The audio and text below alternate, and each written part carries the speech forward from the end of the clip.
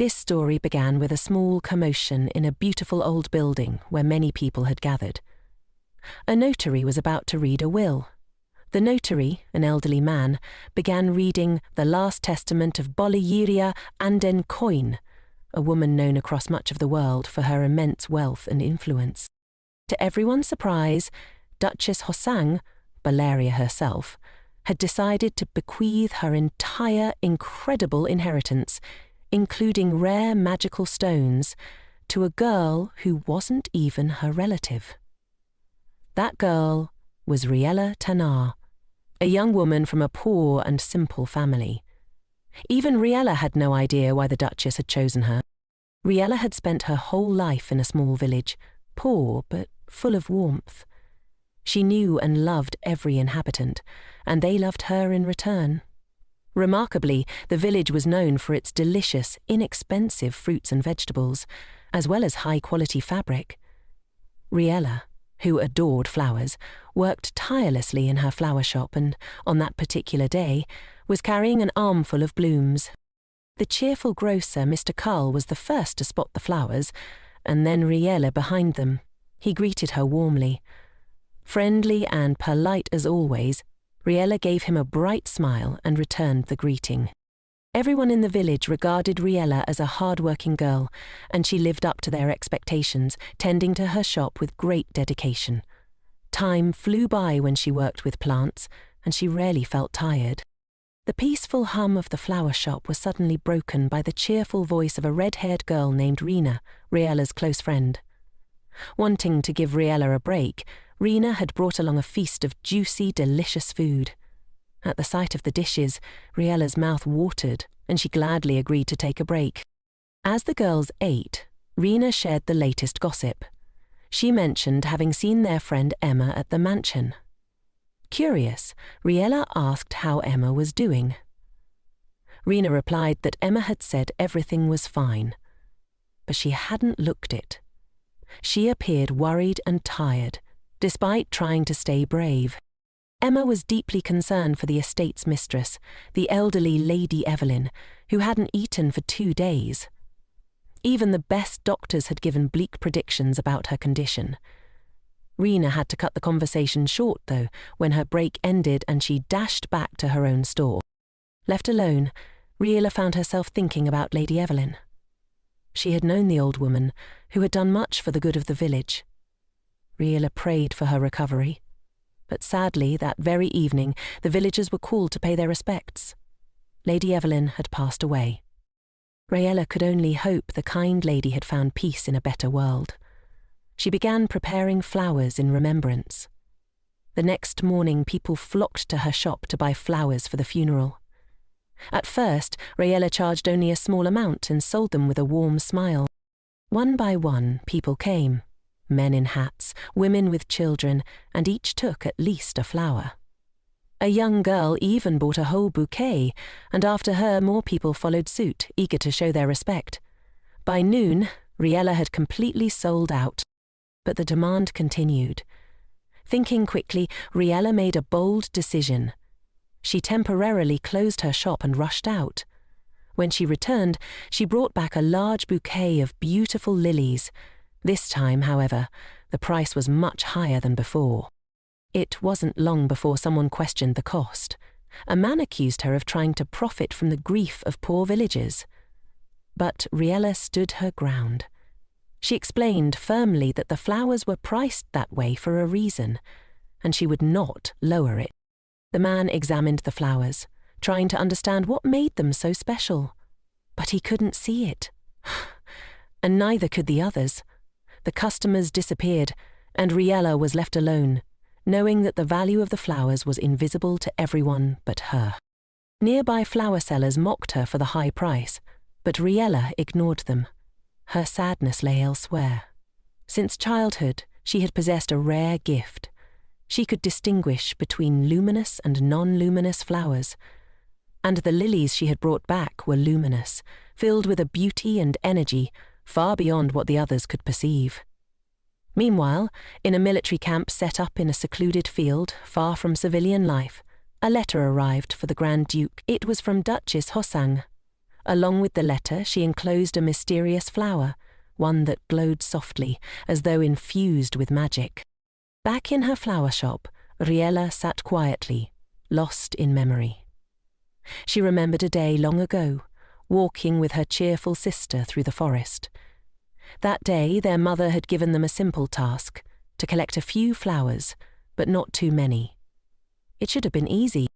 While her older sister eagerly gathered the brightest, most eye-catching blooms, little Riella wandered uncertainly, unsure of what to choose.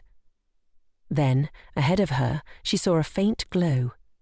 A tiny, humble flower, barely noticeable among the others, yet it shone with a gentle light. Drawn to it, Riella knelt down to admire its glow and called her sister over excitedly. Her sister, however, was unimpressed. To her, the flower looked plain, even a little odd. She couldn't see the glow Riella was talking about and refused to pick it. Later, the two girls returned home. Riella carrying her glowing flower, and her sister holding a large and showy one. Their mother gratefully accepted both bouquets. But flowers don't last forever. Eventually she had to clear them away, only to discover, with great surprise, that Riella's small flower had not withered at all.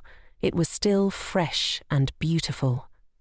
From that moment on, she realized her youngest daughter had a unique gift for choosing flowers. But that gift came with its burdens. One day Riella came running home in tears. Alarmed, her mother comforted her and gently asked what was wrong. Sobbing, Riella explained, "Everyone lied to me. They said the flowers weren't glowing." Her mother was puzzled. She hadn't lied, and she didn't understand what her daughter meant. Through her tears, Riella confessed that she truly saw the flowers glow, even though no one else could. Her wise mother gently advised her to keep the glow a secret. "Bring those glowing flowers to me," she said. "I will always see their beauty." Riella had never forgotten that. Her mother had always been someone who comforted and believed in her, and though she was gone, Riella still held on to the hope that one day she would meet someone else who could also see the flowers' magical glow. Just then, something extraordinary broke the quiet rhythm of the village. A richly decorated carriage appeared on the dusty road, something never seen in their humble area. Riella heard the rhythmic clatter of hooves, rare in these parts, and turned to look. The magnificent carriage, drawn by a team of horses, sped down the narrow street. She stood frozen, mouth open in awe. To her astonishment, the carriage stopped, right in front of her. Villagers who were still awake gathered quickly, murmuring in disbelief. They all stared at the elaborate crest on the carriage door, instantly recognizing the symbol. It belonged to a gemstone magician, members of a powerful order famous throughout the world. No one could believe their eyes. Then from the carriage stepped an elderly woman with a commanding presence, Duchess Hoson herself. She was not only a noblewoman, but also a legendary gem magician, famous for having once defeated the black dragon Nind. Dollaria Anden Coin, admired by both adults and children, had brought peace to many lives. And now she stood before them. Riella's heart pounded. Why would someone of such high status come to a place like this? Why would her carriage stop for a poor village girl? And yet the Duchess didn't glance at anyone else. With a solemn expression, she walked straight toward Riella. Meanwhile, for some reason, Duchess Hoson asked how much Riella's flowers cost. The girl was completely stunned that Hoson had spoken to her at all, and for a moment she didn't understand what was being asked. Then the Duchess, her stern expression softening into a gentle smile, repeated the question, asking again for the price of Riella's flowers. Still in disbelief that someone of such high status was speaking to her so kindly, Riella blushed deeply, unable to find her voice.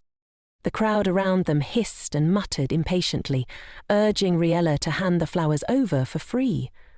"It's the Duchess herself asking," they whispered harshly.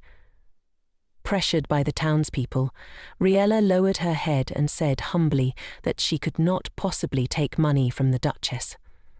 The flowers, she insisted, were just a small gift, nothing more. But the moment Hoson heard those words, heard that Riella was offering her flowers for free and calling them a mere trifle, her expression changed sharply. A shadow passed over her face, and she seemed suddenly angry. She glanced down at the price tag and asked, "Why does such an ordinary flower cost so much?" Echoing the same question that the villagers had asked earlier. Before, Riella had stood by her decision with quiet confidence.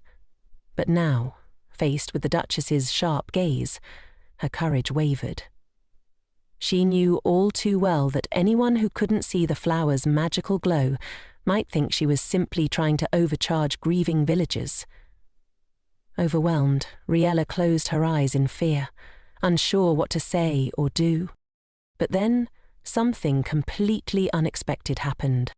The Duchess spoke again, this time not with anger, but with a calm authority that carried through the silent crowd. "This price," she said, "is far too low for flowers this beautiful." She turned to her cheerful young assistant and asked if she agreed. The assistant nodded at once, her face lit with genuine admiration. "They are worth far more," she said. A ripple of astonished gasps spread through the crowd. The same people who had scolded Riella only moments ago now stood speechless. None of them had ever imagined that anyone, let alone the Duchess, would suggest paying more for Riella's flowers than for anyone else's.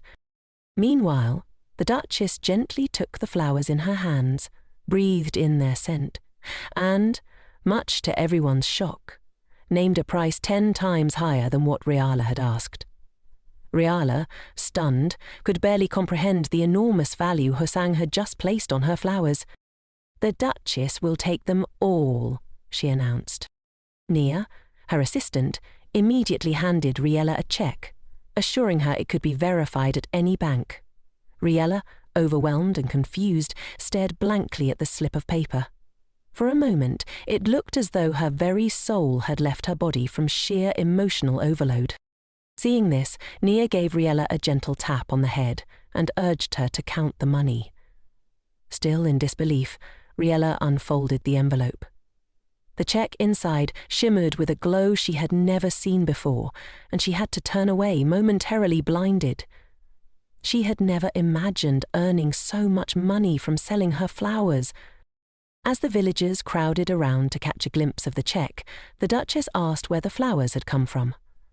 Riella replied, a bit shyly, that she had grown them herself. Hoson raised an eyebrow, clearly surprised.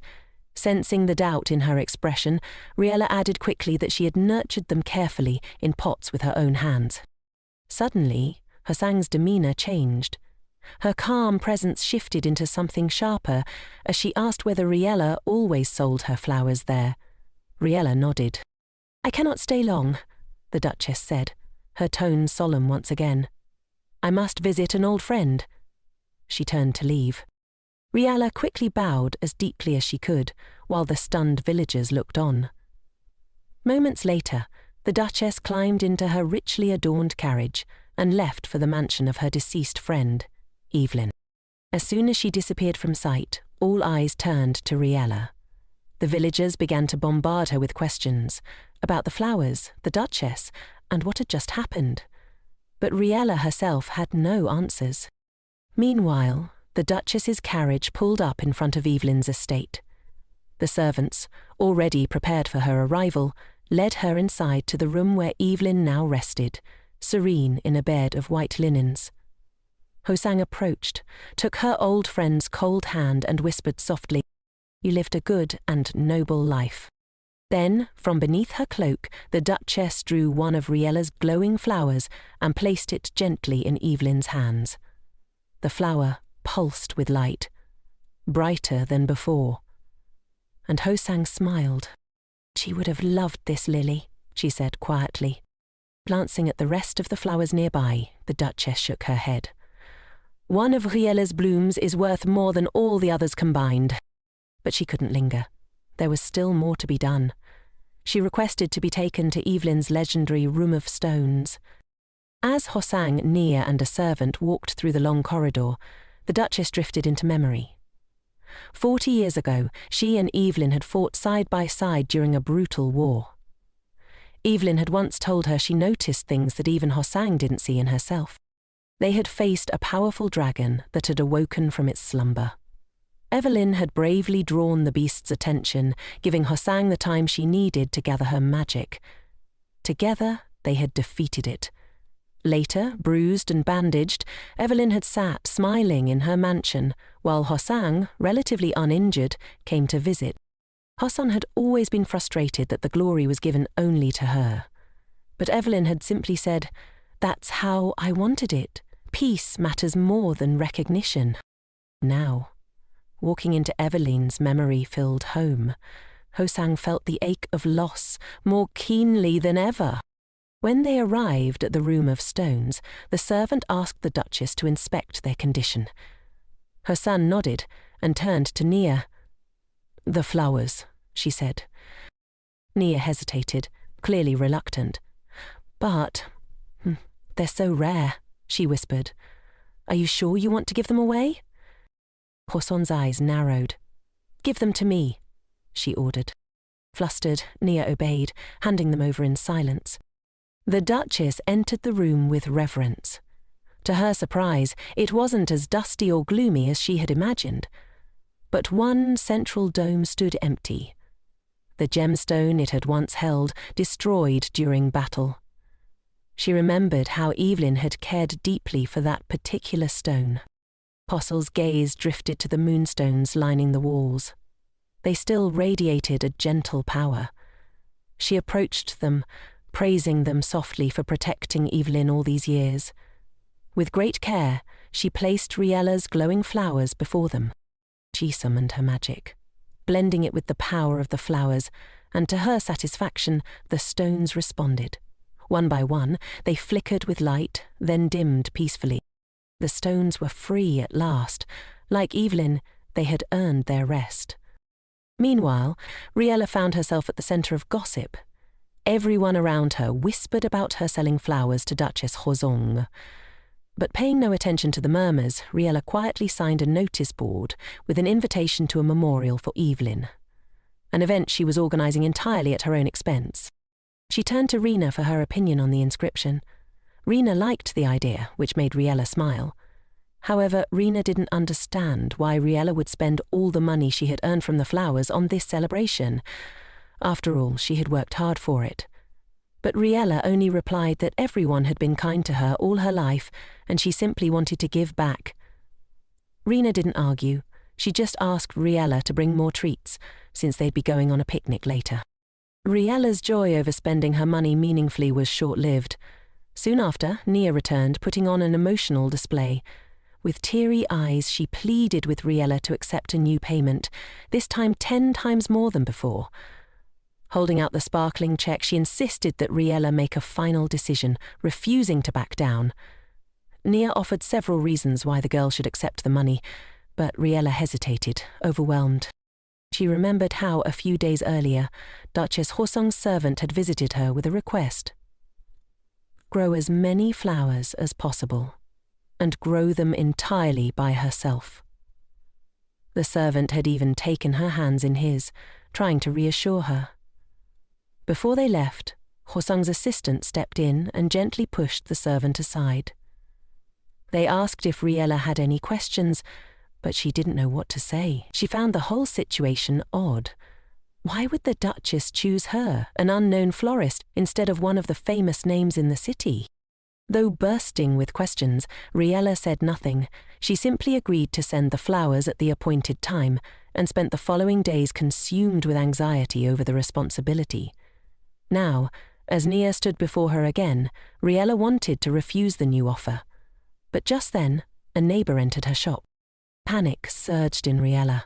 She didn't want anyone to see the check. It would only fuel the gossip. Noticing the girl's fearful expression, Nia quickly came to her rescue.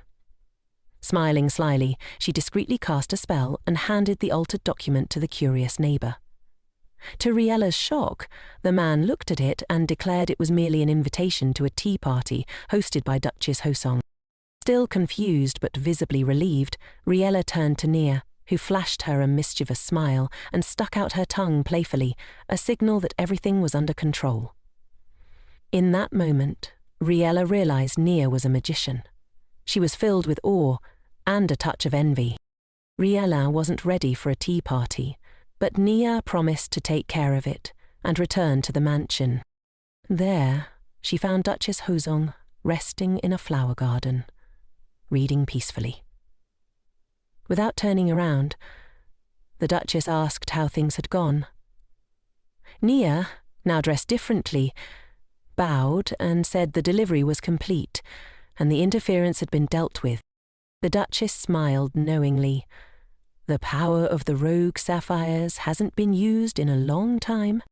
Nia corrected her. Illusion sapphires. I drew their strength from Riella's flower. The Duchess raised an eyebrow in surprise. The sapphires had nearly been depleted, but a single flower had fully restored them. Looking fondly at her assistant, she noted, "There's more than enough greed in you." Unfazed, Nia replied, "Greed is one of the sapphire's core virtues." Then her gaze landed on the letter on the Duchess's desk. "Who's that for?" she asked. "For Archduke Haun," Hoson replied. Nia immediately grimaced. She hated that man and couldn't understand why the Duchess had anything to do with someone like him.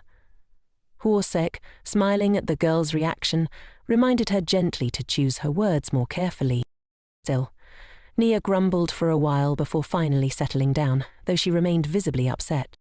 Archduke Haun, 25th brother of the king, was the strongest stonemancer of the century. He wielded the onyx of vengeance, a cruel and temperamental gem. His strength was such that he had once single-handedly subdued a dragon before it could emerge from its underground lair. But none of this impressed Nia. She didn't care about Huan's achievements. Then a thought occurred to Hoson, and she smiled to herself. "I feel like playing with Huan." Nia perked up instantly. She had always dreamed of ruining the Archduke's life. The Duchess nodded. "Remember, I promised him my stone chamber." Nia gasped in protest. "You're not allowed to leave this world yet." But Hoson remained calm. At 82, she felt she had lived a good life. Nia, however, began to shout. She insisted the Duchess could live for many more years and manage her affairs just as well. After all, Huan had only taken over the northern front to ease her burdens and had somehow managed to handle both the western and southern fronts too. An unprecedented feat. But the reason for all of Huan's efforts was clear. Duchess Hoson. He wanted her to retire so he could finally take her place. 5 years ago, they had made a pact. In exchange for managing her responsibilities, Hoson would one day bequeath her stones to him. That promise still held. Sighing, the Duchess ended her recollection. She turned to Nia and asked, "When is the dragon fad expected to fall asleep?" 2 months, Nia replied, though she added that Huan's recent victories might have accelerated the timeline. The Duchess considered this. She had every reason to follow through on her promise to the Archduke. But then her gaze landed on the glowing flowers Riella had given her. She said nothing, but a new idea began to form. Without explaining, she declared, "We'll finish for today, let's rest." Meanwhile, on the northern front, the gem majors sat in a circle, resting after another battle. The Stonemancers chatted about the latest gossip, including that the dragon fleet had gone into hibernation, and that Archduke Han was trying to decipher what Duchess Hoson wanted from him, especially since she'd unexpectedly asked in a letter whether he had a girlfriend. Han grumbled to himself. First, the Duchess asked him to take her place on the battlefield, and now she was inquiring about his love life. He reread the letter several times, searching for hidden meaning, but found none. The next morning, Riella rode a carriage to Duchess Hosang's tea party, her heart pounding with nervous excitement. She was beautifully dressed and held a single glowing flower, a rare bloom that only appeared once every few decades. Though small, it was her chosen gift, one she hoped would be meaningful. Buying something with money felt inappropriate. She hoped that her flower, grown with love and care, would suffice. Upon arrival at the mansion, a gallant and impeccably dressed servant greeted her and politely asked her to wait. Riella found herself in an opulent drawing room, filled with an overwhelming spread of sweets and richly decorated shelves. The luxury made her nervous, so much so that she hardly dared to move. She questioned once again why a noble like Duchess Hoson would invite someone like her. Just as she considered leaving to fetch a better gift, a sudden, piercing scream echoed through the hall. Though Riella knew it was impolite to eavesdrop, her curiosity got the better of her, and she leaned toward the door. At that moment, the door burst open. Mrs. Camilla, the source of the shouting, stormed in and accidentally struck Riella, who had been listening at the door. Camilla's face twisted in disgust at the sight of the unfamiliar, plainly dressed girl. Riella, now sitting on the floor and clutching her flower pot, rubbed her aching head. Camilla, full of fury, demanded Riella be removed, along with her dusty pot. But the butler intervened, informing her that Riella was an official guest of the Duchess. Camilla refused to believe it. She leaned in close and demanded Riella identify herself. Calmly, Riella explained that she had received an invitation to the tea party. Camilla scoffed, mocking the very idea that someone so poor would be invited. She called Riella a liar and even accused her of begging from the Duchess. Her scorn turned to the flower.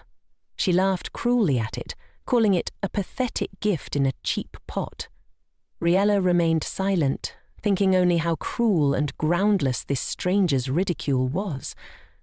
When Camilla began poking her aggressively, Riella asked her to stop. But Camilla only pushed harder. The pot slipped from Riella's hands and shattered, scattering soil and the delicate flower across the floor.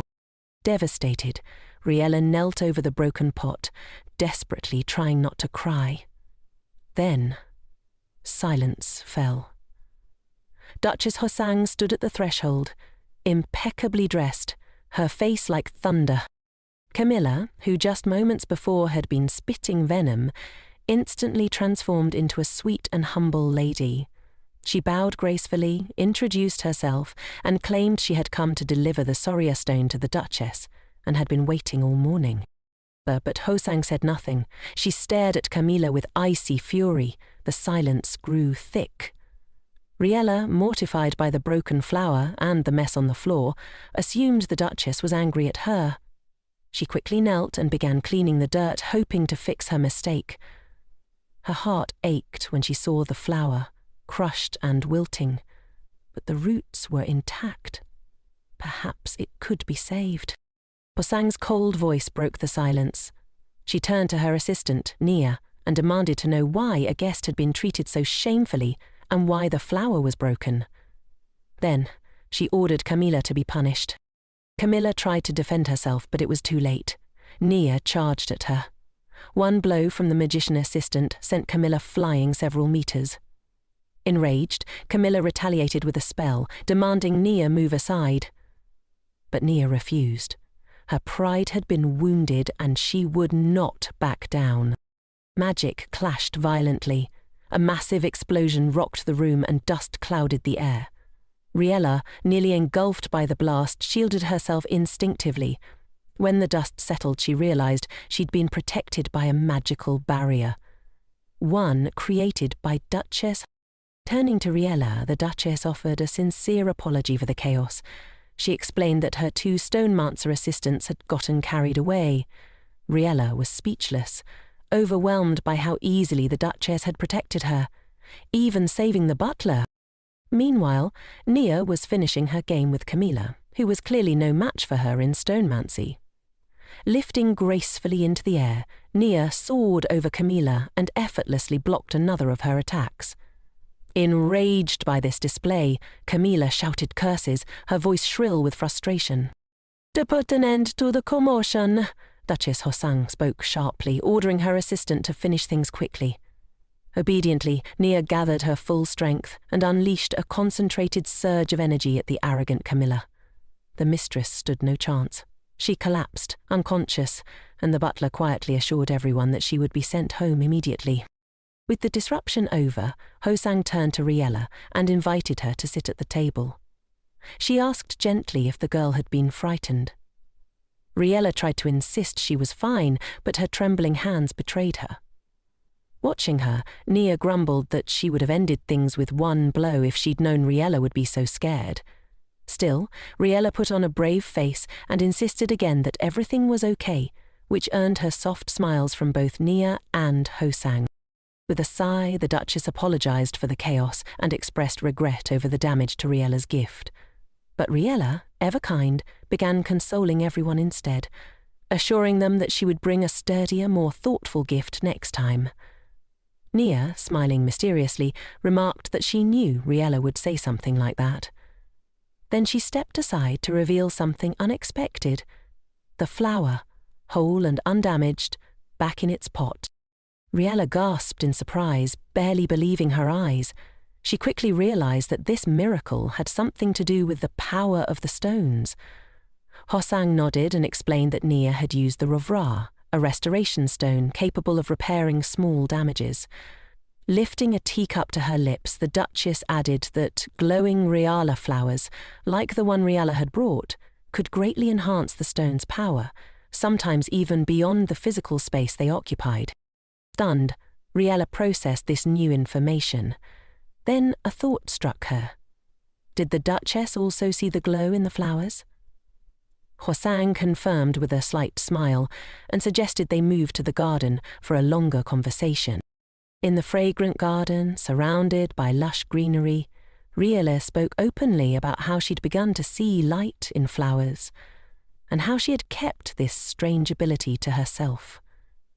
She explained how much she'd hoped the flower she brought would please the Duchess. Hoson listened intently, then spoke solemnly. That kind of flower should not be consumed. Confused, Riella asked what she meant. Instead of answering directly, Hoson asked Riella how much she knew about stone-mancers and their stones. Riella mentioned the famous battle with the dragon Neon, which she had read about in the newspapers, and also spoke of the Archduke's struggles. The Duchess nodded. Riella's knowledge of the basics was solid. She then explained that all stones have different properties and limited energy. Their power is not infinite, and once depleted, a stone can fall into hibernation. To illustrate, Hoson used Nia's illusion stone and conjured a magical display for Riella. A breathtaking vision so realistic that Riella reached out and touched one of the butterflies fluttering nearby. But as the stone's energy was exhausted, the illusion faded, and the stone became dormant. Curious, Riella asked how Nia had used the stone earlier, if it was already asleep.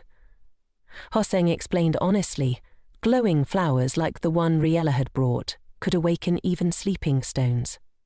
Originally, such flowers were extremely rare and dim, but now Riella's glowed brighter than any seen before. Realizing the implications, Riella asked if it was possible to awaken all dormant stones using these flowers. But then a shadow crossed her face. What would happen if others learned how to grow them? Would she be imprisoned or forced to grow them forever? To her surprise, Hoson was taken aback. She asked why Riella wasn't trying to profit from such a valuable ability. Riella admitted she was afraid of being locked away and used. Quietly, the Duchess admitted that she was tempted by the flowers, but locking someone away to grow them was far too cruel. She had no intention of doing that. Relieved, Riella exhaled deeply. She wasn't in danger. She could continue her life freely. Finally, Hoson said with a small smile that she'd like to be friends with Riella, but their paths in life were too different. Then, out of nowhere, she asked, "Do you have a boyfriend?" Riella blinked, completely thrown by the question. After everything that had just been said, she didn't even know how to answer. Meanwhile, Archduke Han had just returned to his mansion from the front lines, exhausted and longing for some rest. The battles had taken a toll on him. But so had the endless visits in the capital, where every nobleman seemed to arrive with the same goal, to marry off his daughter to the Archduke. Han, however, had no interest in marriage. He cursed his own prestigious lineage, which had turned him into one of the kingdom's most eligible bachelors, even though he had long since renounced his claim to the throne. Still, the fathers remained relentless. In Han's mind, the political matchmaking felt more draining than the battlefield itself. As he brooded, the door suddenly burst open. His younger brother, grinning ear to ear, had arrived. Having heard rumours that the Archduke was reconsidering the throne, the brother playfully accused him of treason. He dropped into a chair and, still teasing, said that if Han really wanted the throne, he should say so directly. Han grimaced and waved the idea away with disdain, declaring that he wouldn't take the throne even if it were handed to him. His brother was surprised Han had even returned to the mansion, but he welcomed it, since he had business to discuss. The topic soon turned to the dragon Flyard, who had unexpectedly fallen into Slima much earlier than anticipated. Han was intrigued, and his brother looked pleased. It meant they could continue developing the northern region. Just as the prince was about to say more, he stopped mid-sentence. Han, sensing hesitation, impatiently urged him to speak. With some reluctance, his brother asked whether it was time for Han to finally settle in the capital, at least while he still had the freedom to travel. Han instantly understood what he meant. "I'm not getting married," he said flatly. He found it almost absurd that his personal life had become a matter of national concern. His brother explained that their mother had sent him to check in on Han and to see if he had anyone in mind. Han sighed and asked him to stop with the interrogation. He didn't even have a romantic interest, let alone plans for marriage. But as he firmly declared his refusal to wed, Han couldn't help but wonder, what kind of person would it even be to fall in love with? He'd read too many stories of entire nations crumbling under the weight of foolish, blind love. The idea seemed dangerous. Just then, a letter caught his eye on the desk. Picking it up, he realized it was a love letter, clearly not meant for him. He scowled and barked at the assistant, demanding to know if this was what a report was supposed to look like. The assistant, flustered and embarrassed, quickly snatched it back, apologizing profusely and promising not to mix up documents again. Han remained irritated, though more with himself than anyone else. The assistant was clumsy, yes, but unfortunately irreplaceable. Finally, unable to keep it in, Han declared loudly to everyone present that he had no intention of starting any kind of romantic relationship. At the same time, Duchess Hasang's assistant, Nia, had decided to visit Riella, whom she had come to consider a friend. Riella was delighted to see her, even if the visit momentarily pulled her away from work. Nia noticed Riella struggling to move the large notice board and, to her surprise, effortlessly lifted it on her own. "Where do you want it?"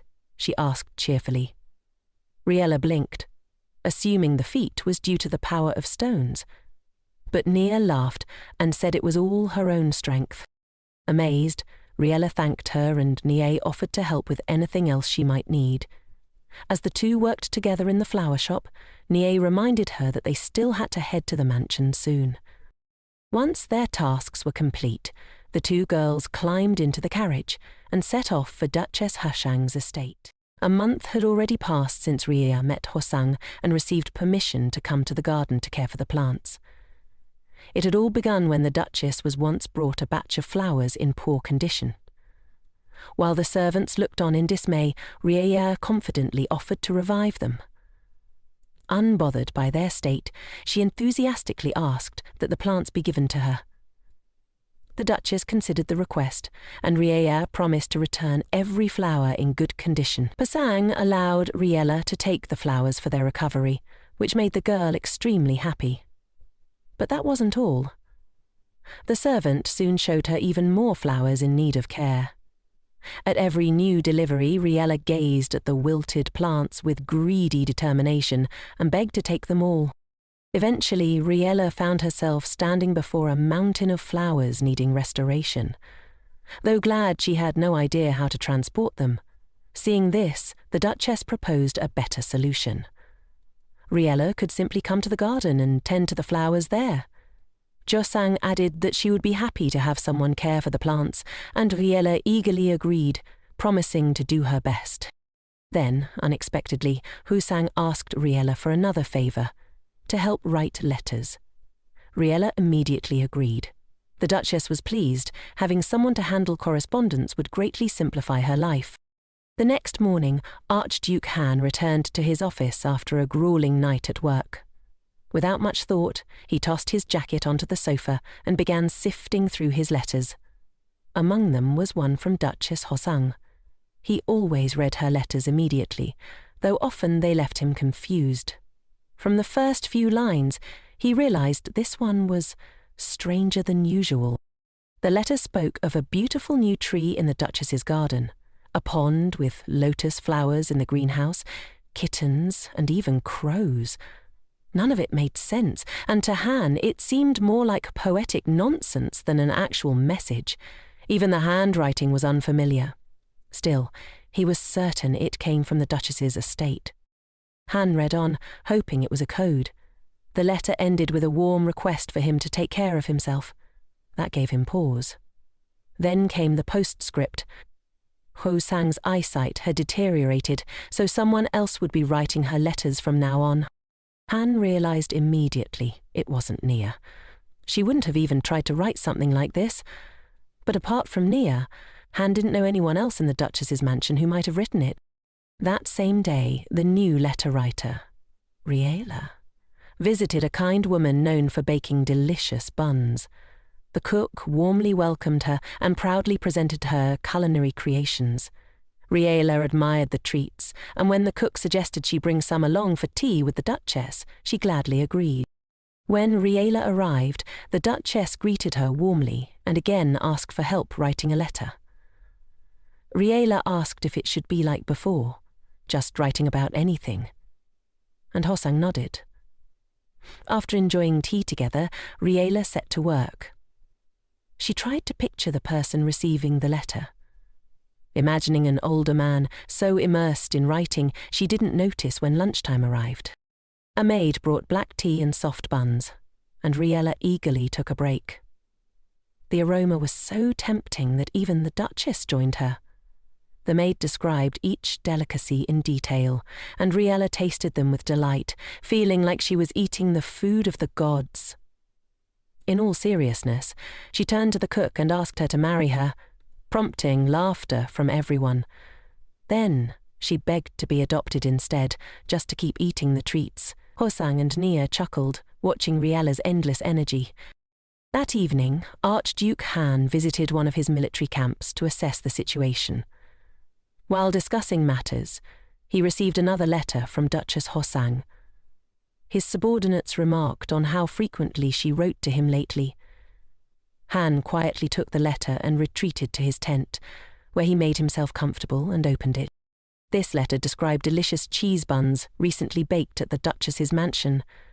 Reading about such peaceful domestic life made Han smile. It felt worlds apart from the front lines.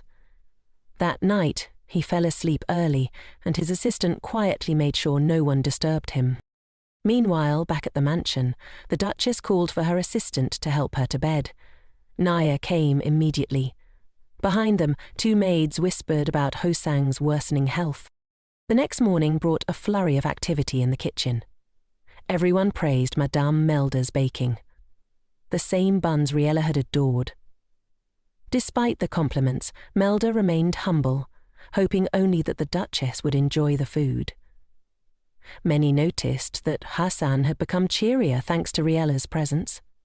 Yet beneath the surface there was unspoken concern. The Duchess's time was running short. Everyone feared that if she passed without an heir, the mansion would fall prey to the greedy stonemancers. The Duchess, aware of her fading strength, felt protective of Riella and didn't want her entangled in future conflict.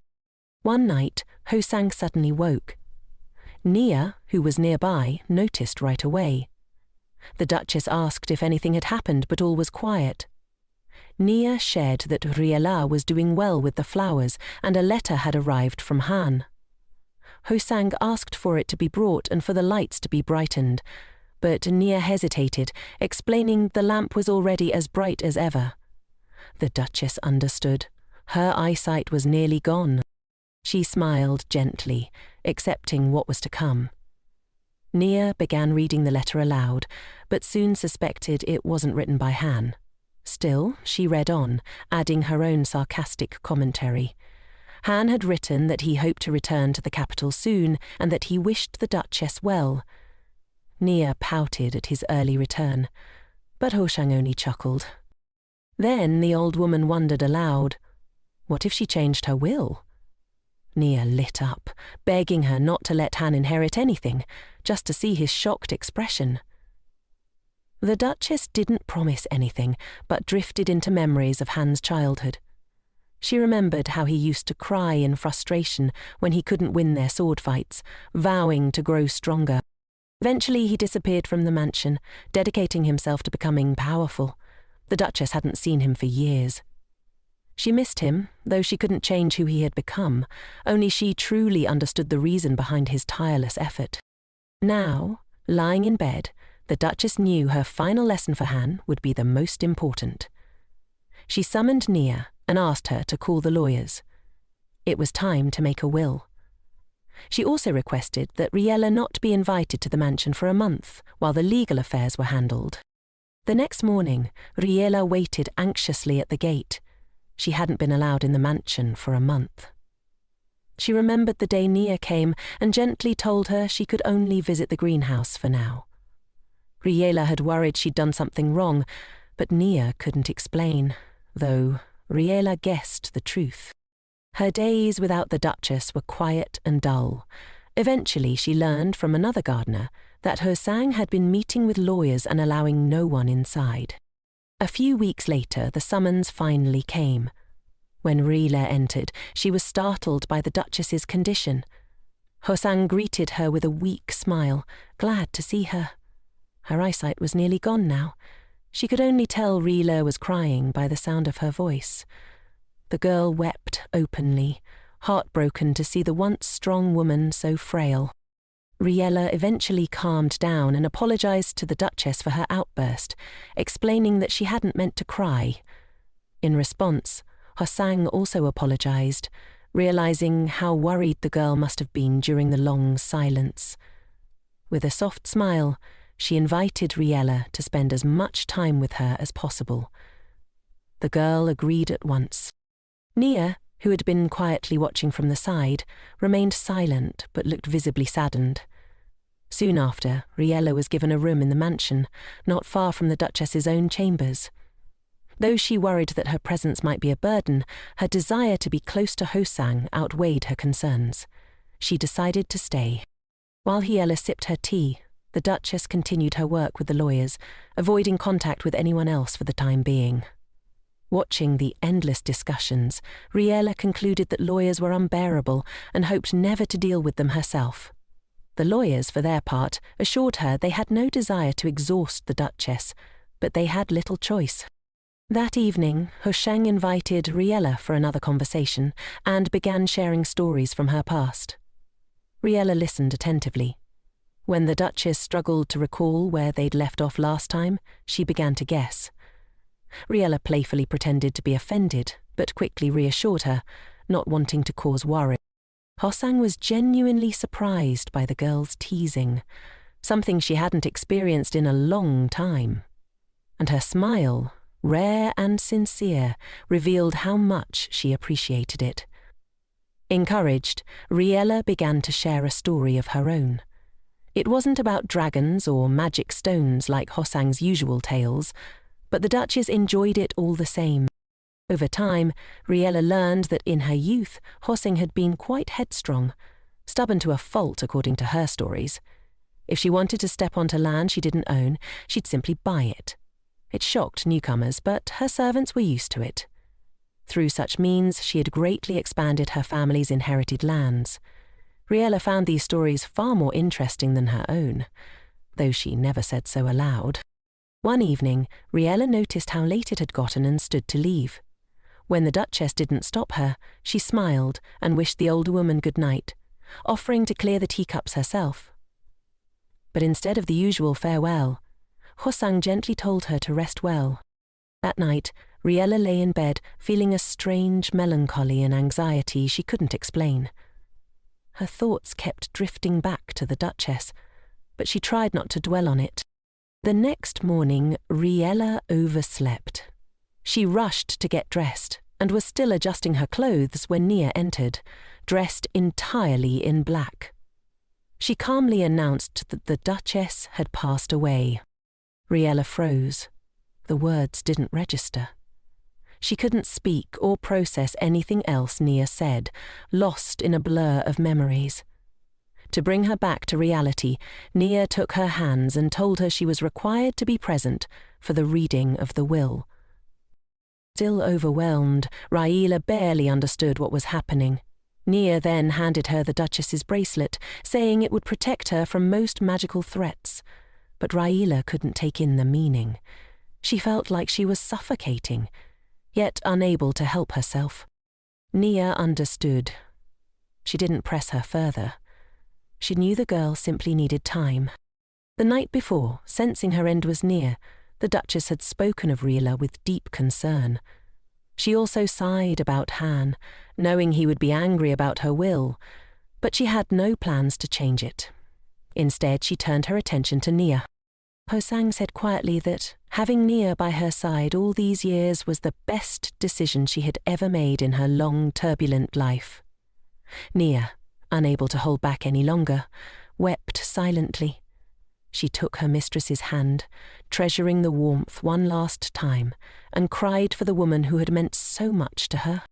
Now, the emotional storm had passed, and Nia was composed again, ready for what came next.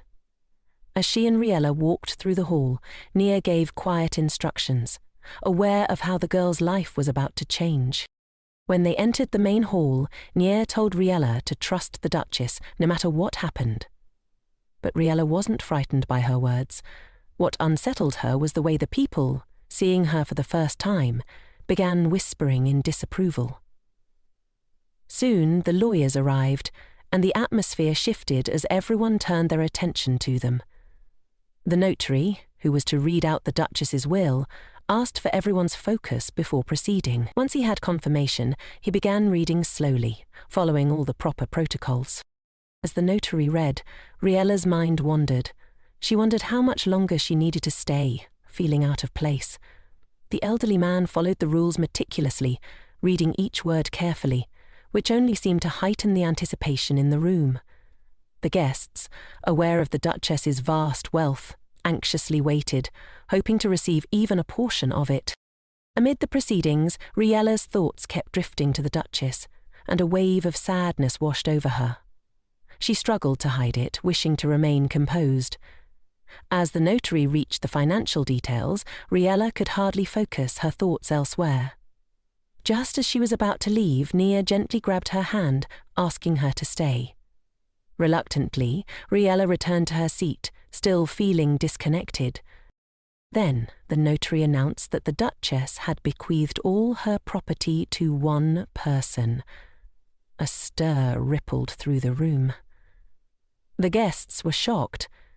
None of them had anticipated such an outcome. The whispers started almost immediately, everyone hoping the inheritance would be theirs and not someone else's. The notary tried to quiet the room, but the excitement was palpable. When the noise finally died down, he continued, revealing that the entire inheritance was to go to Riella. Riella froze. A deep fear gripped her. Surely there had been a mistake. As the people around her began to murmur indignantly, some questioning how someone like her could be the sole beneficiary, Riella's heart raced. One man even started a rumor, claiming that the stones were meant for Archduke Haun, not Riella. In the chaos, Riella remained silent, hidden in her own fear, grateful that no one seemed to notice her too closely. But then, one of the men recognized the bracelet Riella was wearing. The same arm-felt pearls that had belonged to the Duchess. He called out, and everyone turned to look. The loudest of the voices from earlier immediately demanded to know where Riella had gotten the bracelet. It became clear that she was indeed the one who had inherited everything.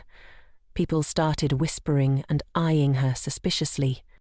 Nia quickly came to Riella's side, hugging her and urging her to ignore the crowd. With a sharp glare, Nia silenced the room, and everyone instinctively stepped back, unnerved by her intensity. One man huffed in displeasure, but soon turned away. Meanwhile, in the mansion of Archduke Haun, the servants were in turmoil. They had been searching for their master, worried about his well-being. Haun's youngest assistant was nearly in tears, asking if the master was truly alive. Others, accustomed to his long absences, grumbled at the fuss. Just as they were about to spiral into panic, the door opened, and Archduke Han entered, unbothered. He explained that he had left a note, but the servants were still concerned, especially since he had been in the dragon's lair, a place known for being dangerous. Seated at the table, Han was handed a pile of letters, and upon reading one, he learned that the Duchess had passed away 4 days earlier. He was shocked, especially since he had expected to see her again. The letters also revealed that all of her property was to be inherited by a girl named Riella, a name he hadn't heard before. Intrigued, he decided to find out who she was and why everything had gone to her. The next morning, Nia knocked on Riella's door. When she received no response, she entered. Riella had a busy day ahead, and Nia had hoped to wake her early. As she approached the bed, she heard Riella whispering the Duchess's name in her sleep, tears slipping down her face. Nia, feeling a pang of sadness herself, hesitated for a moment, missing the Duchess too. But there was no time to mourn. Nia quickly woke Riella, noticing her swollen eyes from crying. After comforting her, Nia hurriedly prepared Riella for the day, sending her to breakfast before emotions could overwhelm her again. The hearty meal helped revitalize Riella, and she felt a little better, ready to face the challenges ahead. At the breakfast table, a pile of papers was placed before Riella, detailing her newfound inheritance. The lawyers explained that it would be impossible to go through everything at once, so they recommended reading it gradually. Meanwhile, Nia and the butlers had managed to deal with the disgruntled guests, sending them away after the will was read. But for Riella, the real challenge had just begun. The inheritance wasn't just limited to the mansion. It included wheat fields, farms with livestock, and the vast surrounding territory. There were also jewels, money, and magical stones. The sheer scale of it all was overwhelming, and the lawyer grew exhausted just reading through it. Riella, feeling the weight of the responsibility, hesitantly raised her hand. Is it possible to refuse all of this? The lawyers, visibly disheartened by her question, explained that while it was possible, refusing the inheritance would have serious consequences. It would go to the state, and many people would lose their livelihoods. Moreover, the annual event that the Duchess had financed would be cancelled, affecting countless people. Riella, now deeply worried, didn't want to cause such devastation. She had no idea what to do next. Meanwhile, the man continued to read out a list of damages that would occur if Riella refused the inheritance. The girl was terrified by the immense consequences her refusal would have in various areas. Overcome with dread, Riella sank in her chair, prompting the lawyer to pause and attempt to console her, urging her to sign the will so she could officially inherit. Realizing there was no other choice, Riella, through her tears, reluctantly signed the paper. After the lawyers left, Riella fell into despair, not wanting to sign anything. However, she resolved to manage the Duchess's affairs to the best of her ability. Still, she was deeply concerned about how to explain everything to her family. Suddenly, she remembered that the inheritance should have gone to Archduke Haun, not her. Haun was a renowned stonemancer, and his ruthless reputation often made headlines. Riella feared that Han might try to kill her out of jealousy, since she had received everything, even though he was the rightful heir to the stones. Despite her trepidation, she wasn't ready to lose her life. Luckily, Nia noticed Riella's distress and invited her to the greenhouse for a change of scenery. Riella, feeling awkward as she typically only entered the garden with permission, hesitated before stepping inside. She was startled to see that the flower, a gift from the Duchess, was glowing. The flower's blooming cycle spanned 2 centuries, and its sudden bloom caught Riella off guard. She felt an overwhelming sadness, knowing the Duchess would never see the flower in bloom. With tears welling in her eyes, Riella sat alone in the greenhouse, hoping that crying would provide some relief. Just then, she heard someone enter, and hastily declared that she wasn't crying. To her surprise, it wasn't Nia, but an unfamiliar man standing before her, silently observing her. They both froze, unsure of what to say. Embarrassed, Riella quickly wiped her tears, trying to hide them from the stranger. She remembered Nia's warning that no one was allowed on the estate without permission. Despite this, the man confidently asked who she was, speaking to her as if he were the owner of the manor. The man, having just returned from the front, had gone straight to his brother and reported the end of his affairs. Archduke Haun was about to leave when his brother stopped him, insisting that this wasn't part of his plan. The ruler ordered Han to return, as they needed to discuss matters concerning Duchess Hosang's inheritance. Han's brother suggested that Han should visit the Duchess's mansion, as it was possible for the king's representative to inspect the will without the heir's consent. Han, feeling satisfied with the official permission, headed toward the mansion, burning with anger over the will. He believed that Riella had deceived the ailing Duchess and somehow managed to inherit everything. However, Han couldn't understand why the Duchess's servants had been so naive. Suddenly, Han heard crying, and his suspicion grew. He frowned, thinking he couldn't believe it was Riella.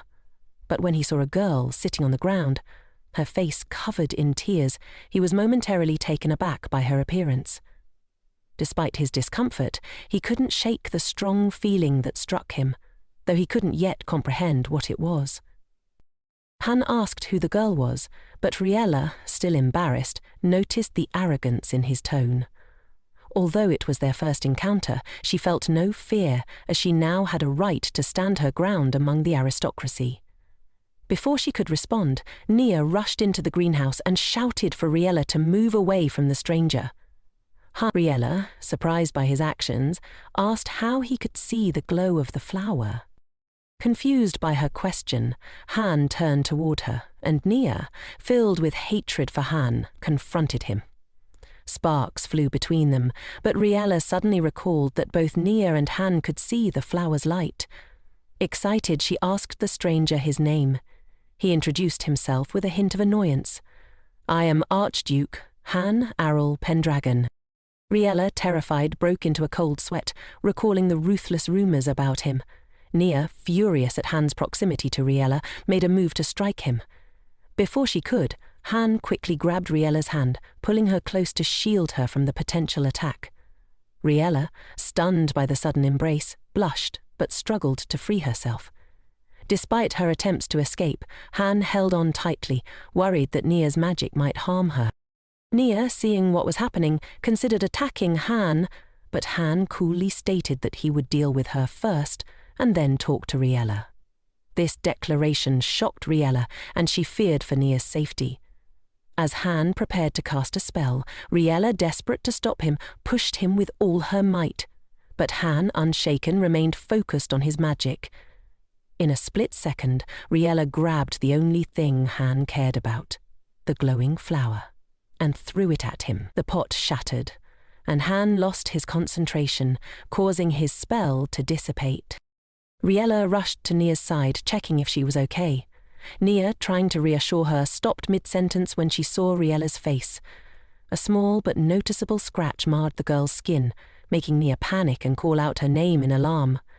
Meanwhile, Han, stunned by the events, realized that Riella had inherited everything from the late Duchess.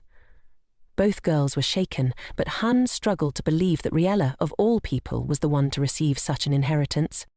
Meanwhile, the girl touched the wound on her face with her fingers and looked at her hand, noticing the blood. Han wanted to apologize and explain everything, but Riella screamed at him to stay away. Stubbornly, and with great resolve, she declared that he should never come near Nia, even though she herself was bleeding. Riella then turned to her assistant, inspecting her closely for any injuries. Thankfully, Nia was unharmed. Han, seething with fury, was well aware that Nia wasn't just an ordinary assistant, but a dragon in disguise. At that moment, the voices of servants were heard outside the door. Hugging her assistant, Riella cried out loudly for help. The Archduke was shocked by Riella's behavior, as she stood still and did absolutely nothing while screaming for assistance. The servants rushed into the greenhouse, fully prepared for a confrontation. Upon seeing their mistress and assistant kneeling before Han, they were puzzled. Nia immediately sprang into action, declaring that the Archduke had attacked them. This accusation alarmed the servants, who were concerned for their new mistress's safety. Riella, trying to calm the situation, reassured them that it wasn't as bad as it seemed. However, when the servants noticed the blood on her face, they became enraged and turned toward Han, demanding an explanation. To Han's surprise, the man who had fought dragons without fear began to retreat under the pressure of an ordinary assistant. Meanwhile, Neo quickly took Riella into a room to heal her wound using the magic of stones. As they closed the greenhouse door behind them, Neo turned back to Han and stuck her tongue out at him, mocking his predicament. Later, Han found himself sitting in front of Riella's lawyers, forced to listen to their reprimands. They informed him that his actions had almost resulted in a serious offence by overstepping his authority as an inspector, which was unacceptable. Han only half listened, his mind preoccupied with Riella's condition. In the middle of the lawyer's next sentence, Han snapped out of his thoughts and asked what they were discussing. The lawyers, with a sigh, explained that Riella wasn't seriously hurt. Han breathed a sigh of relief, but the lawyers were frustrated, believing that he should have apologized properly. Despite their reproaches, Han remained composed and asked to speak with Riella personally, stating that he had come as an inspector. Meanwhile, Riella was seething with anger at Han for harming Nia. Though Nia remained calm, secretly pleased by the situation, she carefully treated Riella's wound. However, Riella was determined not to calm down and insisted on demanding an apology from the Archduke. Nia advised against it, especially for her own sake, as she and Han were in a deep conflict. Remembering something from the past, Nia's mood shifted and she grew quiet. The girl, overwhelmed by emotions, asked Riella for permission to leave the room and ran off. Riella, observing this, realized that Nia's reaction was likely due to Han's presence. Though she had promised herself to speak with Han for the sake of a peaceful future for Nia, she couldn't shake her fear of him. Meanwhile, Nia, having mastered her emotions, made her way to the Archduke's temporary chambers. Though she had no desire to speak with him, this was the final wish of Duchess Hoson. With politeness, Nia knocked on the door before entering the room. Han, standing with his back to her, turned around, and to her surprise he wore an apologetic expression. This only served to irritate Nia even more, as she realized she couldn't leave just yet. Seeing his assistant standing before him, Han's expression shifted to one of anger. Realizing an opportunity, the Archduke prepared to use his stones, but Nia, quick on her feet, found a way to defend herself. For now, Han was forced to refrain from taking drastic action.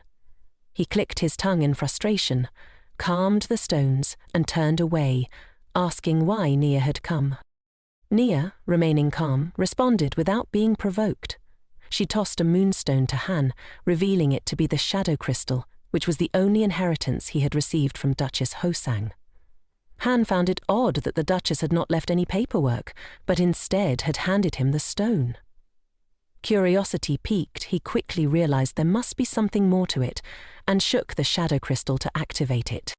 To his surprise, the image of Duchess Hoson began to materialize in front of him. When Han saw her, he was stunned by how much she had aged, remembering her as much younger. Meanwhile, the image of the Duchess created by the crystal began to speak, and Han listened intently. The Duchess expressed her joy at how upset Han seemed over the will, which only fueled his anger. The Archduke began to show his indignation, but the image of Hoson explained that she simply wanted to see him angry. This only made Han more furious as he looked at the taunting message from the already deceased Duchess.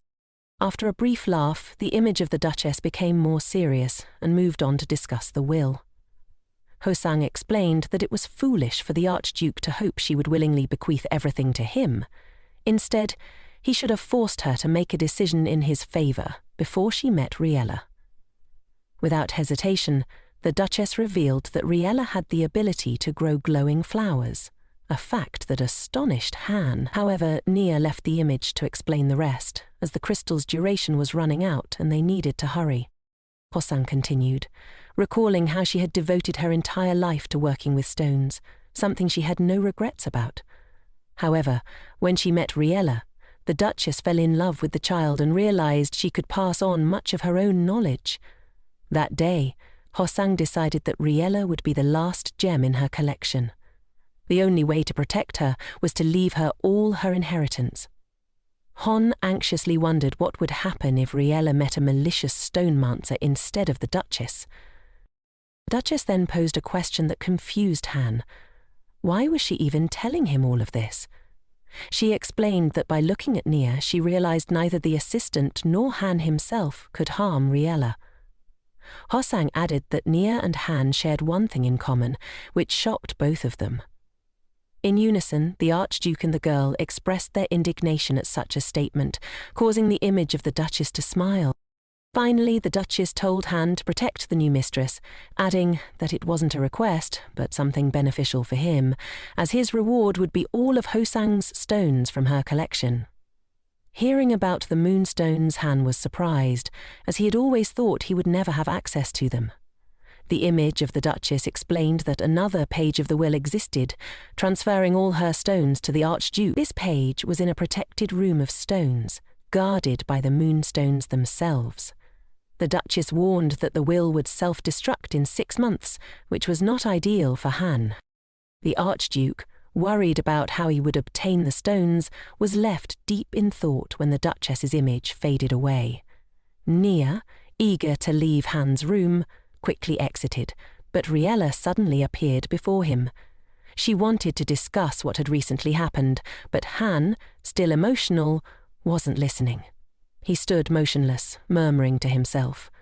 Riella asked what he was doing, but Han, without answering, sharply turned and pressed her against the wall. He declared that he would receive all of Hosang's inheritance, including Riella. After speaking those words, Han wondered why he had said such things out loud. Before he could say anything else, Riella silently turned and walked toward the door, saying nothing. When she reached the door, she opened it, smiling angrily, and politely told Han to leave. Left with no choice, the Archduke complied and left the room. Riella then went to study with Nia, exhausted but determined to learn. During her free moment, she thought back to Han's words, which she considered selfish. However, she couldn't understand why he had restored the flower she threw at him earlier. At first he defended her, then later behaved aggressively, leaving Riella unsure of what to make of him. Suddenly, a maid burst into Riella's room, breathless, only able to say Han's name. Meanwhile, the Archduke was in his mansion, unaware of what was being said about him in Riella's mansion. He recalled the expression on her face when she had said goodbye to him, and unease crept in, though he couldn't understand the reason for his emotions. His thoughts were interrupted when the Queen decided to visit him. Han immediately greeted her politely, kneeling, and she invited him to sit. The Queen, sensing something was troubling the Archduke, asked what was bothering him. Han became embarrassed, not wanting his feelings to be so obvious. The Queen didn't offer immediate advice, but instead took a moment to sip her tea and think. After analysing the situation, the Queen suggested that Han marry Riella. Han was caught off guard and nearly choked at the idea. He didn't understand why he would marry the new mistress of the Hosang mansion. The Queen explained that the girl was beautiful and now had an excellent inheritance, specifically the stones. Ensuring that they remained with Riella was a prudent move. Though Han admitted that the Queen's words made sense, he still resisted the idea of marriage. After some thought, Han realized that the Queen was concerned enough about him that he needed to do something. His mind wandered to a public ball a few years ago when he refused to let anyone get close to him. An assistant had tried to show him some attractive girls, but he hadn't cared. Then, a girl named Steron approached him. She introduced herself as a recent graduate of the Stonemancer exam and was clearly nervous, bowing in front of him. Steron, still embarrassed, asked Han for advice on moonstones. Han sighed but allowed her to speak, causing Steron to beam with happiness. As they spoke, Steron's father watched from the sidelines, pleased by the interaction. A little later, the old man got drunk and began boasting to others that the Archduke and his daughter were getting along well, and their marriage was just around the corner. He was happy even if Han renounced the throne, as it wouldn't affect his grandchildren. Han later heard about these rumours from his faithful assistant, who had grown tired while handling the situation. Han thanked the assistant and from that point on avoided any more balls, preferring to act alone to prevent further misunderstandings. Meanwhile, the Queen reasoned that while Riella could be considered a lady, she was still a commoner. Han recalled that the right of inheritance was not granted to children born of marriages to commoners, which benefited the woman. The Queen openly admitted that she had been considering exactly this. Though she couldn't force Han to marry Riella, the king himself unexpectedly intervened in the conversation. Quietly appearing near his beloved Queen, he greeted Han before demanding a kiss on the cheek from his wife. The Queen didn't refuse and pulled him close, clearly head over heels in love with him. The Archduke had no choice but to witness this exchange, unable to voice any objections. Just then, a man burst into the room, interrupting the King and Queen's affectionate moment. He was Camille's father, and he claimed that Han had ordered his daughter to go to Riella's mansion. According to Camille herself, the Archduke had told her to open the Room of Stones, despite the Duchess Hosang's prohibitions. Meanwhile, Riella was running as fast as she could to the main hall of her mansion, where all the activity had frightened the maids. She feared something serious might be happening, and didn't even listen to the assistant who had arrived running, unaware of the full situation.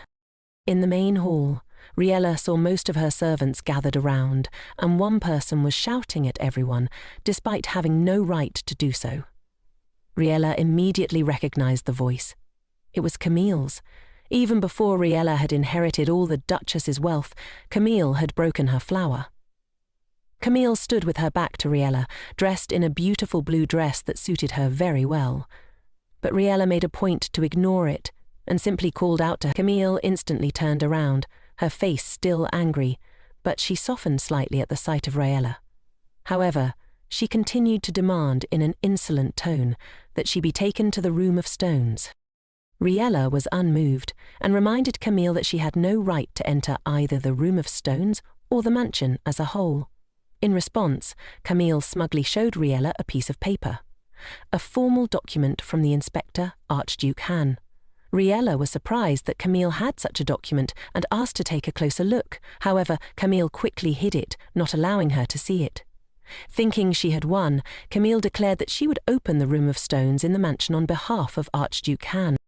Nia, however, reminded Camille that she didn't have the right to do whatever she wanted in someone else's mansion, suggesting she should go home. This comment caused Camille to pause for a moment, muttering something under her breath instead of shouting. She locked eyes with Riella, and the atmosphere shifted. Slightly frightened, Riella considered it best to let Camille do what she wanted, especially since Nia was nearby and could intervene if necessary. Soon after, Riella led the impulsive Camille to the door of the Room of Stones, but no one was willing to go further since Duchess Hosang had specifically asked that no one enter. Camille shuddered in excitement, a joyful expression spreading across her face at the prospect of finally reaching the object she had desired for so long. But Nia stopped her, slapping her on the shoulder and scaring her, reminding everyone that only Riella could enter the room. Nia demanded that Camille take responsibility if anything went wrong. Reluctantly, Camille nodded in agreement, still desperate to get into the room.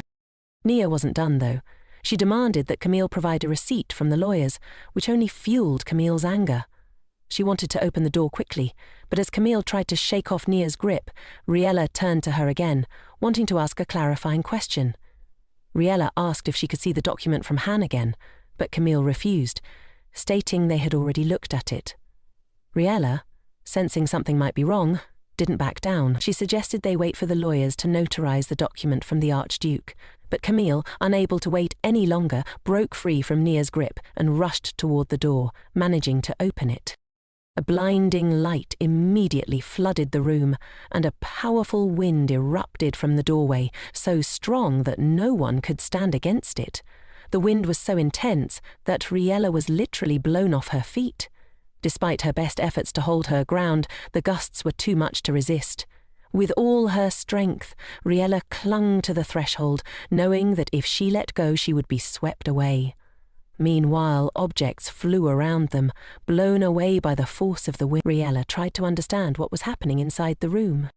As she peered into the dazzling, shining light that accompanied the powerful wind, she noticed something within it that reminded her of the moonstones the Duchess had shown her. However, she had never heard of the stones working on their own like this. Meanwhile, Nia stubbornly tried to close the door and screamed at Riella to move away. But instead of obeying, Riella grew concerned about Camille and asked where she was. It turned out that Camille had almost reached the door despite the powerful gusts of wind coming directly from the center of the room of stones. With great hope on her face, Camille was reaching for something inside, but so far she hadn't been able to touch it, though she didn't stop trying. Seeing this, Nia promised to try and help, although it wasn't certain she would have the strength to pull the girl out and close the door. Riella advised Nia to start with the door, when suddenly a book flew from her hand, which she had been holding onto at the ledge. The girl's grip loosened for a moment, and for several seconds she was swept through the air. The wind held her completely off the ground, pulling her further from the door. As Riella realized how quickly she was being carried away, she understood that landing would hurt. To her surprise, however, the fall wasn't as painful as she had expected, for she landed on something soft. She then heard a man's voice asking if she was hurt. When Riella opened her eyes, she saw that she was lying on a man. She raised her head and realized it was none other than Archduke Haun himself who had saved her. Riella was surprised but didn't have time to dwell on it, quickly remembering Camille in the room of stones. She asked Haun to save her. The Archduke agreed, helped her to her feet, and told her to hold on tightly to him until he calmed the wind. Riella noticed the wind became much calmer as Haun stood in front of her, which was very reassuring. She obediently closed her eyes as he had asked. With her eyes closed, Riella could still sense the powerful wind, the roaring sound, and the light emanating from the stones in the Duchess's room. She realized that in this situation, she had no choice but to trust Haun and not doubt him. Holding on to him, she felt her hands shaking from fear, so she clung tighter to him for comfort. Haun, while protecting her, couldn't help but notice how small she was. Yet he never lost focus on his spell. Meanwhile, Camille was still struggling with Nia, trying to prevent her from closing the door, as she hadn't yet gotten what she was after. Unexpectedly, Haun walked past the two girls and told them not to interfere. In a few quick moments, the door to the room of moonstones was closed, and everyone, except Camille, felt relief. Camille, however, fell into despair at the closed door. Nia, shaking herself off, couldn't help but marvel at the Archduke's strength to withstand such a fierce wind so easily, even if it was aided by the stones. Haun then approached the defeated Camille, who had no strength left to move. He knelt before her and noticed that Riella still had her eyes closed, pressing slightly against him. The Archduke told Riella she could open her eyes. Haun then glanced at the document Camille had brought and immediately understood the situation. Trying to keep his voice steady, he explained that forging a signature was a serious crime, and Camille had lied about having Haun's approval. Camille had no defense, since she indeed had forged the signature, so she remained silent, sitting on the floor. After a moment of waiting for a response, Haun stood up, telling Camille that the situation would be investigated and she would be held accountable. A heavy aura of tension hung around Camille, who kept her head bowed low, and no servant approached her to offer help. Only Riella noticed that Camille was quietly murmuring, "Mother," under her breath, though no one else heard it. Later, Han called a meeting of 3 people, himself, Riella, and Camille's father, as he wanted to deal with the situation. Camille's father agreed with the Archduke, admitting both his and his daughter's guilt without question. Han escalated the matter further, recalling that Camille, the minister's daughter, had forged the signature of a royal family member, a serious crime. He added that the new mistress of the mansion could have been harmed by Camille's actions, which Riella was surprised to learn Han cared about. Riella quickly explained to herself that Han must be concerned about his reputation, which made more sense to her than his concern for her well-being. However, she couldn't help but glance at him, curious to see his true emotions. When she looked, she saw more of a noble knight than a stone-hungry stonemancer. Pam suddenly asked aloud why Camille was so obsessed with the stones, especially considering rumours that this wasn't the first time she had tried to open the Room of Stones. Riella thought for a moment, remembering Camille's words and actions, and speculated that it might have something to do with Camille's mother. This assumption shocked Camille's father, who was momentarily speechless. When he recovered, he became grim, barely holding back tears, but he stayed silent. Han noticed the minister's reaction and demanded that he immediately reveal all the information. After calming his trembling hands, the minister explained that Camille didn't care about the stones locked in the room. What she wanted was one stone, one that contained memories. The moonstones recorded everything around them, and in the Duchess's room was an image crystal that held the memory of his wife, a former stonemancer. The minister apologized, his voice trembling as he recalled the past. He explained that when Camille was just 2 years old, her mother passed away due to a weak body and overexertion. The minister couldn't believe she was gone, so he collected all the crystals that contained her image. However, the images on the crystals didn't last forever. Eventually, each stone only had one reproduction of his wife's likeness. He was upset. But young Camille, who had no memory of her mother, was even more upset. One day, the minister learnt that on every anniversary, he would watch the image of his wife on the crystals. Then, one day, all the crystals disappeared. The maid told the minister that Camille had entered the room, and the man rushed there, hoping it wasn't too late. When he opened the door, he saw the image of his wife, alive, incredibly happy. The minister couldn't tear his eyes away from her smiling face, forgetting why he had entered the room in the first place. The image was so real, even reproducing her voice and scent. But then, everything stopped and the image of his wife vanished. Little Camille tried to shake the crystals and desperately begged for the image to return. The minister, realizing what had happened, looked around and saw a pile of used-up crystals on the floor, their power completely drained. Anger overtook him, and in a fit of rage he raised his hand to strike his beloved daughter. That day, the servants had to drag him away from Camille, but it was too late. Camille had already been traumatized, holding her sore cheek where her father had struck her. The minister, overcome with guilt, couldn't look his daughter in the eye. He sent her away to a distant estate for many years. As she left, Camille would often look back at the house, hoping to meet her father's gaze, but he never looked back. Years later, when Camille was fully grown, she returned to the mansion of the still-living Duchess Hoson, seeking permission to enter the Room of Stones. The minister, who had been riding in a carriage, was concerned about what his daughter might have done in the mansion. Hoson had sent him a letter stating that Camille had arrived but had not left, so the minister hurried to retrieve her. Meanwhile, Camilla stood in front of the Duchess's mansion, convinced that the woman would want to place the stones she had brought into the room. The minister hurried to call out to his daughter, and she turned around in fear, not expecting to see him there. It turned out that the minister's wife had once participated in a battle alongside Duchess Haun, which meant there was a possibility that her image was imprinted in the crystals kept in the Duchess's room of moonstones. The man explained that Camilla simply wanted to see her mother again, which was why she had become so fixated on the stones. Han, however, stated that the girl's offence was too serious and could not be justified by her father's sad story. The minister agreed with the Archduke's statement and bowed his head in shame in front of the king's brother and Aris Hosang, full of grief. He knelt down in front of Riella, intending to apologize, though he knew it wouldn't change the situation. Riella was shocked by the minister's behavior and embarrassed, as she didn't feel an apology was necessary, nor did she want to be treated this way.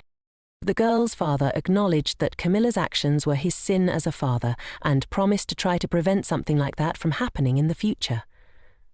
He didn't ask for forgiveness, but genuinely repented for what had occurred. As he sat on his knees in front of his mistress, Riella paused for a moment and suddenly asked if the crystals that contained the image of his wife and Camilla's mother were still around. The father was surprised by her question, but quickly answered that, although the crystals had lost their power, he couldn't bring himself to throw them away. These crystals were the only remaining link to his wife, even if their magic no longer worked. Without explaining herself, Riella asked if Camilla was still in the next room, and upon receiving a positive answer, she placed a glowing flower next to the discharged crystal. She asked Nia to nourish it with energy so that it would regain its power. Though Nia grumbled about helping those who had indirectly harmed Riella, she obeyed and charged the crystal. Once everything was ready, Riella tidied up the remnants of the flower and asked the minister to call Camilla into the room. Neither the father nor the daughter had any idea what Riella was up to. Camilla entered the room with suspicion, but when she saw what was inside, her doubts immediately gave way to tears of joy. In the middle of the room, the image of her mother appeared, released from the now charged crystal. The woman, dressed in a wedding gown, smiled radiantly, as if she was happy to meet her daughter again. Camilla, seeing her mother for the first time, couldn't contain her tears. The beautiful woman in front of her seemed so real, so full of life. Overcome with emotion, Camilla whispered, "Mom," over and over, then cried, even though she couldn't hold her mother in her arms. She sat next to the image, wanting to be as close as possible. The minister, seeing this, also couldn't hold back his tears. He had loved his wife dearly, and was grateful to see her again, even if it was only in this way. The only one not emotional was Han. He stood calmly, watching the tearful family reunion unfold. Once the emotion settled, the minister asked Riella why she had helped them. She replied that she couldn't leave them in such despair. Riella then requested that everyone remain silent about what had happened in the room, so no one would learn about her power. The Archduke suddenly became embarrassed, as a thought crossed his mind that he was in this situation because of the woman he loved. But he didn't want to be in love at all, and he began to offer that Riella could ask him for anything, but the girl quickly pushed the minister towards his daughter so they could talk. The father approached Camilla awkwardly, unsure how to start a conversation after so many years. Camilla, still crying, admitted that she knew she looked foolish and didn't think they needed to discuss it, but the minister didn't want to offend her. Instead, he asked for her forgiveness, which surprised the girl. He invited her back to the mansion, offering to talk more when they returned because there was too much to say. Camilla bowed her head gratefully, as she had longed to hear these words, but had never been able to communicate with her father. As Camilla turned to leave, she suddenly turned to Riella, surprising the girl. Camilla apologized for her previous misunderstandings, to which Riella quickly responded that it was fine. However, Nia grumbled, suggesting that Camilla could have apologized better after everything she had done. In the end, Camilla returned to her mansion in the arriving carriage, saying nothing else to anyone. Riella sincerely thanked the Archduke for his help, though Nia, still behind her, insisted that Riella could have handled everything herself. The lady told Han that if he ever needed anything, she would come to his aid, but it was better not to ask for anything too difficult. In response, the Archduke stated that he already had a request, and it wasn't someday, but right here and now. He asked her to prepare a room because he would be staying at Riella's mansion from that moment on. Both girls flinched.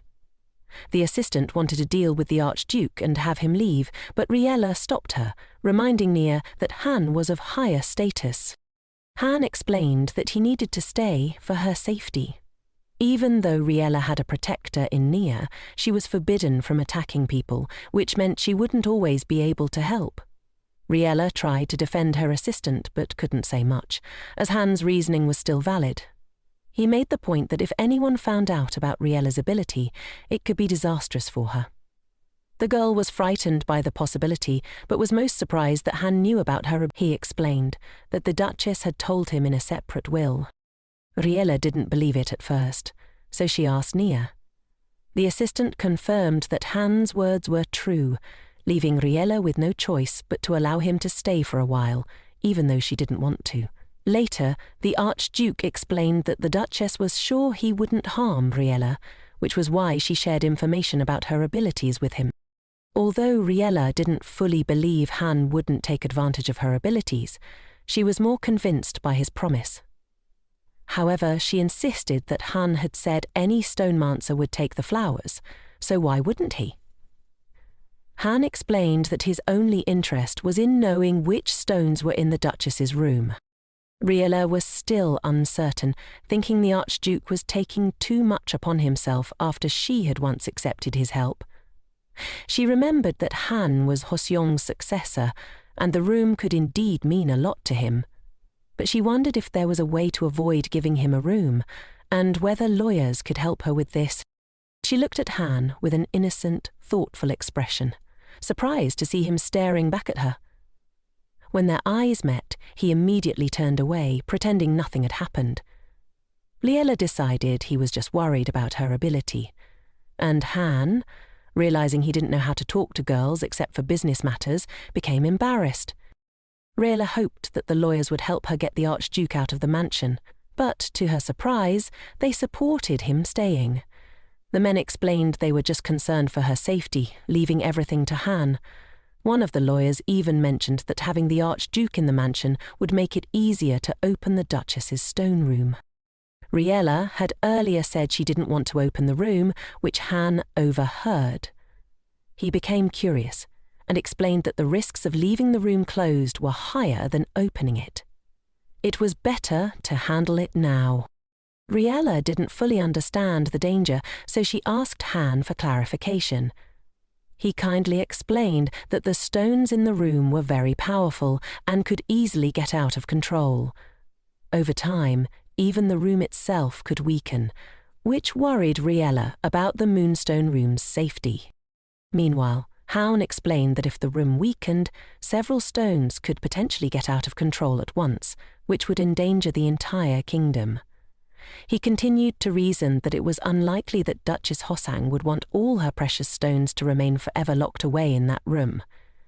The guy mentioned that, in some ways, he agreed with Riella, and also believed it was better not to disturb the Duchess's memory, so that more of her legacy could be preserved. However, the stones in the room, if used correctly, could greatly benefit the people around them, and therefore should not be allowed to fade into oblivion. At this point, the discussion about the stones was put on hold, and the lawyer reminded Dirt, in order to move to the mansion, the Archduke would need to gather his things from his estate. Hound was surprised that he had to pick up something, so the man clarified that the Archduke would have to work with documents at Riella's mansion. The Archduke was not entirely satisfied with the current situation, but he had nowhere else to go. He genuinely wanted to stay in Riella's mansion. Riella, just as much as Hound, was uncomfortable with the arrangement. The lawyers made it seem as though they should live together, not just help each other. Han had received everything in this manner, and was now confused, as he had initially intended to simply defend the new mistress in the Room of Stones. A little later, the Archduke's personal assistant brought all the necessary items, and they stood on the street discussing where to put everything. Riella watched from the window of her room, surprised.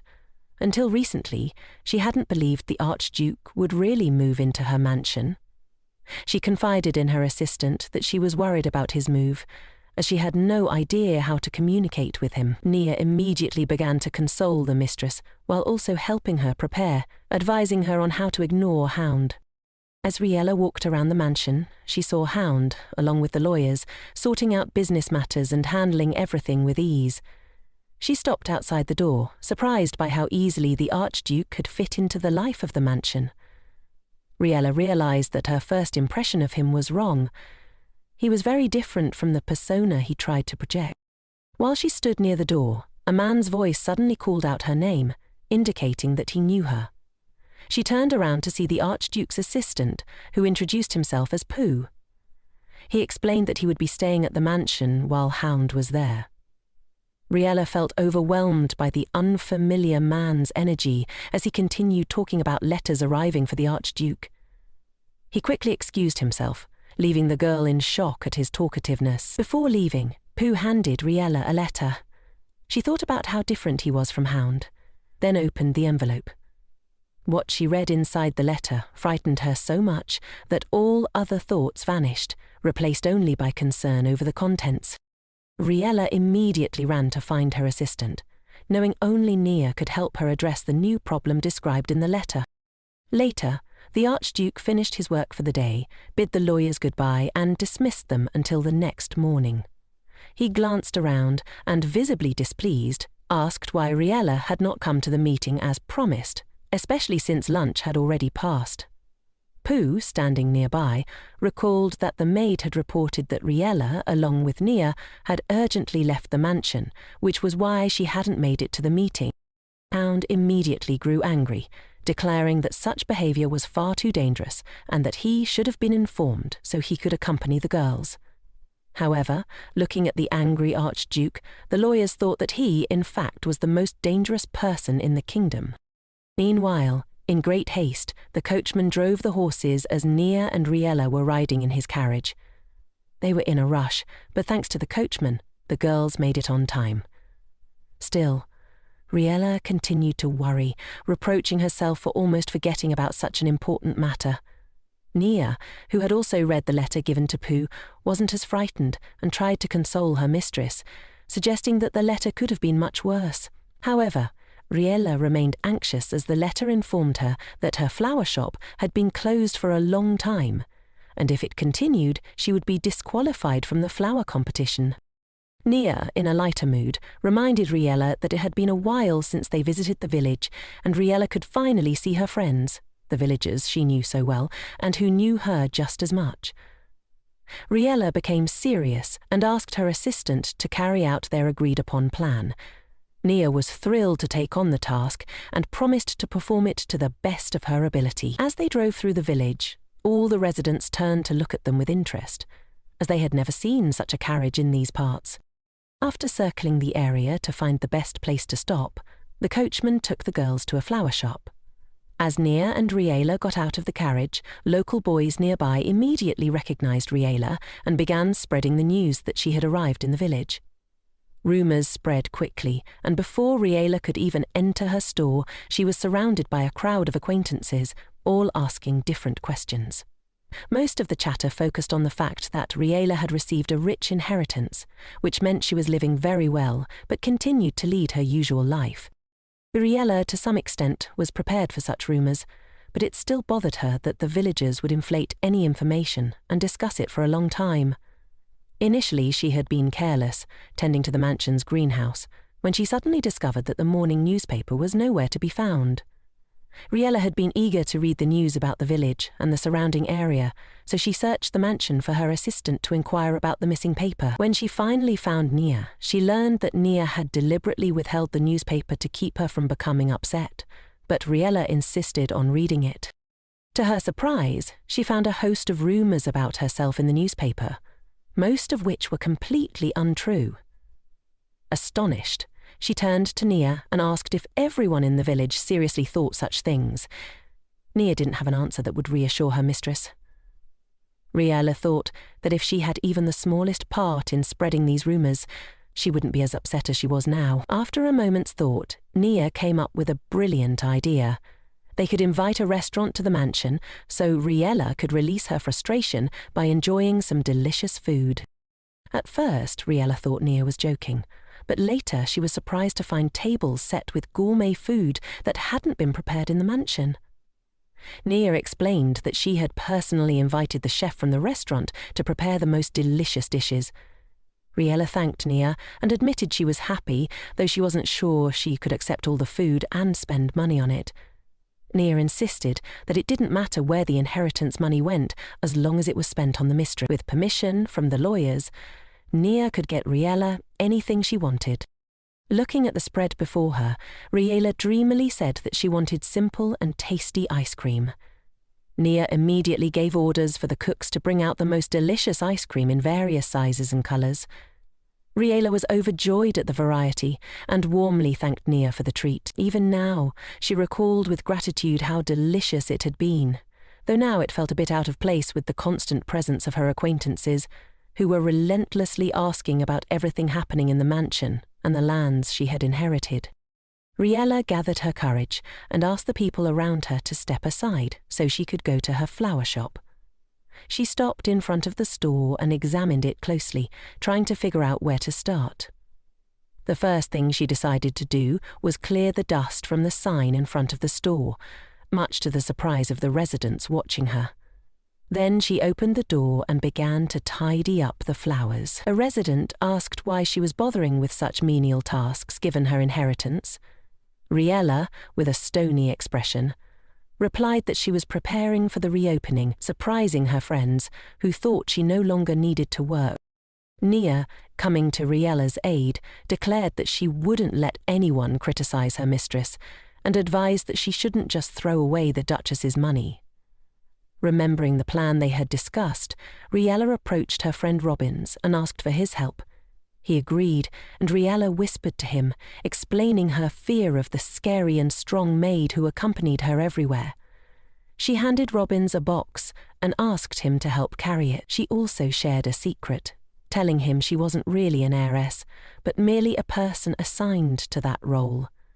She asked him not to tell anyone, though she knew that soon enough the entire village would find out through Robbins, which was what she wanted.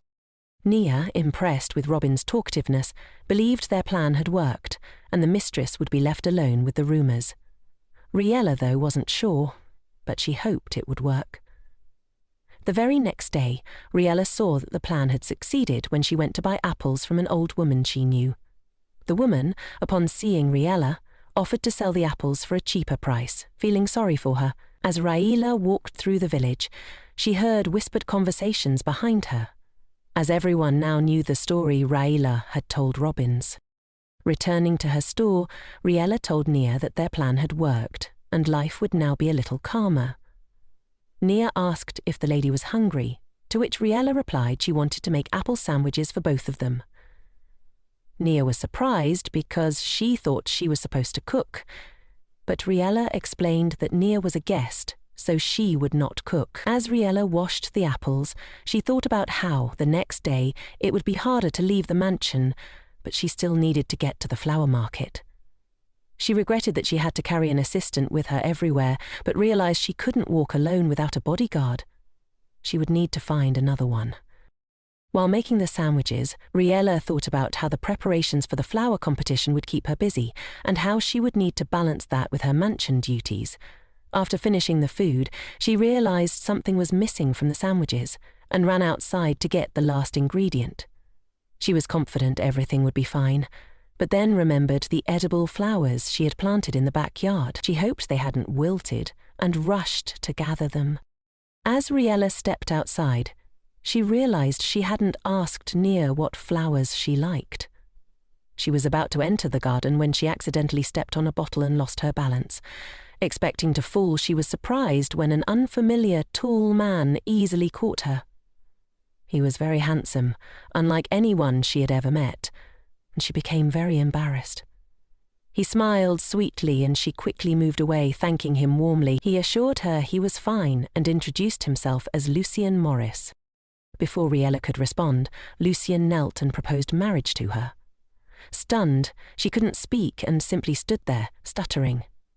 At that moment, Nia came looking for Riella, having been gone for a while. She was just as surprised to see Lucien, as they knew each other well. Lucien waved at Nia, still smiling, but Riella, still in shock, couldn't process his words. Meanwhile, Nia scolded Lucien, saying that if he wanted to see Riella, he, like everyone else, should have informed her first. The girl finally regained her composure and asked who Lucien was. He introduced himself as the chairman of the 26th Round Table Conference. Riella remembered Duchess Hoson mentioning people from the Round Table and expressing dissatisfaction with their activities. The Round Table was the largest association of stonemancers in Cardia, providing donations and warriors to fight the dragons. Lucien, being from this community, apologized for his sudden proposal and explained there were reasons for it. He asked for permission to explain everything in a more comfortable setting, away from the street. Nia persuaded Riella to listen to him, so the three of them moved to a nearby café. Lucien invited them in and ordered drinks. The group enjoyed their coffee in silence at first.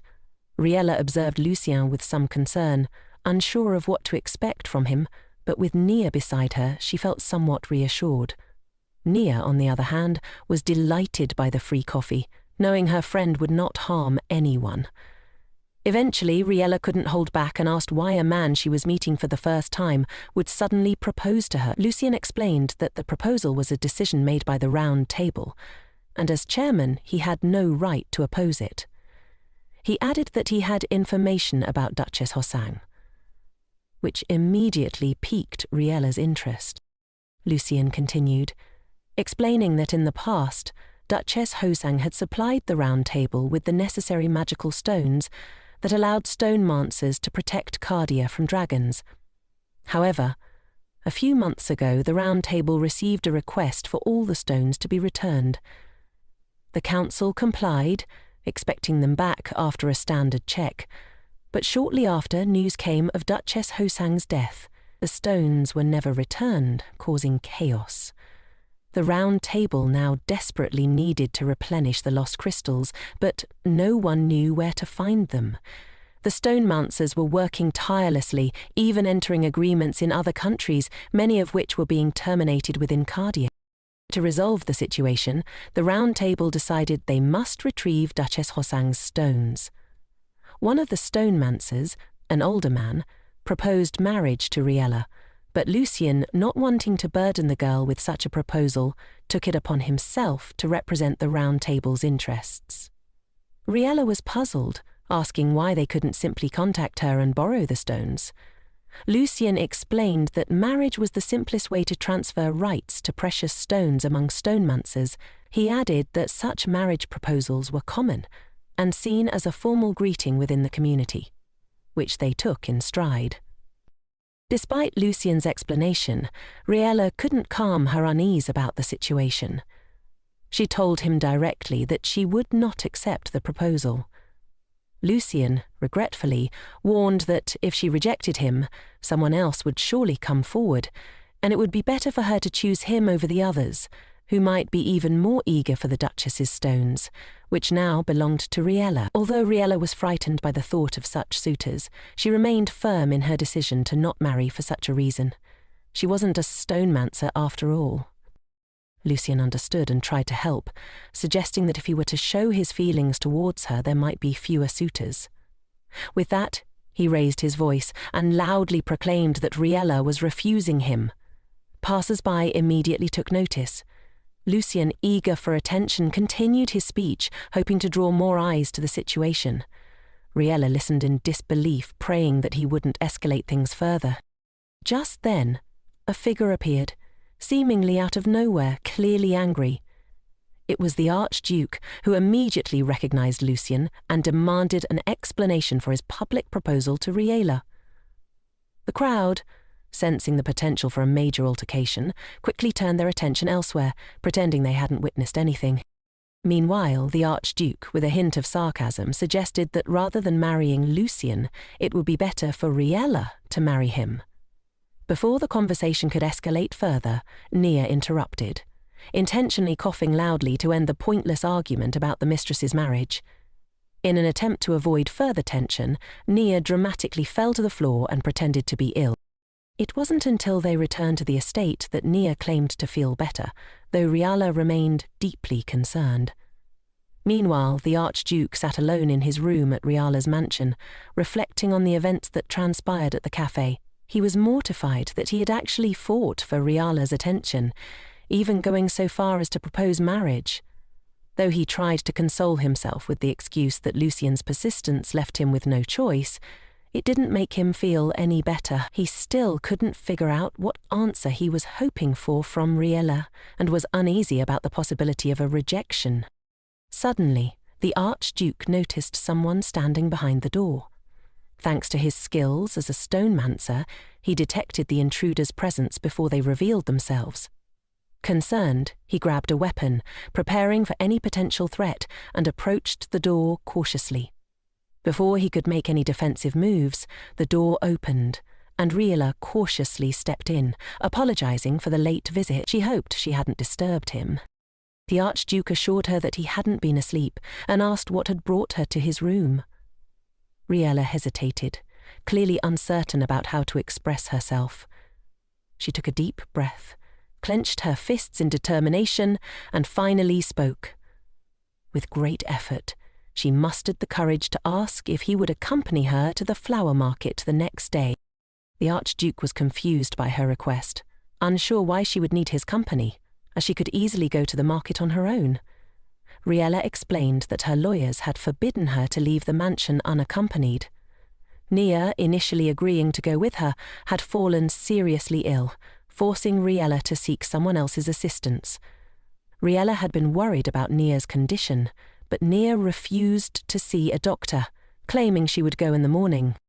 Seeing no other choice, Riella explained her situation and pleaded with the Archduke to go with her.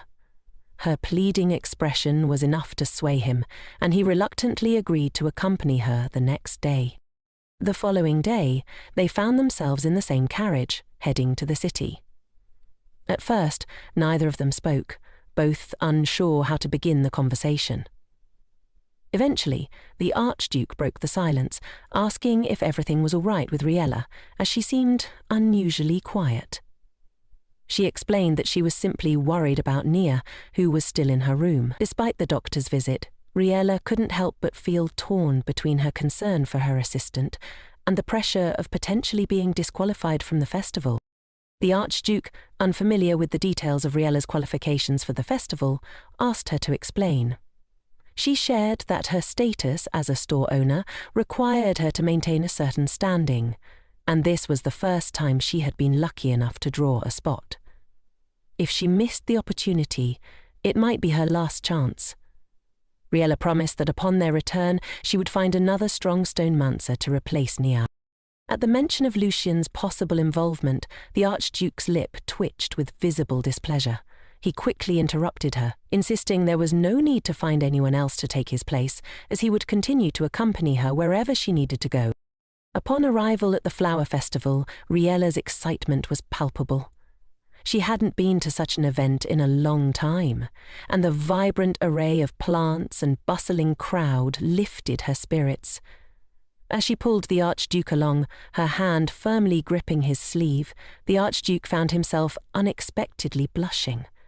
It was strange to him that Riella was so comfortable pulling him around like this.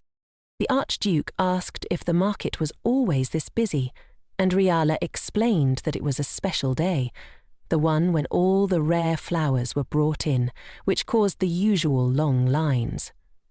Eager to see the auction, she grabbed his hand once again and led him through the crowd. After struggling through the throng of people, they finally reached the flower auction. Riella, still catching her breath, asked if the Archduke was okay, to which he admitted it was probably harder on her than on him.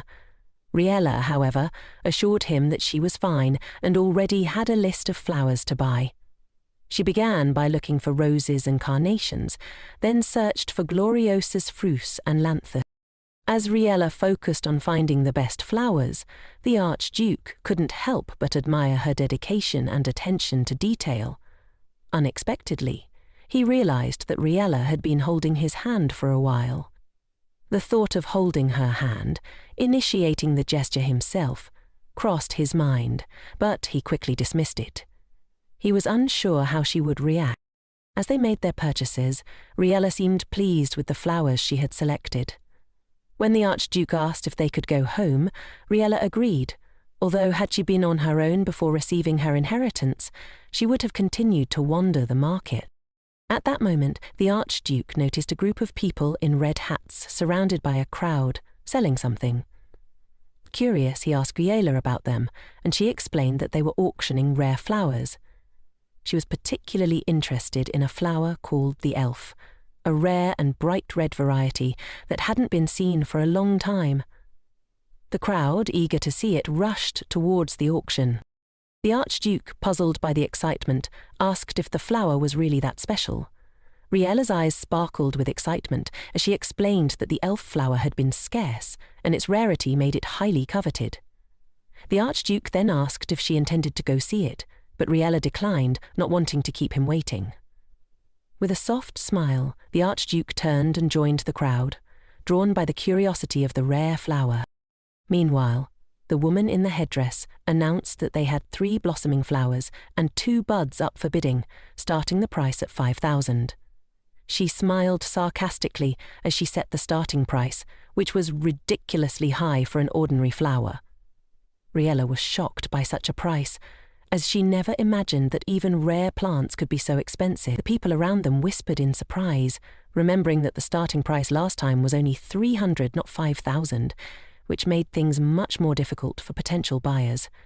Though most of the people had come just to observe, there were also real buyers, and one of them immediately quoted 10,000 for the flowers.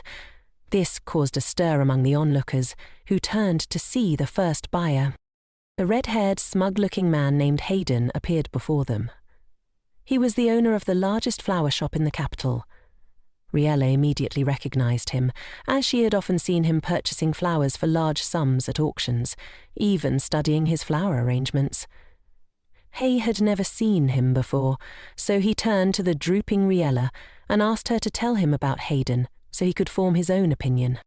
The girl explained that Hayden had an apparent obsession with red flowers, as he seemed to buy everything of that variety. He was known for taking home flowers that others would never see again, making his reputation quite unpopular. Last year he had also purchased the rare elves, but these flowers were usually bought for exhibition halls and were never shown to the public. Riella, knowing that these elves could be the last of their kind, tried to calculate how much money she had left, but then she heard the price for the 5 flowers was, once again, set at 10,000 of their local currency, which could easily be equivalent to 500,000 in other countries. This made it even harder to bid.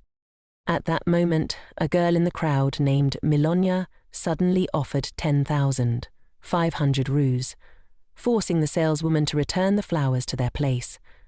The crowd immediately recognized Milonia as someone who hadn't been seen in a long time, which sparked curiosity and surprise. Milonia lashed out at one man who had criticized her flower-growing style, arguing that it was unique to her. He retorted that it still looked creepy. Then Milonia's eyes locked with Hayden's, and the tension was palpable as a serious bidding war was about to begin. Indeed, the two began to raise the price higher and higher. In the end, Milonia could no longer stand it and demanded that Hayden give up, arguing that his business was slowly dying out and he needed money. Hayden, however, wasn't about to back down. He countered that it was Milonia who should stop, since even her followers had already turned their backs on her. Unable to reach a compromise, the two continued to escalate the price while the onlookers watched in silence. Riella, feeling exhausted by the situation, tugged on the Archduke's sleeve, drawing attention to herself. When he turned around, she suggested that they had seen enough and should return to the carriage and head back to the mansion. H was surprised that Riella wasn't interested in purchasing the flowers or staying to watch the verbal battle between Hayden and Milonia. In truth, the girl wanted the flowers, but she didn't have enough money. Rather than continue torturing herself, she wanted to leave. Just then, the woman in the red headdress called out that the final price was 20,000, and if no one else bid, the flowers would be sold. But, unexpectedly, Han, standing behind the crowd, loudly declared that he was offering 100,000 for the flowers. The crowd gasped in shock. Riella was so stunned by what she had heard that she couldn't speak. She simply stood there, watching the Archduke and the rare elf seller in disbelief. She had never imagined that such a large sum would be bid, and she asked, almost in disbelief, if she had truly heard him correctly. Han repeated his bid with an air of arrogance and irritation, brazenly challenging anyone who could raise it. Riella was even more horrified by this display.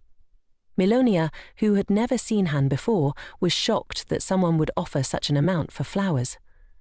Hayden, in addition to his surprise, felt the sting of defeat, as he knew he could outbid Milonia. But he was no match for this unknown buyer. Meanwhile, the Archduke stood as calmly as possible in the middle of the street, waiting for the flowers to be wrapped. Gradually, people began to recognize him, and when it became clear that it was Hound who had bought the flowers, astonished exclamations rippled through the crowd. The noise was something the Archduke did not appreciate. Riella grabbed the Archduke's shoulder and, filled with excitement, demanded to speak with him to learn more about the flowers. The Archduke leaned in and, puzzled, asked if she wanted the flowers so badly. If so, what was the problem now? Riella explained that the flowers were beautiful, but 100,000 was too much to pay for them. She believed such large sums shouldn't be spent recklessly. Hound sighed calmly, thinking the lady might be after something more serious, then said he understood the value of money.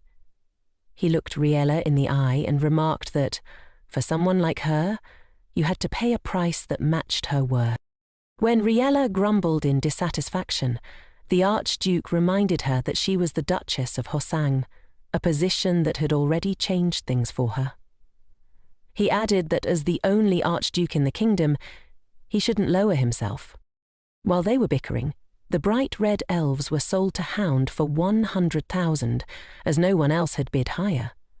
The crowd was thrilled to witness such an expensive transaction, while both Hayden and Milonia were disappointed they had missed out on the plants. Anne immediately turned and demanded the flowers from the saleswoman. Although the rules stated they should only be handed over after payment, the woman made an exception. When the flowers were presented to the Archduke, he turned to Riella and handed them to her, saying that he had bought them for her. Riella blushed, incredibly grateful for the gift, though embarrassed by its price. Looking at her with the bright red flowers, Han became slightly embarrassed and remarked that the elves suited her well. Later, as they were returning to the mansion together, Riella sat in the carriage, shaking. She had accepted the flowers, and now the deal for the lot couldn't be cancelled. Then, she remembered something important and called out to the Archduke, saying she had almost forgotten it. He asked curiously what she meant, and Riella, beaming, said she was talking about breakfast. A little later, Riella brought the Archduke to her close friend, Rena, who was overjoyed to see both of them. Rena immediately sized up the unfamiliar man from head to toe before asking Riella who he was.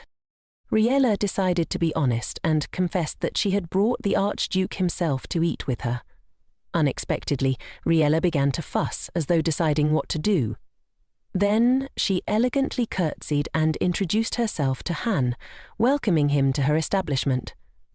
The Archduke accepted the bow calmly, but Riella could barely hold back her laughter, knowing full well that Riella had been rehearsing this moment for a long time.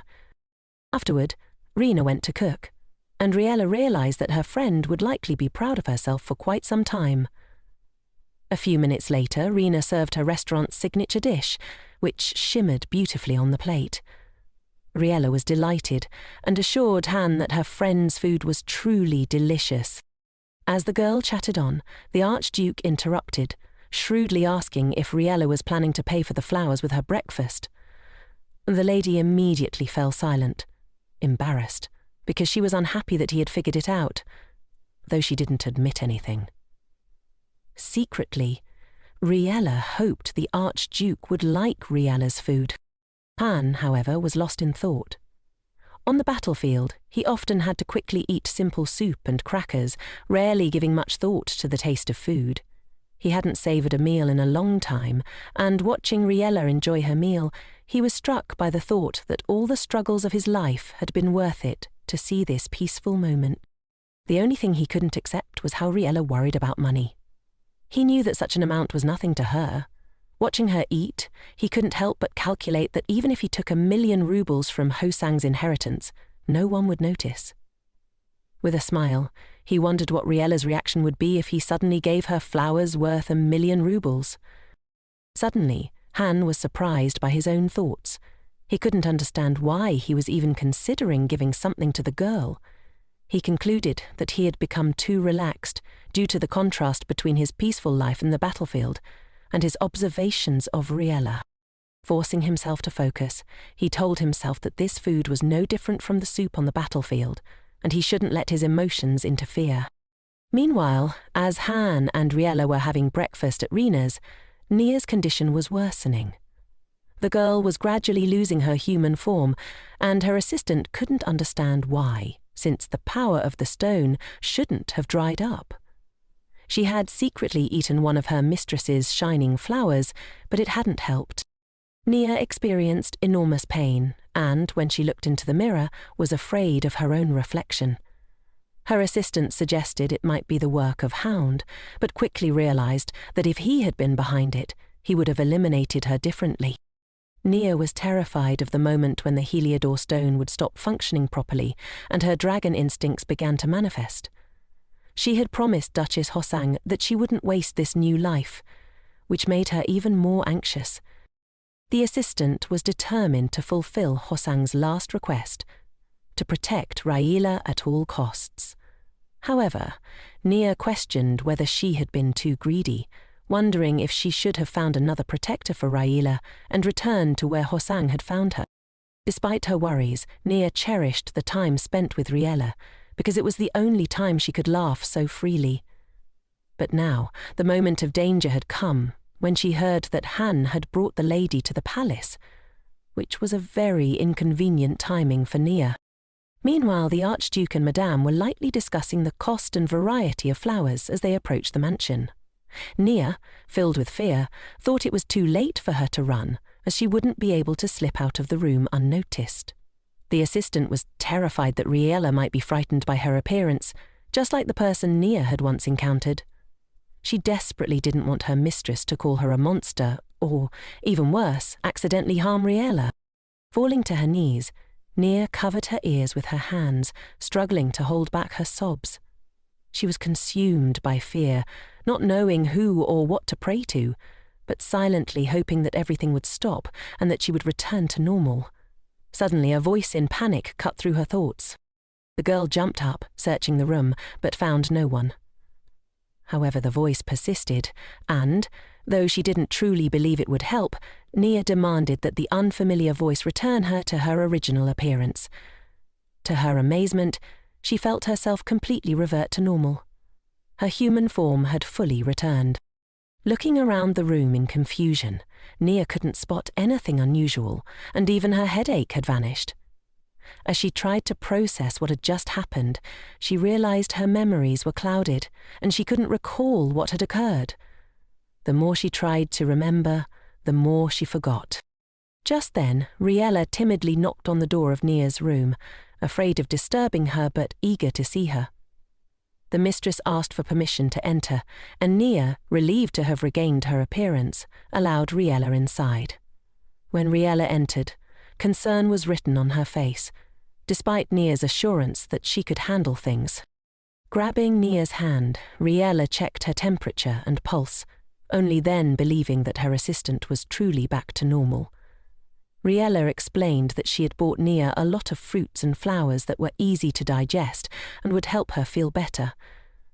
Nia laughed cheerfully at the thought. When Nia was completely well, she and Riella went to her flower shop. There, the assistant quickly found herself in a playful battle for a glass of juice with Hound. The Archduke, however, declared that Nia had no right to drink or eat the same things as people of higher status. Riella, watching this exchange with concern, felt awkward.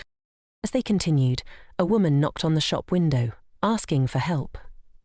Riella immediately approached her friend and inquired about the situation. The woman explained that she wanted to decorate a table in her restaurant with flowers, but had limited funds. She requested something inexpensive yet beautiful. Riella, who ran her flower business surprisingly well, quickly formed a plan to fulfill the client's request. She carefully selected a few damaged and single flowers, knowing she could combine them into a stunning bouquet. She focused on flowers with slightly wilted petals or broken stems and, with her special scissors, cut the necessary pieces. Afterward, she combined 5 different types of flowers to create an affordable yet beautiful arrangement. When she handed the bouquet to the client, Riella explained that she had used slightly damaged flowers, which kept the price low. The woman was delighted and, before leaving, promised she would never buy from anyone else but Riella. Throughout this, the Archduke watched with slight dissatisfaction, particularly because Riella, with such an inheritance, was working in a flower shop. Nia noticed this and commented that Howd seemed to be eyeing Riella so intently that he might wear a hole in her with his gaze. The Archduke, embarrassed, turned away. He almost missed Lucien's entrance into the shop. Lucien, having gotten bored, decided to visit Riella. Concerned, he brought her a snack so she wouldn't go hungry while working. Riella was surprised by the gesture. Lucien pulled out sweets with flowers, a rare treat that she loved but could hardly find, as they were usually sold out quickly. Seeing this exchange, Haun's anger flared, unable to stand the close communication between Riella and the Round Table representative. Nia, teasing the Archduke, laughed and remarked that he looked as though he wanted to kill Lucien instead of treating him to food. They tried to avoid the Archduke's presence as Lucien stepped further into the store. Lucien greeted Nia and Hound warmly, but the Archduke responded with a cold greeting, still irked by Lucien's closeness to Riella, even though Lucien had no fault in it. Han called Lucien's position into question, suggesting that the representative of the Round Table must be busy. Lucien, however, replied that he had less to do than the Archduke in war, and that, of the two, it was Han who needed to leave the shop. Hearing this exchange, Riella was surprised to learn that the Archduke had also been offered the position of representative for the Round Table, but had refused it. After the argument settled, Lucien noticed the papers on the table and deduced that they were materials related to the Room of Stones. The Archduke, irritated, tried to dismiss the topic, but Lucien had already sat down and began to think aloud with the others about how to open the room.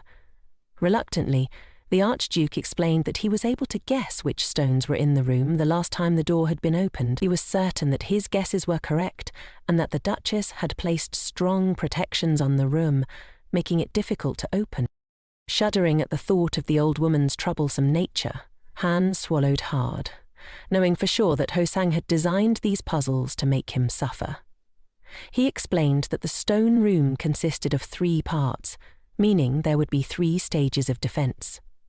Lucien, puzzled, asked why they couldn't simply open the doors and take the stones, but Han explained that in order to obtain the strongest stones, they needed to open all the doors.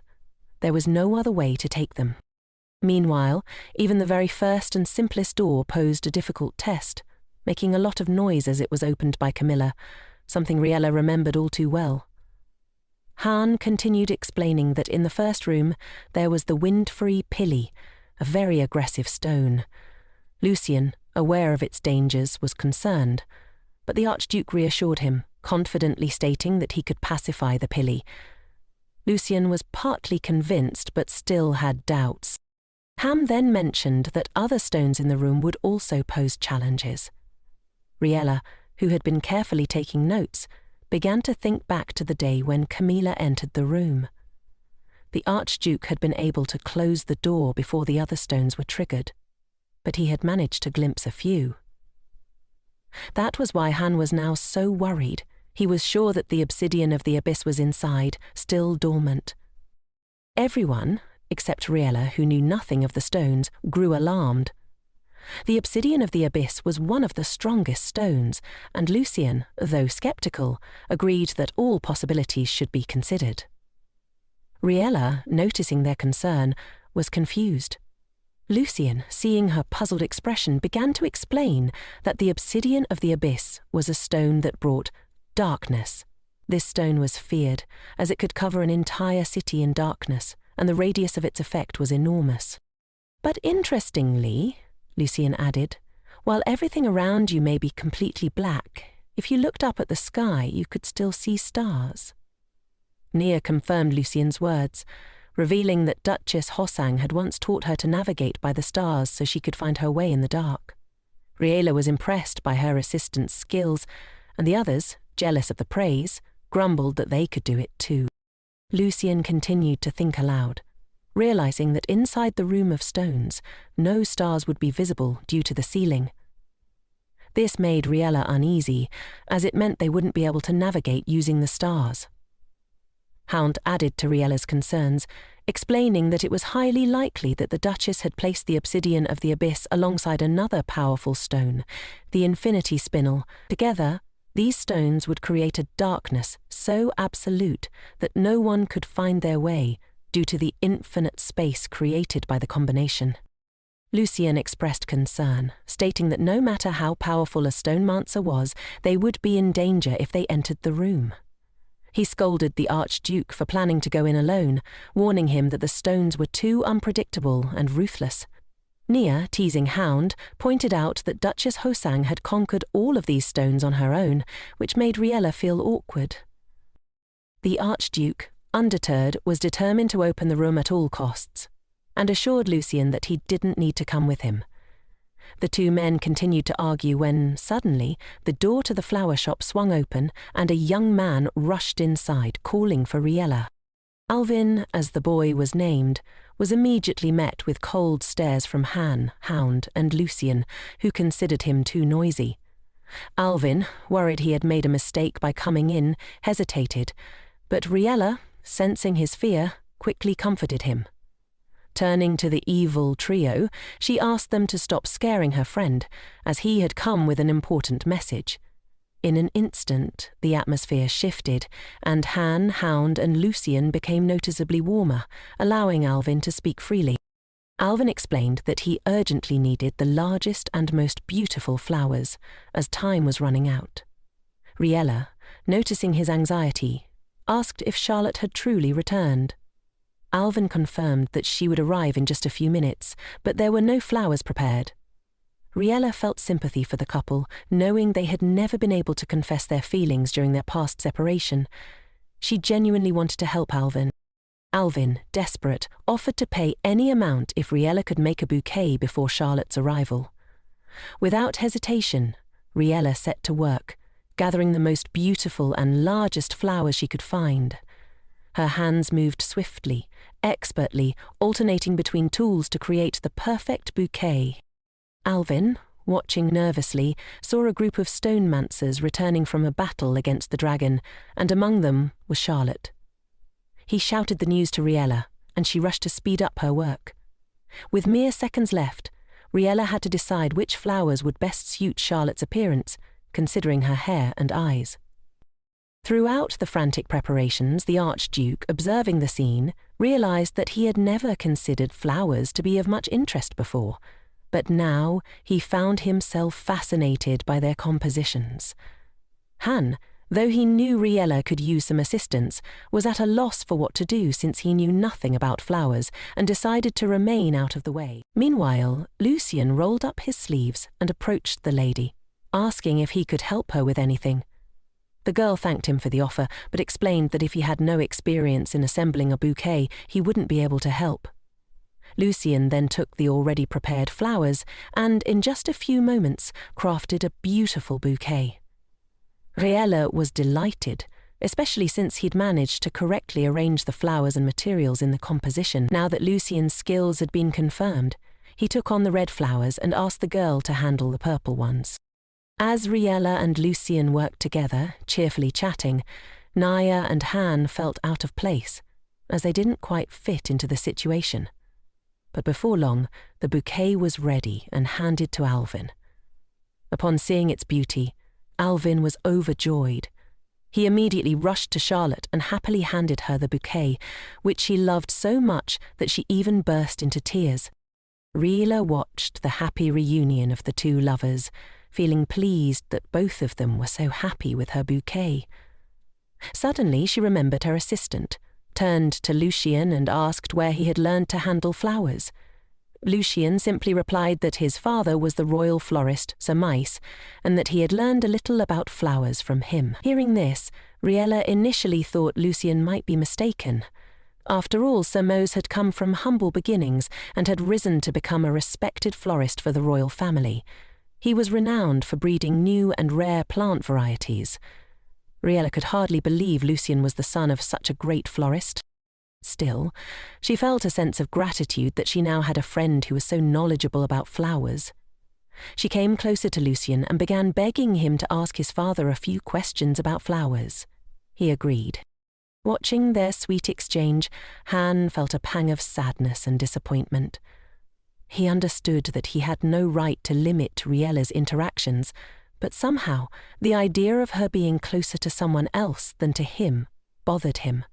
Even though he had a duty to open the room of stones and retrieve all the stones there, something about Riella's connection with Lucien stirred feelings in him that he couldn't quite understand. Just then, a crowd of assistants from the king's palace burst into the shop without knocking. One of the men, who seemed to command the guards, stepped forward, bowed to the Archduke and delivered a message from the palace. Han gave his permission to speak, and the guards explained that the king demanded his immediate return, along with all the stones. Riella was surprised by the urgency of the message and the quick return of the guards. The Archduke silently walked past her, remarking that since he had been called, he must go. Riella called out to him, wanting to talk, but before she could catch up, he had already jumped into his carriage and left. She felt a wave of concern, wondering what might be happening, but Nia calmed her down, explaining that, as the strongest stonemancer, Han was frequently called on urgent missions. Riella tried to distract herself from her worries by taking care of her greenhouse and shop. However, she couldn't help but think about the Archduke. Nia had told her his absence wouldn't last long, but it had already been 3 days with no word from him. She was upset because he hadn't even sent a letter or had someone deliver a message. Later, during dinner, Riella couldn't help but stare at the empty seat across from her, where the Archduke's plate remained untouched. Nia noticed her thoughts and gently suggested that she not blame him, but Riella couldn't shake the feeling of disappointment. The following day, Riella went to check the mail. Her heart raced, hoping to find something from Han, but after searching through every letter, she found nothing. She returned to her room, feeling a mix of sadness and frustration. As the rain poured outside, she watched the flowers in her chambers, but couldn't seem to find joy. That night, unable to sleep from the uncertainty, Riella decided to sneak into Han's room to feel closer to him. She was surprised by how empty and cold the room felt, even though it had only been a week since he had left. Still, not wanting to leave, she lay down on the bed and thought about their time together. She realized that without those wonderful moments, it might be easier to cope with his absence. Before she knew it, she had fallen asleep. The next morning, Nia came searching for her, and Riella woke up embarrassed to have fallen asleep in someone else's room. To her surprise, Nia announced that Han had returned. Overwhelmed with happiness, Riella quickly got ready and rushed toward the mansion. Unsure of what to say, she silently looked at the Archduke. Han, noticing her sweet expression, was slightly embarrassed but greeted her warmly. Riella, having chosen a cool demeanor, turned her head away slightly and greeted him more formally in response. Seeing the coldness in her behavior, Han looked puzzled, not understanding why she was acting this way. His confused expression irritated Riella, as she believed it was wrong of him to leave without telling her anything. So she continued to coldly ask how he had been, and scolded him for being gone for an entire week. However, Riella suddenly became embarrassed, unsure whether her tone had been too formal. Han asked why she had been waiting for him and worrying, since, in his view, they weren't particularly close. Taken off guard by the question, Riella didn't know how to respond. Han, blushing a little, continued to ask why she had been waiting for him, expressing curiosity about her feelings. Realizing she couldn't avoid the question, Riella admitted that she had been worried all this time. She tried to justify herself by saying it was normal to worry about someone when you hadn't heard from them in a while. Hearing this, Hun felt a warmth inside from her words. He didn't say anything, but was moved by her concern. Riella, feeling even more embarrassed, blushed from the excitement that overcame her. She added that although he was strong, monsters could still hurt him, but Han, still quiet, leaned in closer and stared directly into her eyes, as if confirming whether she was telling the truth. After a pause, he admitted that he had been embarrassed to talk about his investigation, but assured her there were no enemies nearby. However, seeing how worried she was, Han realized she wanted him to be more attentive to her. Remembering this, he decided to change the subject and asked if she had time over the weekend. Riella immediately replied that she didn't, explaining that she would be busy with lawyers. Han was surprised at how seriously she took her duties, and Riella simply smiled in response. The weekend brought some serious news. Riella was told she needed to inspect her property. She was surprised, but the lawyer explained that it would be useful to know the full extent of her inheritance. He suggested she examine the nearby area, which had a few houses. Since the lawyer had a lot to do, he invited Riella to join Han on a trip. Riella felt that there would be no problems travelling with the Archduke and her assistant, as they had learned to avoid quarrels. That same night, a heavy downpour made her worry that the trip would be cancelled.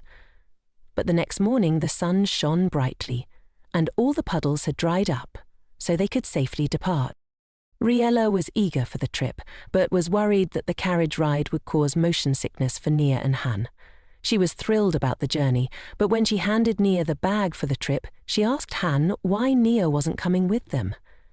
The Archduke explained that since the trip had been spontaneous, they didn't have time to get Nia's permission. This, however, did not stop Nia from threatening Han, ensuring he would closely monitor the mistress's safety. And so, Riella and the Archduke set off on their journey together. Soon a hole appeared in their path, requiring a jump. Riella wasn't at all startled.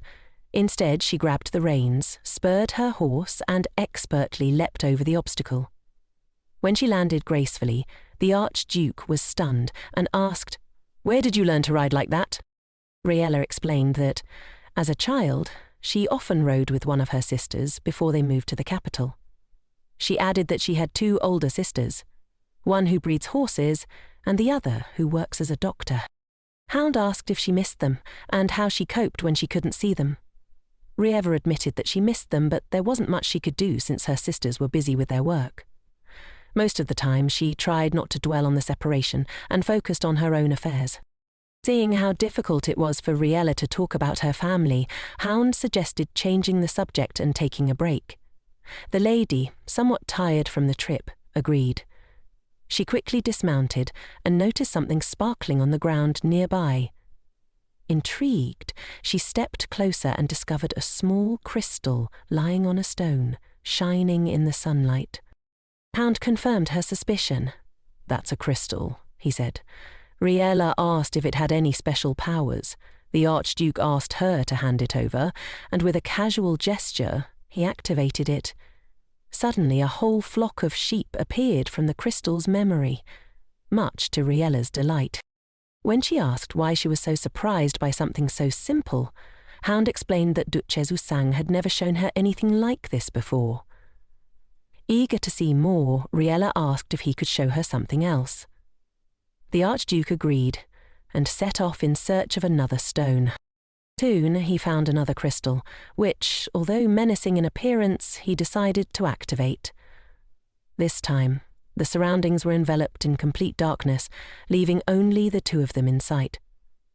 A moment later, two faint lights appeared, flickering softly, gradually illuminating the area. Riella, though initially surprised, wasn't afraid.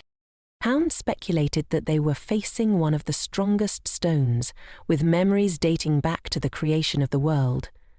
He explained that the strength of a stone wasn't just about its innate qualities, but also how it was cared for. To clarify, he pulled out two sapphires, one polished and one raw. He first demonstrated the power of a finely crafted sapphire by conjuring a small flame. The blue light fascinated Riella, resembling a real blazing blue flame. After she had seen enough, Hound activated the raw sapphire. A massive blue fire engulfed them, its roar stretching for meters. Startled, Riella instinctively grabbed Hound's clothes for comfort. He too was caught off guard, embarrassed by the sudden closeness. He'd signed a document barring him from initiating any physical contact with her, but since she had touched him first, he realized he hadn't broken his oath. Riella, still frightened, asked Hound to cancel the effect. He did so and explained that the first sapphire had been passed down through generations without much care, while the second had been cherished by its owner, preserving its original appearance. As Hound spoke, Riella began thinking about Duchess Hosang's many powerful stones that had been neglected over time. The Archduke then shifted the conversation, telling her that the royal family was eager to claim Hosang's inheritance and that she might soon receive many business and marriage proposals. At this, Riella immediately thought of Lucien. Hound noted that if she married him, she would have control over the inheritance, as only their children would be able to claim it. Riella felt a deep sadness, realizing that both she and Hound were trapped in the expectations of others. The Archduke concluded that the royal family's greed for the inheritance would help weaken the influence of the other powerful noble houses. Grateful for the explanation, Riella reflected on the enormity of what she had inherited, which only filled a few lines in the will. Suddenly they heard barking. Turning around, Riella saw a farmer running across the field, shouting at his dog, who was happily playing and not at all inclined to return. The sight of the dog's carefree joy brought a smile to Riella's face, distracting her from the heavy thoughts that had been weighing on her. Meanwhile, the owner became increasingly upset as his dog continued to escape. Desperate to retrieve the lively fugitive, the dog eventually ran straight up to Riella, sniffing her harmlessly and wagging its tail. The farmer quickly apologized for his pet's behavior, but the lady didn't mind and even petted the dog. She asked, "Is his name really Hound?" The owner chuckled and acknowledged that naming the dog after the Archduke might be a bit much, but his daughter had insisted, as the Archduke had once saved her. As the farmer finally caught the dog and began to pet him, he told Riella an old story. The farmer had once lived on the northern front line, and one day a dragon attacked his village, setting everything ablaze. He tried to escape with his family, but his youngest daughter went missing. Desperate, he searched for her amidst the fire until a sudden downpour extinguished the flames, allowing him to search more easily. It was thanks to this rain that the farmer heard his daughter's voice and found her. Supia had been trapped in a barn which had caught fire and couldn't leave earlier. She had saved a puppy from the flames, which was why she hadn't joined the others when they fled. Though scared, she was unharmed, and her father hugged her, relieved but also scolding her for running off. Supia then mentioned that an uncle had saved her, someone named Han, and it was his reign that had helped everyone. The farmer, still grateful but never having been able to meet the Archduke to thank him, added that despite the rumours about Han, he remained a benefactor to his family.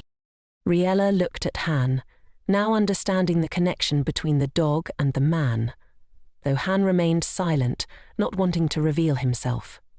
She too said nothing. The farmer then asked what the unfamiliar pair was doing in the area, wondering if they were employees of Lady Riella. Riella blushed slightly at the respectful way he addressed her and asked, "What do you mean?" The farmer explained that he was referring to the heirs of Duchess Hosang and expressed his concerns about what would happen after her death. However, he was glad that Riella had inherited everything, as it meant he could continue working freely in agriculture. Riella didn't know how to answer, but was relieved when the Archduke stepped in, explaining that they were simply preparing for the hunting season. The farmer accepted this and apologized for holding them up before heading off. As they resumed their journey, Riella asked why Han hadn't told the farmer the truth. The Archduke replied that revealing their identities would have been burdensome, and they didn't fully know who the farmer was. Riella countered that she wasn't in any real danger, and the lawyers had assured her that no one would benefit if something happened to her. Han remained silent for a moment, then explained that there were people who acted out of hatred, not for profit, and their actions could be unpredictable. Riella, taken aback, had no response. She felt as if Han had faced these dangers many times before, which is why he spoke so confidently. Han reassured her that everything was fine today, and when Riella asked what he meant, he revealed that he had scanned the farmer with a jasper scout stone, a crystal designed for reconnaissance. It had scanned the entire area, even the dog, and found nothing suspicious. Riella was intrigued, asking how Han had acquired such a useful stone. Han explained that his older brother had given it to him, but his mood shifted slightly as he spoke of it. Riella realized that he was referring to the king, and her smile faded. Han asked her not to tell anyone that he possessed the Jasper Stone, as it was traditionally a royal possession, meant to protect the king from enemies. Riella shuddered, asking if it was normal for the Archduke to share such important information with her. Han explained that now the situation was fair, since he knew her secret and she knew his. Lost in thought, Han remembered the moment his brother had given him the Jasper Stone. Initially, Han had tried to refuse it, but the king insisted, threatening to forbid him from participating in expeditions if he didn't accept it. The king had apologized, saying he wished he could give Han more but had to send him into battle. Han was so lost in thought that he didn't notice Riella calling his name. She then asked about the stone Han had used to summon rain during the dragon fight. Han explained that it was the Howin shower stone, and Riella immediately noted that its name was similar to his own. Han agreed, saying it was like fate, and took out the stone for her to examine. Riella was curious and asked if the stone had always been this colour. Han explained that it had lost its power over time and was now in a state of hibernation. Suddenly, Riella had an idea. She rummaged through her pockets and found a petal from a glowing flower she had grown herself, a powerful and rare flower. She handed the petal to Han and asked if it might have a similar effect to the flower itself. Han was taken aback, not expecting Riella to offer part of the flower. She explained that she had found the petal that morning and picked it up with no harm intended. Riella believed it would be better to restore such an important stone quickly, so she gave the glowing petal to Han. The Archduke was still pleasantly embarrassed by the girl's help, as he highly valued glowing flowers, but he obeyed. After placing the petal on the stone, Han began to recite the required spell, not expecting a quick effect. However, surprisingly, the crystal almost immediately filled with bright colour, as if it were completely new and just purchased. Han was shocked that just one petal from a glowing flower could restore the stone's power so effectively. As he was about to thank the girl, thunder roared and an incredibly heavy downpour began the moment the stone activated. The Archduke stared at the girl in complete amazement, as he had not expected the stone to work so quickly. He remembered that this crystal had not responded well to him before, but he never imagined it would act like this. Apologizing to the lady for being unable to calm the crystal at that moment, Han told her to follow him. The rain was so cold that the girl could soon catch a chill, so the Archduke hurried to find shelter. Being familiar with the area, he quickly found a mansion, even through the heavy downpour. Riella tried to knock on the doors, but no one opened. Not daring to enter without permission, she hesitated. For some reason, Han stood silently, staring at the building for a moment before asking if the lady wanted to enter.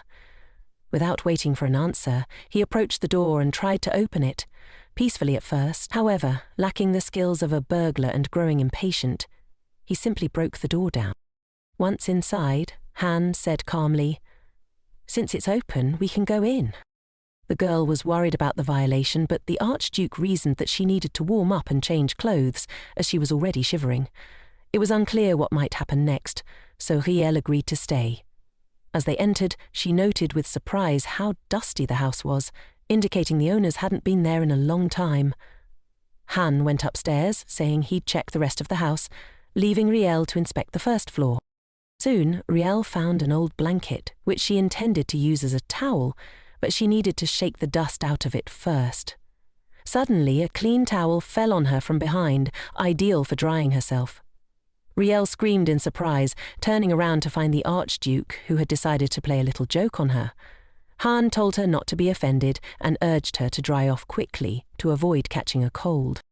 Since Han hadn't brought himself a towel, he removed his wet top and started wringing out the bottom of his clothes. Riella, noticing he wasn't drying himself off, suggested he should too. Han replied that he was fine and, feeling fatigued, rubbed his head.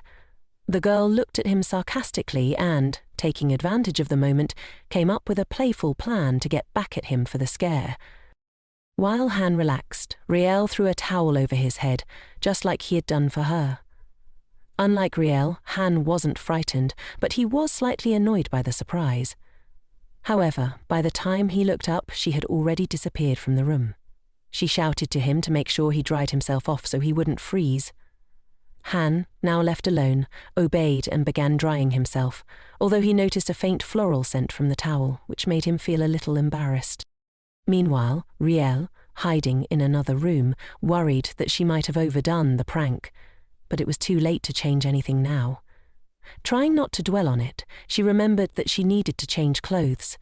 However, her clothes were so wet that they stuck to her, and it took quite a while to get them off. Han had already prepared a robe for her, and Riella was grateful. After changing, she came back downstairs to thank him for his help, discovering that he had nearly gotten the fire going to warm up.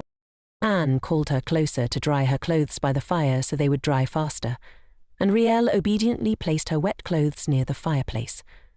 As the warmth enveloped her, she approached Han, smiling, and commented on how nice it was that the fireplace was so hot so they wouldn't be cold anymore. Han, embarrassed by the closeness, quickly stood up, turned away, and started searching for an excuse. Failing to come up with one, he muttered that he would check around the mansion and rushed into another room, leaving Riella puzzled. Not chasing after him, Riella stayed by the fire, warming herself. Her thoughts drifted to the glowing flowers, and she began to realize why the Duchess had asked her not to tell anyone about her abilities. They were very strong. However, she couldn't help but notice that Han had never shown interest in her flowers, nor had he even noticed them.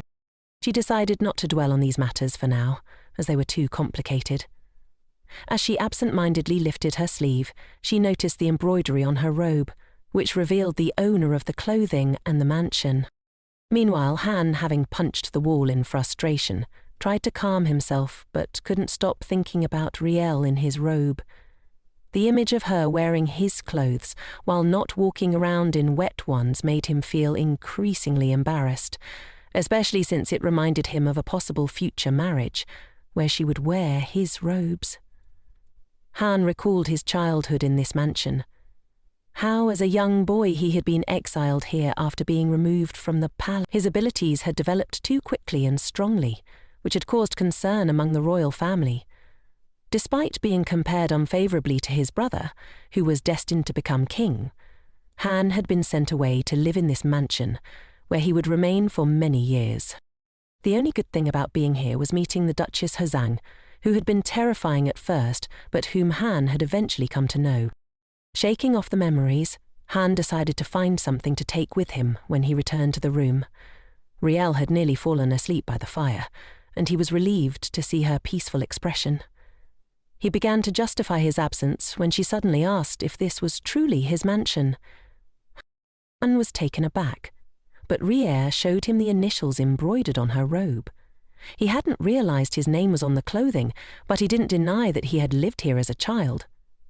Riella immediately began to ask him about his childhood in this mansion, and Han, sitting down next to her, agreed to tell her a story while her clothes dried. Riella loved stories in any form, especially those about Monsieur Hoson, whom Han had known. Han explained that before arriving at this mansion, he had met Hoson, but their connection had been limited to mere greetings. Riella, still surprised by how long Han had known the Duchess, was curious to know more, but Han chose not to go into details about her volatile character. Time passed quickly, and as evening fell, Riella began to feel sleepy. Han, who had been telling stories enthusiastically, hadn't noticed how quiet she had become. Turning toward her, he realized she had fallen asleep, snoring peacefully. He quietly approached her, covering her with a blanket and checking her clothes to ensure they were dry. However, Han still had wet spots on his clothes and decided to remove them to dry while Rielle continued to sleep. The difficulty was that the stones Han usually relied on to dry things were temporarily blocked. As he removed his clothes, Han was unaware that he stood in front of the still sleeping Rielle in an almost bare state. She turned in her sleep, causing the blanket to fall off but continued to sleep. Han, hoping she wouldn't wake up, decided to cover her again. But just as he did, a loud thunderclap caused Rielle to jump up, screaming. Han froze in embarrassment, realizing that he had been caught in an incredibly awkward position. Rielle, now fully awake, blushed deeply upon realizing what had happened. She waved her hands frantically, trying to explain the situation, while Han himself was just as embarrassed. Both of them apologized at the same time, though it had been an accident. Surprised by the situation, they stared at each other in silence before Han awkwardly explained that he had only meant to cover her after her blanket had fallen. Rielle, still flustered, listened calmly, but then gently covered Han with a towel to help him relax. She invited him to sit next to her and dry off completely, promising to watch over the horses until the rain stopped. Han, exhausted, agreed and lay down, but Rielle asked him to rest while she kept an eye on things. Though still embarrassed, the two tried to ignore the awkwardness. When they returned to Rielle's mansion, Nia greeted them angrily. The Archduke couldn't offer any excuses for their delay, since the storm had been caused by the activation of his stone. Nia was furious, but Rielle stepped in to defend Han, assuring the assistant that the rain had been an accident. Though initially upset, Nia eventually calmed down after confirming that the Archduke had not forced Rielle into anything. Rielle continued to defend Han, explaining that he had helped her greatly on her journey. Once the rain stopped, they decided it was too late to return, so they waited until the morning to leave. Although a small scandal erupted at the mansion, it eventually calmed down, and Rielle returned to her usual duties. However, since the trip, Rielle had been quietly observing Han, wondering what he was thinking, but whenever she caught his gaze, he quickly turned away. Confused, she didn't ask any questions but quietly kept her distance, though she didn't like how the Archduke seemed to be avoiding her. Still, she pretended not to care. Meanwhile, everything reached a point where Han became too busy for joint dinners at the mansion. Once again, the lady found herself eating alone, only accompanied by Nia. Deciding not to dwell on it, Riella went to the flower shop, and Han called his assistant almost immediately. Nia, sensing tension, expressed her displeasure about approaching the Archduke since they didn't get along well. Without saying a word, Han placed a box on the table and asked her to take it. The assistant was taken aback when he realized it was a box from the Archduke containing one of his stones. He was confused about why Han was giving it to her. Han explained that he had received permission for Nia to use it within the palace to protect her mistress. He added that he needed to leave for a while and wanted to ensure Riella's safety in his absence. Surprised, the assistant asked if this meant Han was finally entering the room of stones, and Han, with a serious expression, confirmed that he would open the first room in 2 weeks. Later, Han asked his assistant Pooh if he was able to acquire all the stones the Archduke had requested. Pooh bowed his head apologetically, admitting that several stones had been denied to him, and he couldn't retrieve them. However, Han had anticipated this, and instructed him to bring Spannel as a substitute for the stone the Queen had withheld. Once the task was completed, Han placed 2 stones on a cloth. One was Spannel, and the other was a related stone. The latter was called related because it copied the power of the crystal next to it. Sometimes the abilities of the related stone were opposite, which balanced the powers of both crystals. Though using the royal stone was impossible, Han had no choice but to rely on the related stone, even though it was a risky endeavor. The likelihood of the related stone being activated was very low, and Han was already considering how to make it work as needed. Time was running out before the room of stones opened, and Han knew he had to proceed cautiously. Riella's safety was his top priority, followed by the opening of the room containing her inheritance. Just the day before, Han had warned Riella that he would return to his palace to prepare for the opening of the first door, and that he hoped she would warmly welcome him upon his return. Riella had agreed without question, and Han, though slightly embarrassed by her words, tried to hide his feelings. A week had passed since that conversation, and Riella was now at peace, quietly sipping tea in her chambers. The flower shop had passed inspection for the festival, and she was happy with the progress. However, despite the success, Riella felt incredibly bored. Nia noticed this and commented on how tired she seemed, but Riella quickly reassured her that she was fine. To lift Riella's spirits, Nia suggested they go for a walk. Although Riella was initially hesitant, Nia persuaded her, explaining that, thanks to Han's arrangements, she could now protect her mistress at any time. So they set out for the day, determined to enjoy themselves.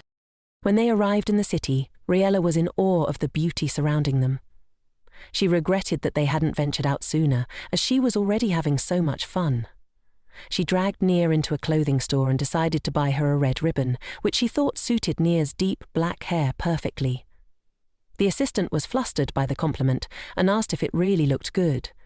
Riella explained that the colour red suited Nia, but her own light brown hair wasn't a good match for such a ribbon.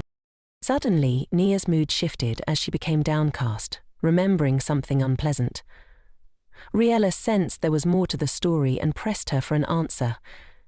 Nia admitted that she didn't like black, but she didn't elaborate further. Riella, trying to change the subject, asked Nia to name her favourite colour, but Nia replied that she didn't have one. The conversation shifted, and Nia confessed that this was her first time shopping and she was enjoying it. To cheer Riella up even more, Nia decided to buy as many things as possible, loading a basket with clothes. Later, when the girls had nearly emptied the store, the owner came to see them off and invited them back. Riella laughed, acknowledging that they might have bought too much, but Nia dismissed it with a cheerful attitude. However, the bags were cumbersome, so Riella suggested they take them to the carriage. Nia quickly found it, much to Riella's surprise, and ran off to retrieve the packages. While waiting on the bench, Riella enjoyed the beautiful weather. Suddenly, she heard a commotion behind her. A child was crying and a woman was scolding her daughter for breaking flowers. The woman was upset because the flowers were meant for an important guest. Riella turned to investigate, intrigued by the noise.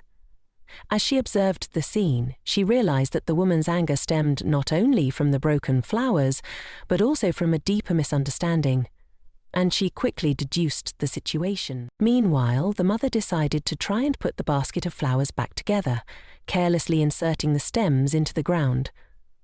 Riella, horrified by such rough treatment, stood up from the bench and approached the woman, offering her help with the flowers. The mother eyed Riella suspiciously, not recognizing her, and the lady realized she hadn't introduced herself yet. Quickly, Riella explained that she owned a flower shop and had the skills to help. Hearing this, the woman hesitated, then agreed to let Riella restore the flowers, expressing her gratitude. Riella squatted down and carefully examined the flowers, figuring out how best to restore them. The woman, uncertain of the process, asked if it was too difficult. Riella reassured her that all she needed was good scissors, and soon after, she began creating a beautiful bouquet. The woman, relieved that the flowers would be fine, returned to her shop and soon brought even more beautiful flowers for Riella to use in the bouquet. Riella felt fortunate that her past experience with damaged flowers allowed her to help, but even she found it slightly difficult to combine the colours of the plants. The little girl, who had accidentally destroyed the original bouquet, asked if the flowers could be revived, to which Riella promised to make them even more beautiful, but only if the girl promised not to touch them again. Daisy agreed, and, just then, Nia returned, having safely carried the shopping to the carriage. She was surprised to see Riella helping with the flowers, but the lady calmly explained that she just wanted to help people, even though they had come to the city to relax. Seeing Riella happily creating bouquets for strangers, Nia decided not to interrupt. A few hours later, the sun began to set, painting the streets in orange tones. The important guest Daisy's mother had been expecting arrived. The elderly man immediately noticed the bouquet on the street and admired the composition of colours, impressed by the skill behind it. Daisy ran up to him with joyful screams, as they had not seen each other for some time. The grandfather, delighted to see his granddaughter, took her in his arms and asked how she was doing. Daisy pointed at the bouquets and explained that the kind girl had made them. The old man, curious about the person behind the beautiful flowers, asked Daisy's mother for more details. The woman explained that while they didn't know the girl's name, she had mentioned owning a flower shop. The old man, impressed by the bouquets, decided to buy them all, asking Daisy's mother to wrap them for him. That evening, Riella sat on her bed, feeling both tired and happy. Nia praised her for doing a good job and walking a lot, though she was a bit concerned about the amount of clothes Riella had bought. The assistant was eager to dress Riella up, but the lady was too tired to argue and simply wanted to sleep. Once Nia left, Riella was left alone with her thoughts, many of which were focused on the soon-to-be-opened room of stones. She felt tense, wondering whether she should tell Han about the flower with another bud. She hesitated, unsure if he would care, but then remembered that Han had given her the flower, so perhaps he should know about it. However, she decided to wait and not share this information just yet. A couple of days later, Luciane arrived for an honorary visit with the Stonemancers from the Round Table. Riella, already aware of their arrival, prepared herself and the mansion for the meeting. She greeted them with dignity, though she felt nervous and confused. Lucien, confident in his position, and the Stonemancers began discussing their plans, and in a moment of conversation, Riella admitted that she had been worrying about the opening of the room, and what might happen when Camilla opened the door. Curious, Riella asked one of the Stonemancers how they planned to open the room and stabilize the stones. Lucien, eager to explain, shared that the fury of the wind from the last opening would awaken immediately upon opening the first door. However, with the power of the holding stone, they planned to prevent the wind from causing any destruction. Lucien mentioned that more than 20 stones would be needed for this, which shocked Riella. He clarified that only he, Riella and Han would enter the room, with others standing by as a safety net. He explained that fewer people in the room would reduce the risk of danger, especially since the infinity spanel could expand the room into an entire street if it wasn't controlled. Riella began to understand that Han would be doing most of the work inside the room. Even though he was the strongest stonemancer, she was still worried about his ability to control the stones alone. Lucien mentioned that he had tried to reason with Han, but it was pointless. At that moment, the servants announced Han's arrival, so Riella and Lucien paused their conversation. When Han entered, Riella greeted him sweetly, but, to her surprise, he walked past her without saying a word. He addressed the servants as if Riella wasn't even there, leaving her in shock and confusion.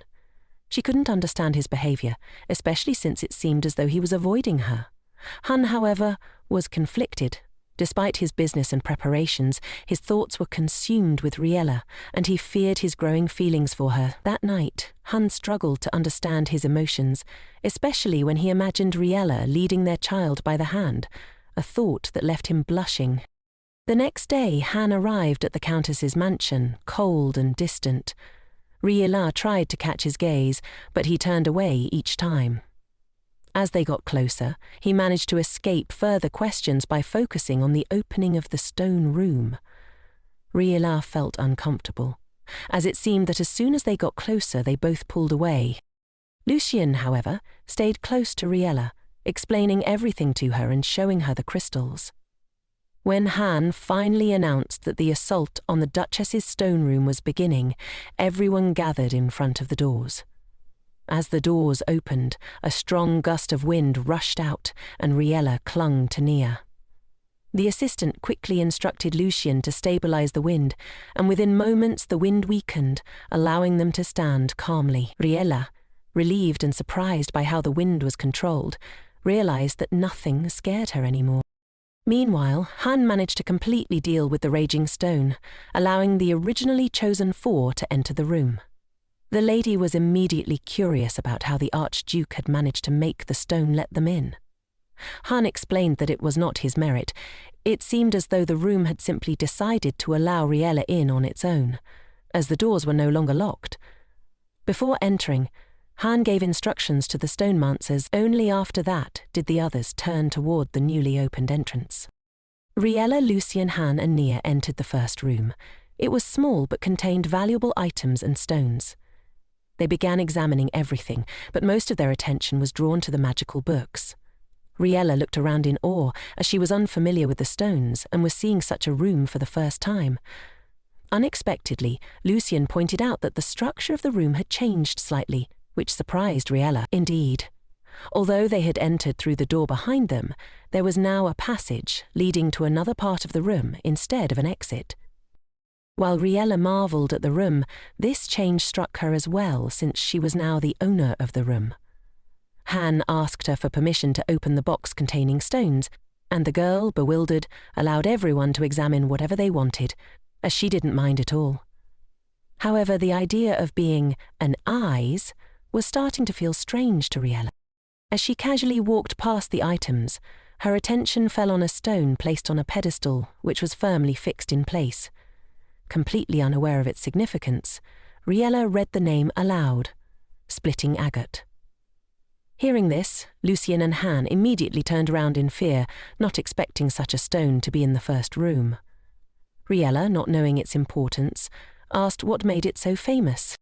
The representative of the Round Table began explaining the stone's historical background, mentioning the Fell Gorge, which had been created by this very stone. Riella was alarmed by the power of the crystal, realizing that in the wrong hands it could become a dangerous weapon. Lucien added that the danger posed by this stone was comparable to the Heliodor crystal. At the mention of the latter, Nia shuddered, but only the Archduke noticed this, though he said nothing. Han commented that this stone might be a replica, and Riella immediately asked what a replica meant. They explained that it was a weaker copy of the original stone. After processing the information, Riella looked at the splitting agate, and suddenly asked if it could be taken out. Han was bewildered by the request, but Riella explained that she just wanted to examine such an amazing stone and would return it afterward. With a sigh, the Archduke gave permission to examine the crystal, but first he decided to ensure it was safe. Lucien and Han carefully examined the agate and found no signs of danger since the stone was dormant. Satisfied, Han handed the crystal to Riella and she began to inspect it with great interest. Suddenly, while feeling the fabric holding the stone, Riella felt something paper-like inside. She pulled out an envelope. Her assistant immediately recognized the handwriting on the envelope. It was from Duchess Hoson, though Riella had no knowledge of it. Before Riella could open the envelope, Nia snatched it from her hands, checking for any danger but finding nothing. Inside, there was no personal message, just a description of the agate crystal, which the Duchess had compiled herself.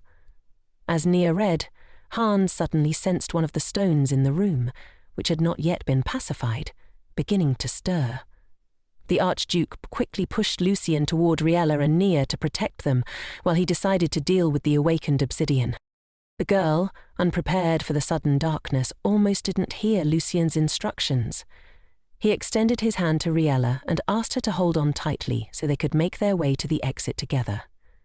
Nia walked on Riella's left, and Lucien guided her from the right, almost holding her arm as they took the necessary steps. The lady counted each step with trepidation, afraid of making a mistake. Lucien told her to extend her hand forward, and she quickly felt for the door. Lucien signalled to Han that they had arrived safely and were not in any immediate danger, so he could proceed. The Archduke explained that the door wouldn't open yet, so they had to wait. Lucien reported that he had activated the stone, and Han confirmed that he had completed his task. Riella was surprised that the Archduke was left alone, but Lucien explained that otherwise they would only interfere with him. However, before Lucien could take Riella out, she suddenly broke away from him and found herself lost in the darkness. Alone, she couldn't see anything. The distorted sounds seemed to come from every direction, making it difficult to orient herself. Overcome with fear and loneliness, Riella sank to her knees and struggled to breathe. But soon she realized this wouldn't help and pushed herself up to stand, moving forward cautiously. She soon found something warm and soft and clung to it, only to realize it was Han. He warned her not to knead his thigh without permission, as it was his leg she had grabbed. Riella blushed terribly and pulled her hands away, but Han caught her wrist, preventing her from getting lost again. Deeply embarrassed, Riella tried to apologize, but the Archduke, not dwelling on the moment, sternly asked her to be patient. He reassured her that soon Nia and Lucien would come to her aid. Han retrieved a related spinel, hoping it would work despite its low activation probability. Determined, he used all his inner strength to activate it. The crystal came to life, though it was clear from Han's laboured breathing that it wasn't easy for him. Riella watched, holding her breath, as he gathered his strength into a fist and forced the stone to activate, hoping it would assist her. Feeling that he was succeeding, Han asked Riella to prepare herself for the magic of the stone. Though she had no magical powers, Riella could sense something happening. Moments later she felt dizzy, and suddenly she found herself near Lucien, who immediately took her hand to guide her, ensuring she wouldn't get lost again. Han, who had landed nearby, scolded Lucien for losing track of Riella in the darkness, but Lucien justified himself by saying his priority was ensuring no one was harmed. Confused by the conversation, Riella asked what was happening, and Nia explained that the spinel had expanded the space, which is why Riella had gotten lost. Han's sister stone had been narrowing the space. The problem was the potential conflict between the stones due to the rapid changes in the environment. Lucien added that due to the absolute darkness, it was difficult to navigate, but the stones would give them a sense of direction. Riella quickly realized that, since they couldn't see, they would need to rely on sound. She could distinguish the sound of Han's footsteps retreating, which concerned her, as she felt they should stick together. Before she could catch up to Han, a blinding flash of light filled the room. When Riella opened her eyes, she realized the room had returned to normal, but its shape was distorted, likely due to the spatial spinel's effects. Far ahead, Han was battling a powerful stone, seemingly struggling to control it. Riella doubted whether they should intervene, as it was obvious he was having a difficult time. However, Lucien objected, explaining that his task was to protect Riella and that he could not afford to be distracted. As Riella was about to ask what Lucien meant, he shielded her from a powerful explosion with a wave of his hand, confirming that his role was to protect her and prevent the stone's powers from conflicting. Nia added that Han had entrusted their protection to them because of their respective abilities, though Lucien was already quite fatigued from the battle. After assessing the situation, Nia said they needed to find the spinel as soon as possible. Riella asked why, and Nia explained that the stone was unpredictable. While the power of other stones could be somewhat anticipated, the spinel was entirely different. It could activate unexpectedly, and if it did, Han would be thrown far away. Lucien recalled that Han had once stopped Riella from such an event, meaning that another battle could take weeks or months to resolve. Meanwhile, the Archduke managed to defeat several of the powerful stones in the room and stood contentedly before them, ensuring that he had dealt with these crystals. As he prepared for the next attack, he noticed that Spinel had already begun to tear apart the fabric of space visible in the sky. His main concern was that the others would gather near the door, when suddenly he saw a silhouette ahead. Barely catching her breath, Riella was running toward him with all her might, unaware that Spanel was already in action. The Archduke was surprised by her sudden appearance, not expecting to see her nearby. She had inadvertently entered a very dangerous situation, as Spanel was distorting the space between them. Confused as to why Riella wasn't with the others, since they were supposed to protect her, Han quickly refocused on the task at hand. There was no time to question the girl's actions. He had to activate the Sister Stone immediately. Fortunately, when he struck the ground, he was able to halt the distortion of space temporarily. This small but important effect brought Han some relief as he quickly ran toward Riella. The impact of the stone created a small hill, behind which the lady, having lost her balance, stumbled. Without hesitation, Han scooped her into his arms to prevent the stone from pulling her away. As he scolded her for wandering off, Riella, surprised, found herself too embarrassed to hear what he was saying. However, she quickly regained her composure and began to argue back, chastising the Archduke for taking too much on himself. In response, Han set her down and explained that, as a stonemancer, he had made plans to ensure their return. Plans that only he could handle. He warned her that their journey back could take months, but Riella wasn't pleased with that idea. She insisted that Madame Meldo would prepare a new dessert for dinner today, so they needed to return that evening.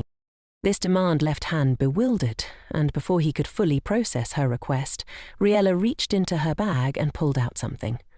She carefully checked its contents, revealing the petals of shining flowers, which had fallen off on their own. Han coldly questioned what would happen if someone saw the petals, as they were not meant to be shown to anyone. The lady assured him that she only intended to share the petals with him and Nia, not with anyone else. Sighing, Han decided to address this matter later, and, together, they began to leave the room. As they exited, Han instructed Riella to hold onto a piece of his clothing and not let go while he activated the crystal. The lady obediently grabbed the fabric, and Han focused all his energy on the stones.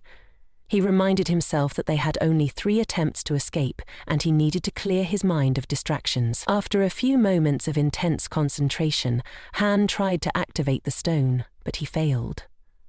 Determined not to give up, he tried again. And this time, Riella, watching his struggle, realized how hard he was working. Though she shouldn't have intervened, Riella called out to Han, asking him to turn around because she wanted to support him. When he did, she reminded him that he could do anything and that they would enjoy sweets together later. This simple encouragement made Han smile, giving him the strength to try again, now more certain that he couldn't fail. This time he gathered all his power, and with a prayer for success, the spell worked.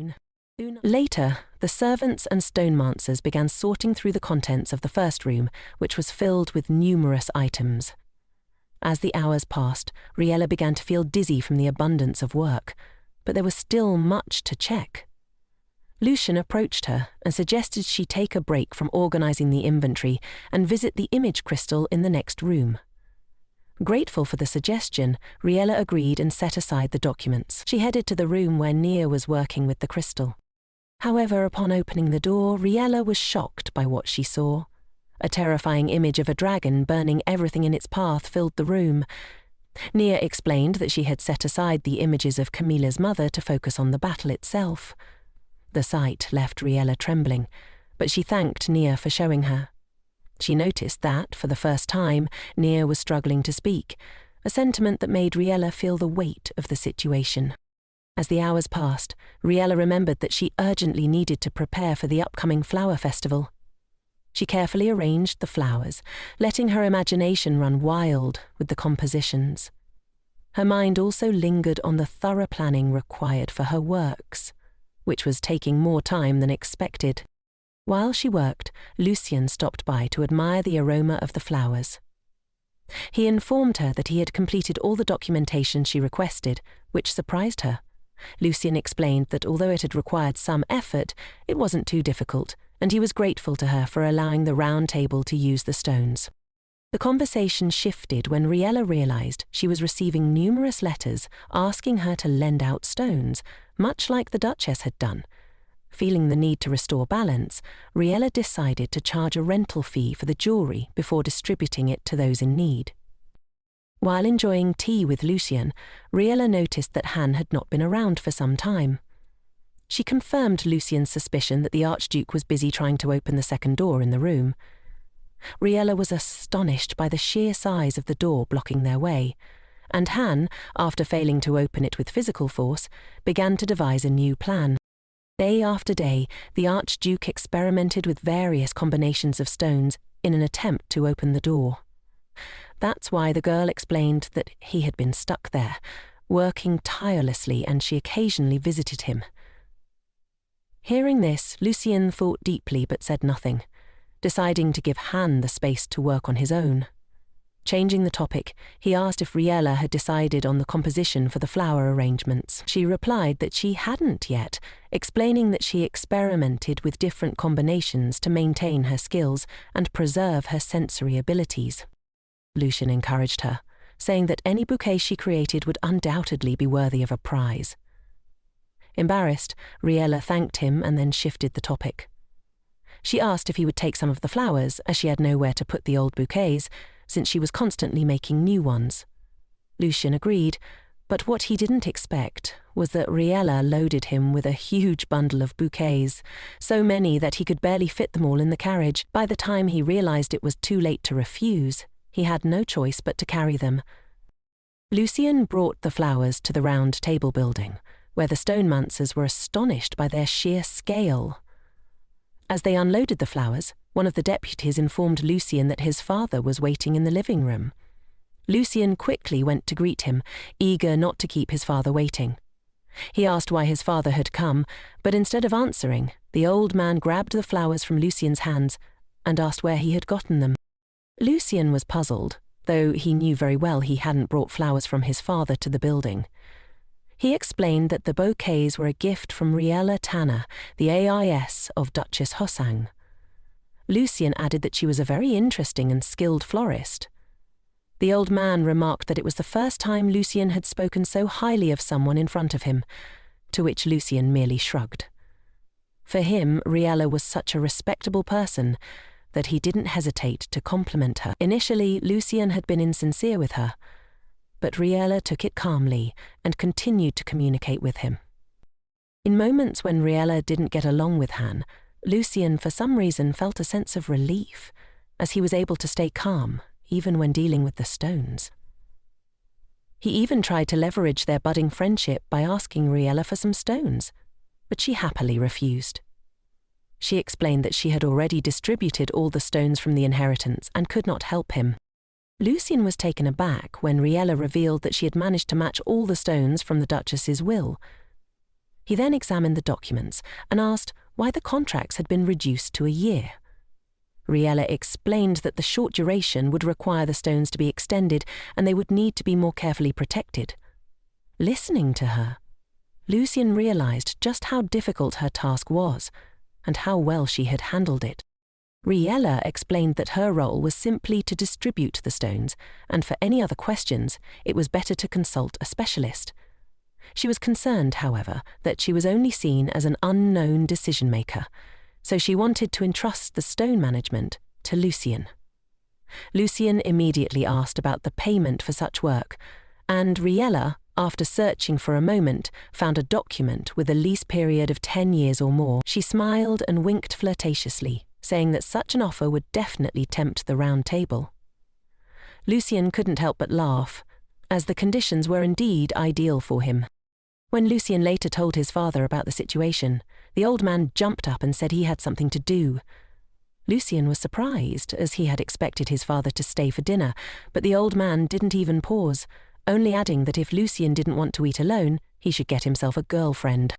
Meanwhile, Han had been struggling with the door for an entire week, and the pressure was mounting. Every day, he had less time to open the Duchess's doors, and he grew increasingly nervous.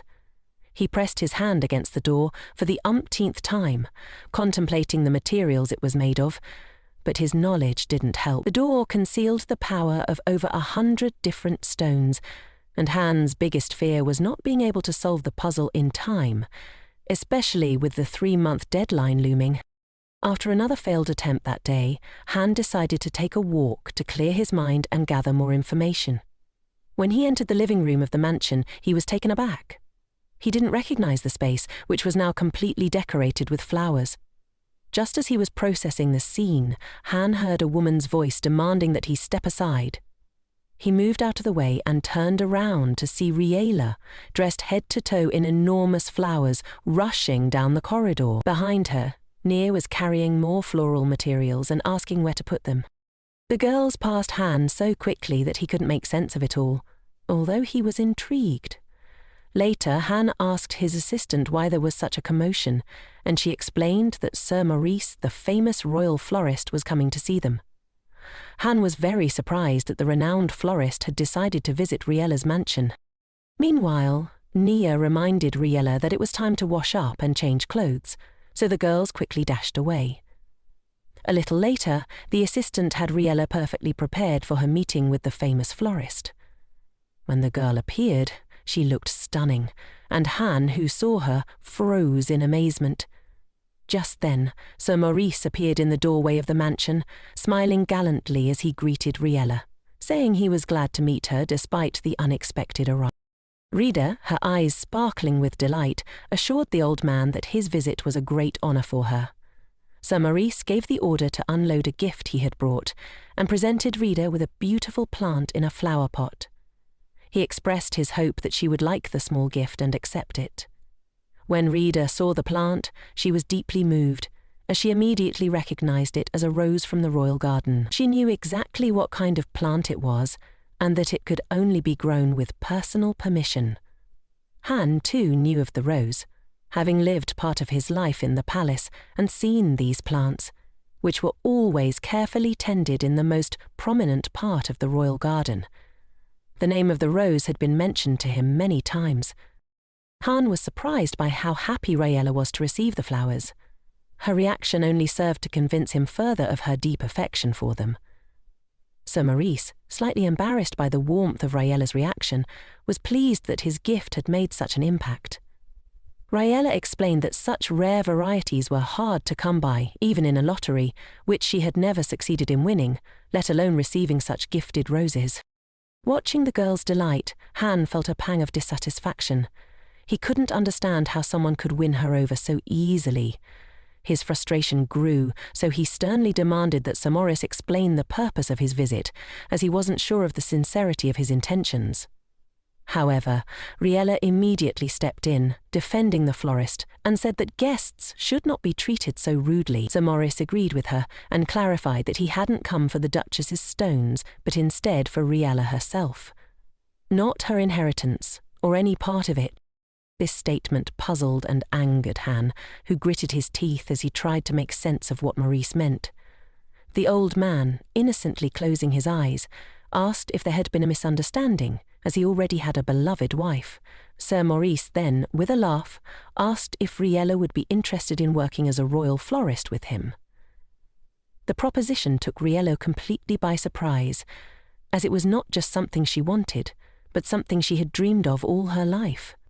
She could hardly believe what she was hearing and sat in stunned silence for a while, trying to process the offer. Finally, she managed to squeeze out a question. Why had he chosen her? Sir Maurice explained that he had seen her recent bouquets from his friends and had recognized the work as far from amateur.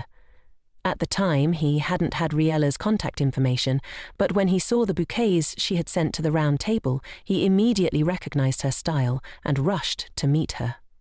Han, who didn't know much about flowers, couldn't believe that someone could be recognized by their bouquet. Sir Maurice explained that only those who had worked in the field for a long time could understand this concept. Riella, understanding what the florist was saying, nodded in agreement. She explained that when you study others' work carefully, you start to recognize individual solutions that make a style unique. This was a complex, time-consuming process that required great attention to detail. The fact that Sir Maurice had identified her style through the bouquets only reinforced her belief that he was exceptional. As they drank tea, Sir Maurice reminded Riella of his proposal and that he was still awaiting her response. Riella, now fully considering the opportunity, realized that this was an incredibly good chance, one she had always wanted. Casting aside any doubts, she confidently asked Sir Maurice to take her on as a florist. Han, who had expected the lady to wisely refuse the offer, became angry at her decision. He began to grumble that leaving the duchy was too dangerous, even for the sake of the royal flowers. But Riella countered with a solid argument.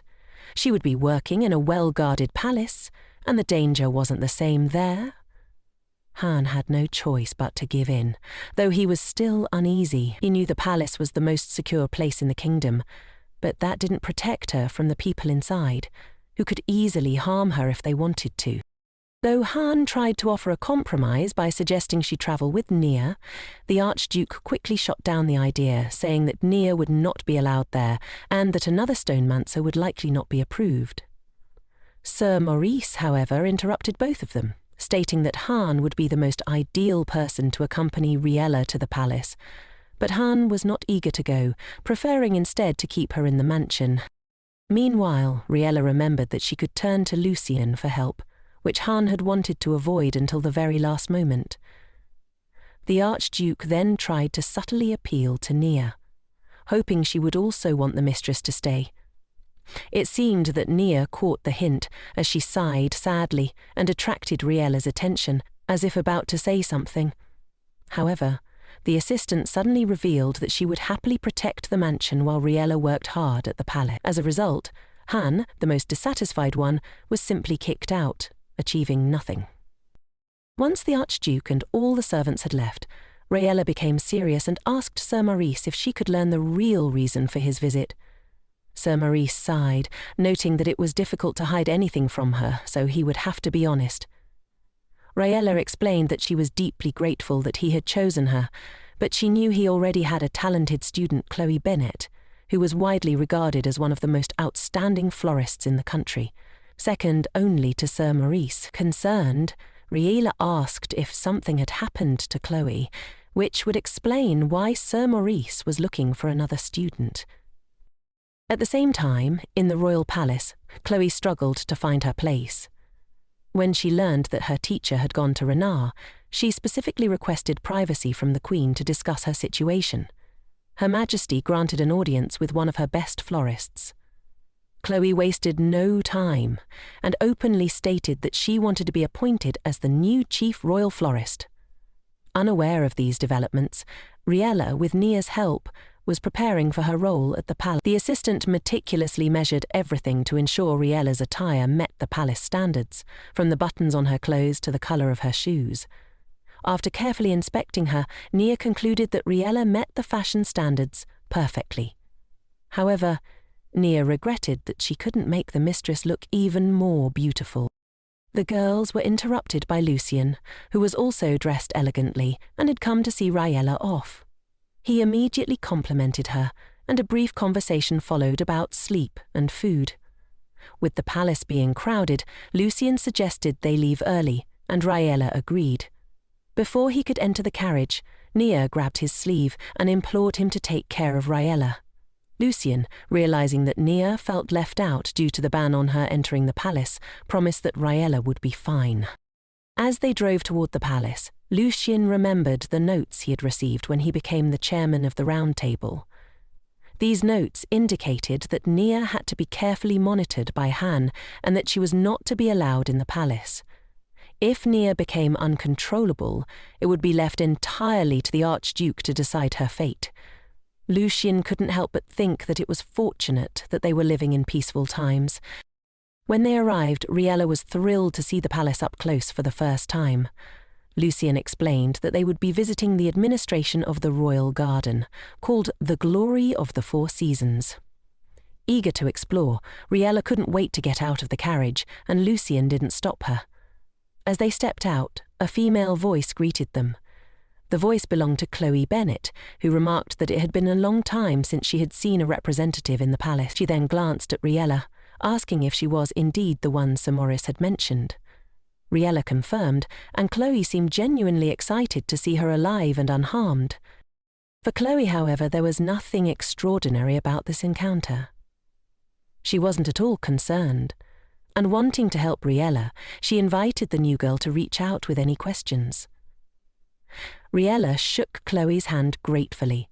thinking that this was a different experience from her previous ideas about the famous florist. When Riella had asked about Chloe's well-being a couple of days ago, Sir Maurice had hesitated before explaining that his student had isolated him from his work and had told him to retire. The reason was that Chloe herself wanted to become the new chief florist in the palace, and she had pushed the old man aside. Now, though Chloe was kind to Riella, the girl had doubts about her true intentions.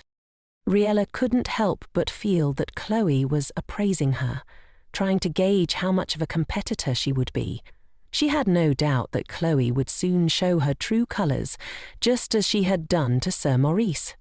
At that moment, Chloe, in her frustration, even told her assistant that she no longer respected Sir Maurice and didn't intend to follow him as a teacher. The assistant listened in silence, knowing that Chloe simply needed to vent her emotions. Unexpectedly, another assistant joined in, expressing that she too didn't want to work for Sir Maurice. The trio soon found themselves siding with Chloe, not with the famous florist.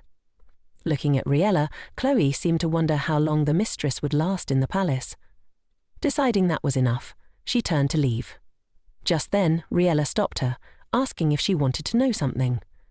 Chloe, confused, waited for an answer. But when Riella asked about her inspiration as a florist, the question caught Chloe so off guard that she didn't immediately know how to respond. Meanwhile, Riella recalled several of Chloe's interviews and began asking about them, eager to learn more about Sir Maurice's student. She had so many questions that she started to count them on her fingers, careful not to get confused. Chloe, taken aback and embarrassed, was clearly unprepared for such a barrage of questions. She felt overwhelmed by the pressure and didn't know how to respond. The only thing she could think of to keep the mistress at bay was to offer her own autograph. Riella beamed with happiness upon seeing the mural of Chloe, and Lucien, surprised by how much the girl embarrassed her student, asked what Riella thought of Chloe. He was curious about her opinion on a woman who had been working as a florist for many years. Riella couldn't give a definite answer, as she didn't yet know what to make of Chloe. However, she was sure of one thing: Chloe must have had a reason for her sudden shift in mood. But before delving deeper into her thoughts, Riella decided to study everything closely. She quickly made her way to Sir Maurice, who was delighted to see her and equally pleased with all that was happening around them. He asked what her first impression was, and Riella replied that she liked everything very much. The old florist then offered to give her a tour of the palace garden. As they walked, Riella took in the views, determined to remember as much as possible. She couldn't help but marvel at the vast scale of the garden, which covered expansive areas with beautifully arranged vegetation. Sir Maurice explained that the garden was well maintained, especially since Chloe had been unable to remove the workers. However, there were still some problems, and the florist decided to address them indoors. Inside, Riella noticed a cosy space, decorated with plants, but strangely empty. Sir Maurice explained that this place didn't have a special name, and it was particularly difficult to care for the local plants. He had attempted to decorate the area with beautiful roses, but Chloe had lured away the workers. Riella was puzzled by the fact that Chloe had abandoned her teacher at such a crucial moment. But Sir Maurice reassured her that he would care for the garden himself, as it was indeed difficult to maintain. He also told Riella that she wouldn't need to worry about looking after the garden, but could focus on flower arrangements inside the palace.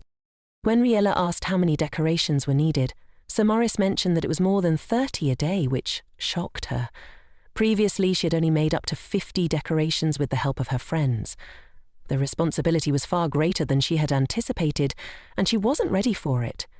She tried to back out, but Sir Maurice cleverly caught her and began negotiating. Lucien, standing behind them, tried to intervene, urging them not to quarrel, but neither Riella nor Sir Maurice paid him any attention as they continued their lively discussion. Riella insisted that she needed as many plants as possible for such a task, but Sir Maurice disagreed, arguing that she was asking for too much. They continued to argue until Lucien decided it was best not to interfere and remain out of their dialogue. Eventually, Riella gave in and slightly reduced the price of her services, as she still wanted to work as a florist. With a heavy sigh, Sir Maurice agreed to her terms.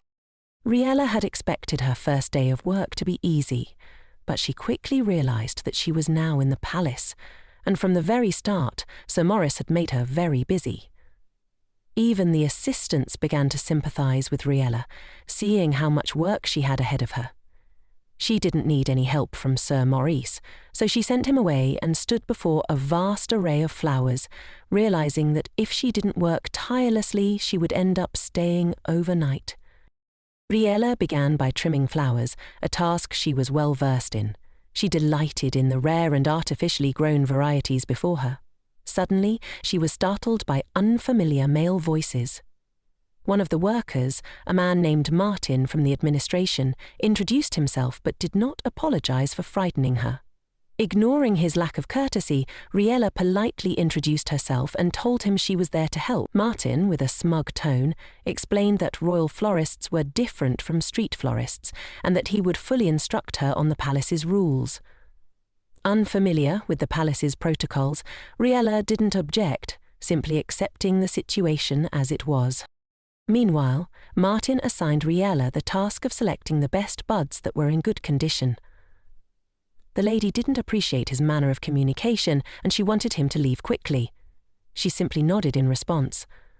Martin then informed her that she wasn't allowed to use spikers, and manual processing made Riella's work even more difficult. Despite this, she remained silent. He added that they still needed to sort the flowers, but the lady would have to stay and work.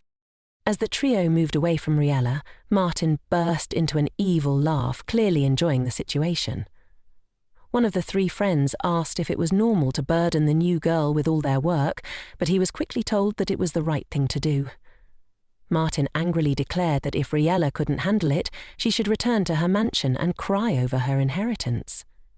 He believed floristry wasn't a hobby for the rich, and was angry that Riella had come to the royal garden. Martin was convinced that the lady didn't know how to work, and had gotten into the palace through bribery. The next morning, Riella woke up feeling tired, but wasn't at all regretful for having disobeyed Martin's orders and taken the sheepot. It was enough not to damage the flowers. How it was done didn't matter as much. Her morning routine began as usual, with Nia brushing her hair. Riella shared what had happened yesterday, and Nia, growing serious, suggested killing that scoundrel. Riella almost choked from surprise. Although she secretly appreciated Nia's proposal, she had no intention of acting on it. Changing the topic, Riella thanked the assistant for the pleasant massage which had helped her a lot.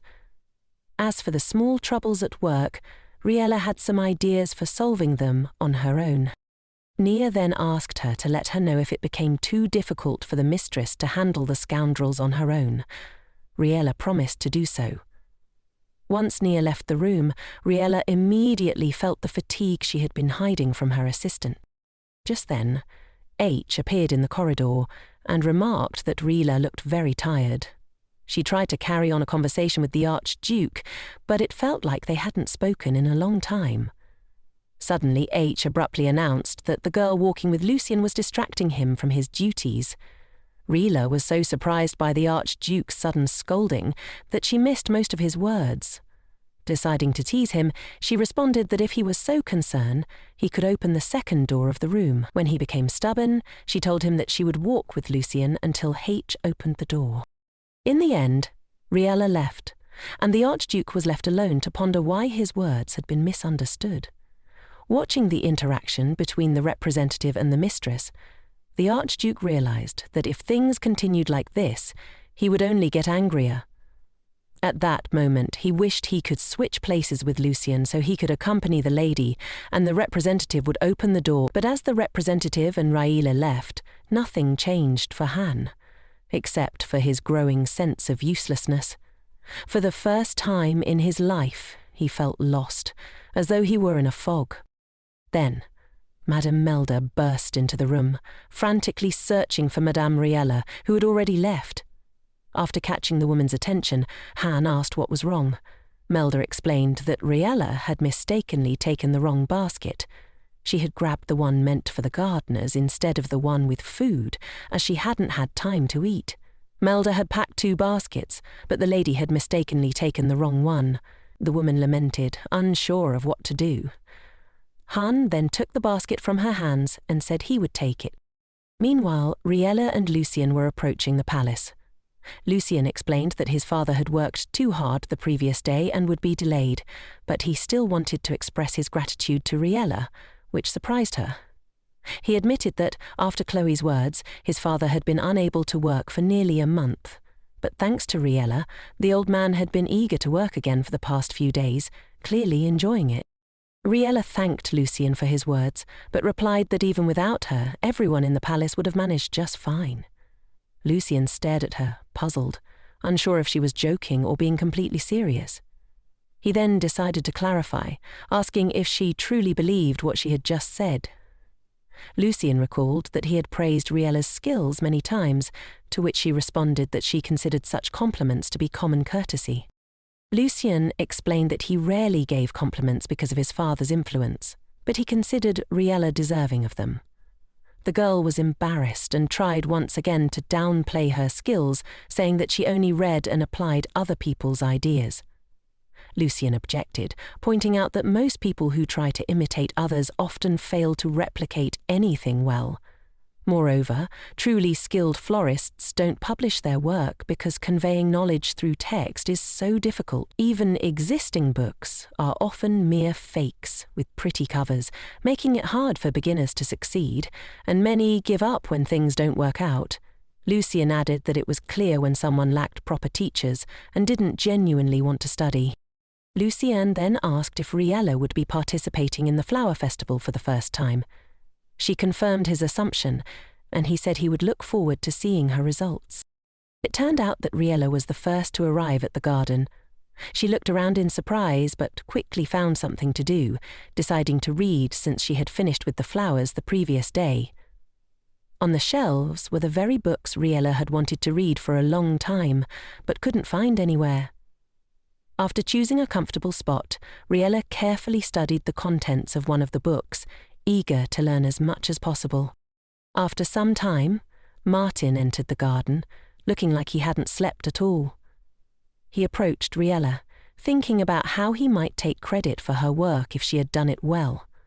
Martin was in a good mood, even considering tearing all of Riella's flowers apart if she had failed. Just then, an unfamiliar servant, Jerome, came running into the garden, out of breath. Jerome introduced himself and said he had a letter for Riella but didn't know where to find her. Martin immediately offered to take the letter, claiming to be Riella's colleague and assuring Jerome that he would deliver it to her himself.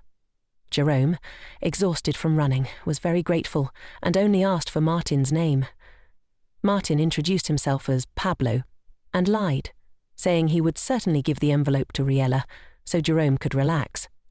Once Jerome was out of sight, Martin deliberately walked slowly, ensuring there was no further suspicion. As soon as Jerome was out of view, Martin quickly turned a corner and opened the letter.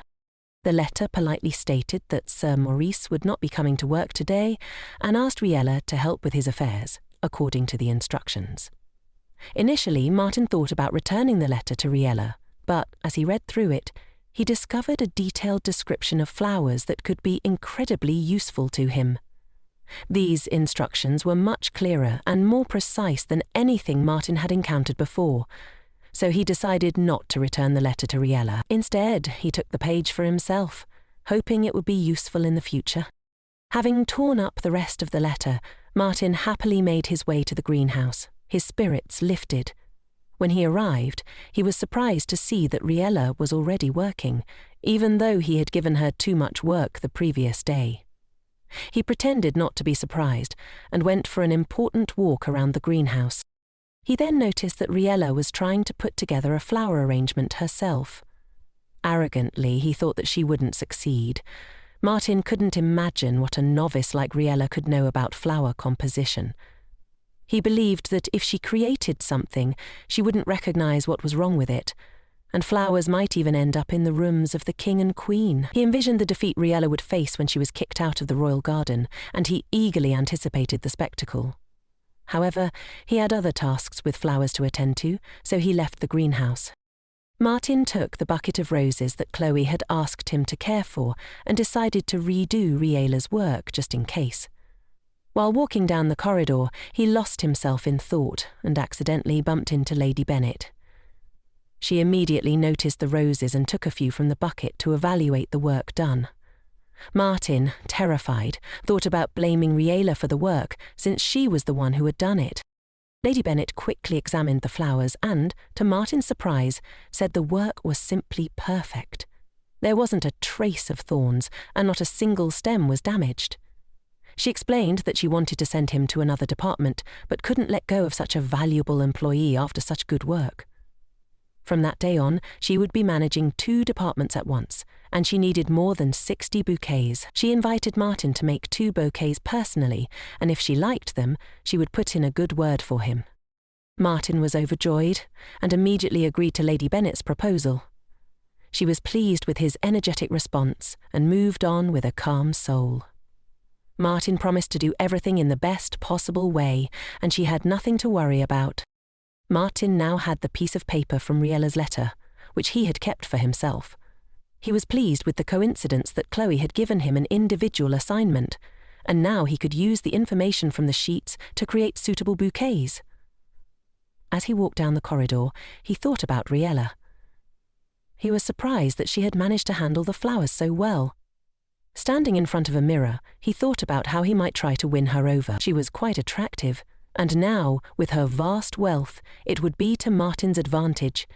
He began to think about how many servants she must have, and how lucky he was. Martin decided to use a carrot and stick approach with Riella, applying pressure first, and then offering help. He thought that the lady was cute in person, and, maybe, he could even come to love her, which would be good for their future. If things didn't work out, he was prepared to tame her. Just then, someone placed a hand on his shoulder. Startled, Martin turned around and saw a stranger asking about Lady Riella.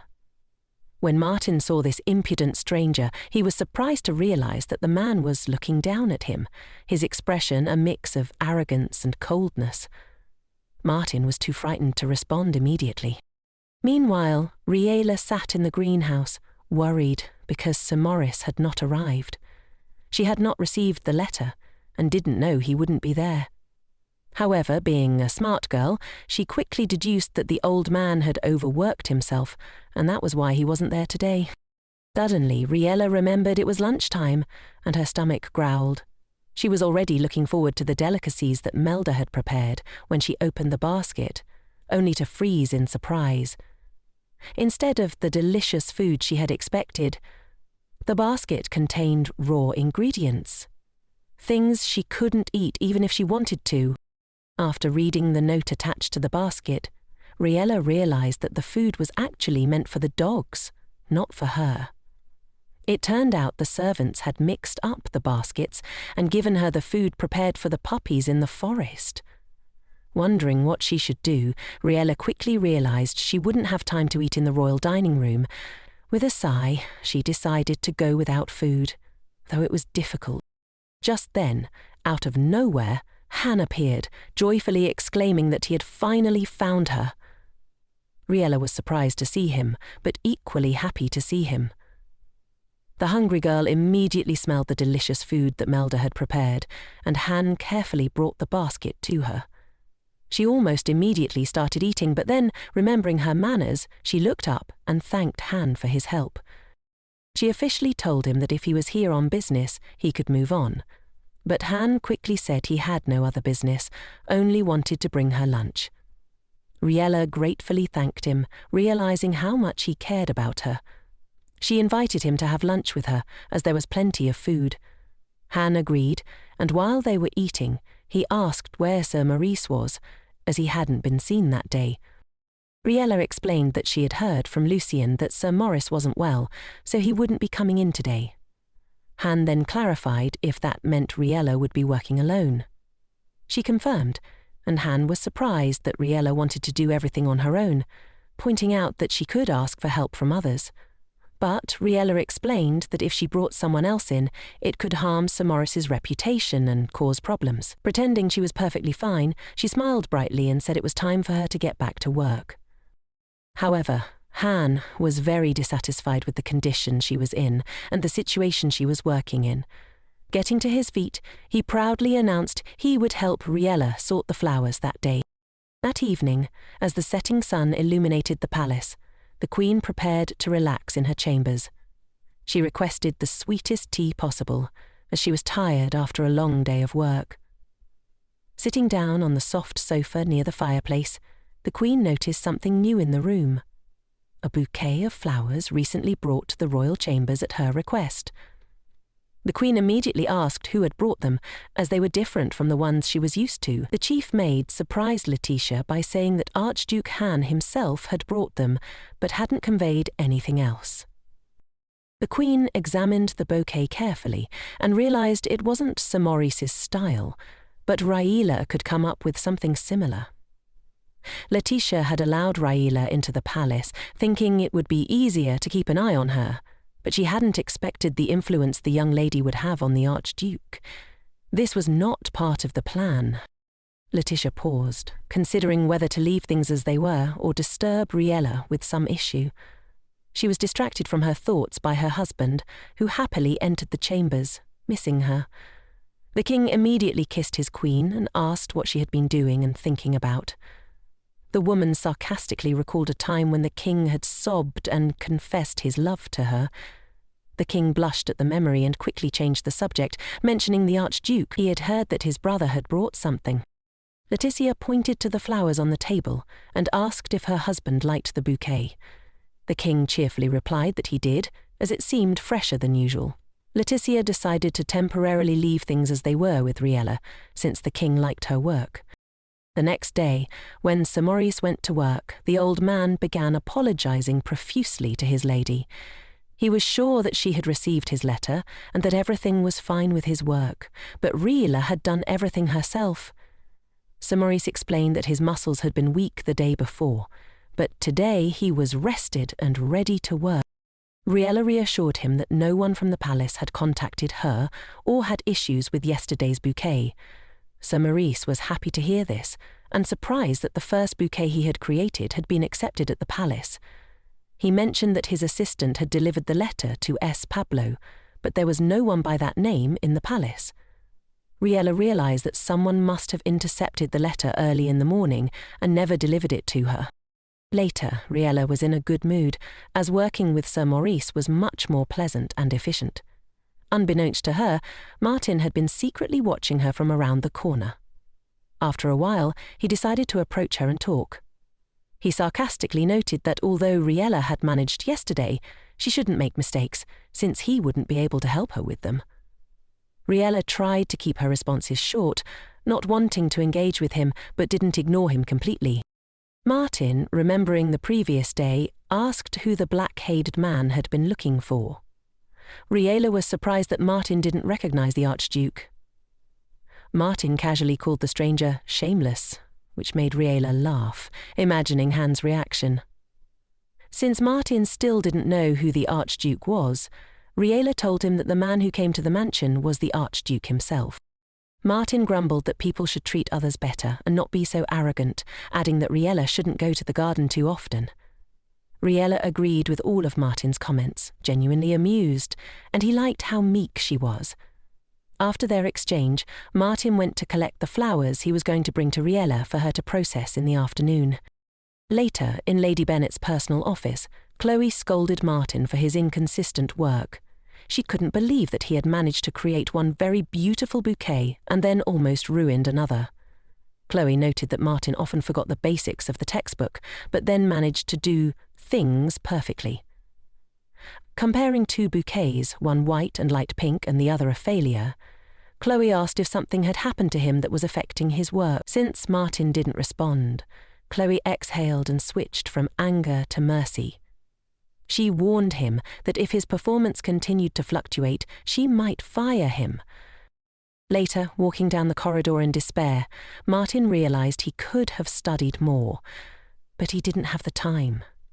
He had once believed that being introduced as the royal florist would make everyone respect him, but now he realized he needed to spend time reading books. Then he noticed a notebook on the table that someone had left behind.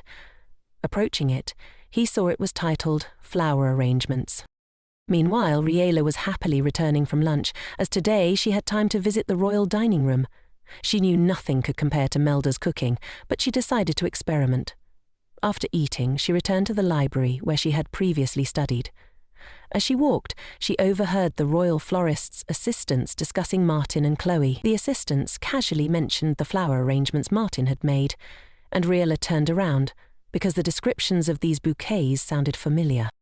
Once she arrived at the library, Riella noticed that her notebook with notes was missing. She was sure she had left it there, but now she realized that Martin had received the letter in her place and was likely using Sir Maurice's knowledge. Worse, today he had stolen her notebook and created a composition based on her ideas, which was also theft. Although Riella wasn't surprised, given Martin's character, she knew she had to find a way to catch him. She froze, trying to think of where he could have hidden the notebook. She couldn't find it, and most likely Martin would boast about finding it and refuse to give it back. This meant that he had a more complex plan in mind. Riella began to analyze the situation. It seemed Martin wanted to gain Chloe Bennet's trust, and for that he needed the ideas in the notebook. He would definitely not return it, and if anyone found out about the theft, he would most likely destroy it. Despite this, Riella couldn't help but feel pleased that her flowers had received approval from Chloe, even if it was through Martin. Now, Riella had to figure out what to do. She knew that no one in the palace approved of stealing others' ideas, so she began thinking of a plan to catch Martin without him noticing. At the same time, the king was dining with his brother in the palace, thoroughly enjoying the meal. The king muttered something incomprehensible under his breath, so Han decided to clarify what His Majesty meant. The king pointed to his brother and explained that he was referring to him. He was surprised that his brother hadn't invited him to dine together in such a long time. Han objected, saying that since they were relatives, it wasn't anything special. The conversation then took a more serious turn as the king asked about the progress with the door.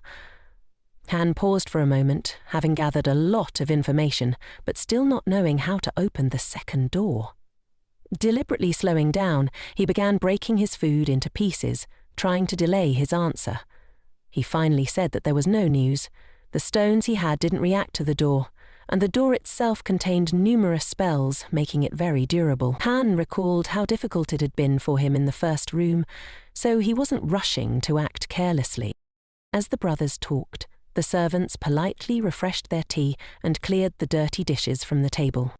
Meanwhile, Han began listing the stones found in the first room, when suddenly his brother mentioned the splitting agate. The Archduke was greatly surprised, and the king explained that he had guessed because it was the only stone that the Queen had been pursuing so strongly. The king added that when Letitia couldn't acquire the stone, no consolation seemed to calm her down. Han curiously asked what the king would do now, knowing that Riella had the splitting agate. The Archduke added that the stone appeared completely devoid of power and there was no way to restore it. Even with the lady's flowers, it was possible to awaken only dormant stones, not dead ones. After listening to this, the king suggested that they forget about the agate being in the Duchess's room.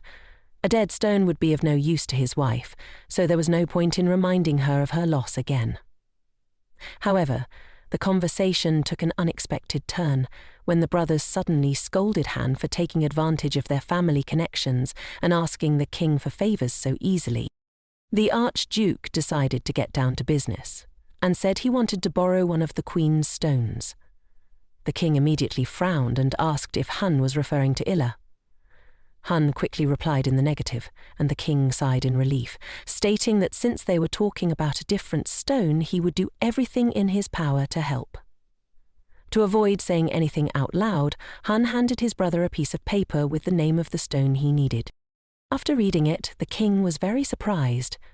He couldn't imagine why Han would need this particular crystal, but since it was rarely used in the palace, Han had the right to take it from his wife temporarily. The Archduke didn't elaborate much on his goals, merely saying the crystal would help the royal family. A little later, Han could barely contain a sigh as he agreed to carry out Riella's plan. However, he was dissatisfied with the situation and sat with his arms crossed, thinking sadly about his battles. Despite Riella repeatedly telling him he wasn't obligated to help her, Han stubbornly declared that he agreed. Lucien sarcastically asked if Han wasn't too busy opening the door, but the Archduke replied that he had time to catch the thief. Han then took out the Stone of Transparency, which he had received from his brother to carry out the plan. This stone had been used successfully in various novels and plays for dramatic effects, and now Han intended to use it to follow Martin and confirm whether the assistant was really a thief. The whole plan, with minor amendments from Han, had been invented by Riella. She herself wanted to participate but couldn't because she wasn't a stonemancer. The plan was simple. Riella would deliberately show Martin that she was drawing a composition, then leave the notepad in a visible place and walk away as far as possible to make the assistant feel secure. After this, Han and Lucien, remaining unnoticed, would use the crystal to record the image of Martin stealing or copying the notes. Once they had evidence, they would confront the insolent assistant. Suddenly, Martin appeared in the garden, calling out for the mistress. However, he didn't see anyone around and called out again, until he noticed two figures that shouldn't have been in the garden. Han activated the stone, and the magic worked. The two of them immediately became invisible, though they could still see and hear everything around them. Meanwhile, Martin found Riella and began to speak to her familiarly, to which she responded meekly.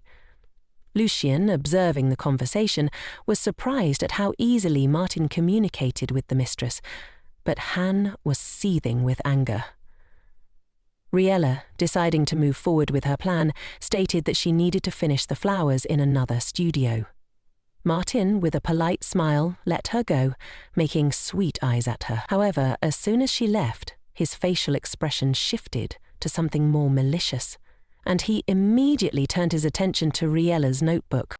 As the assistants had hoped, there were new notes on flower arrangements in the notepad on the table. Martin smiled maliciously, eager to tidy up the mistress's recent work. Han, still invisible, prepared himself. He knew the assistant was about to make his move, but he couldn't intervene until Martin had copied something. Han had promised Riella he would restrain himself, and despite his anger, he tried to control his impulses. It was difficult for Han not to act, especially when Martin brazenly called Riella a stupid girl and declared he would steal her knowledge without her noticing. He then added that he was starting to like the fact that Riella seemed beautiful but stupid. Hearing this angered Han so much that if it weren't for his promise to Riella, Martin would no longer be in the garden.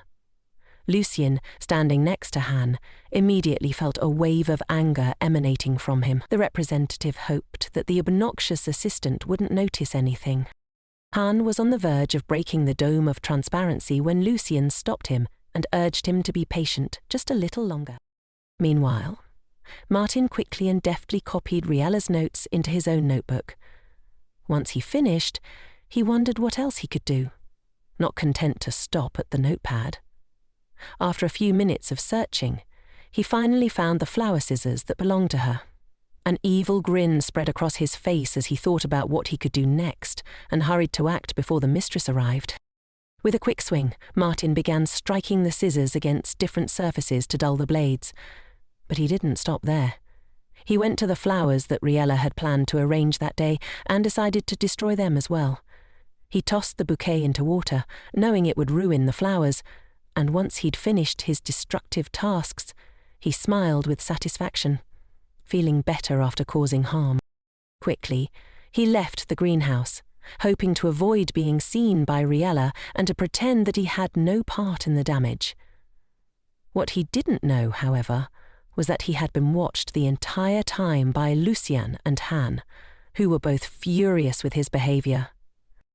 The Archduke inspected the damage, noting that the scissors were completely destroyed and the flowers were already beginning to fade. Han, still seething with anger, remembered how he had forbidden Riella from going to the palace, partly because of how she had been treated.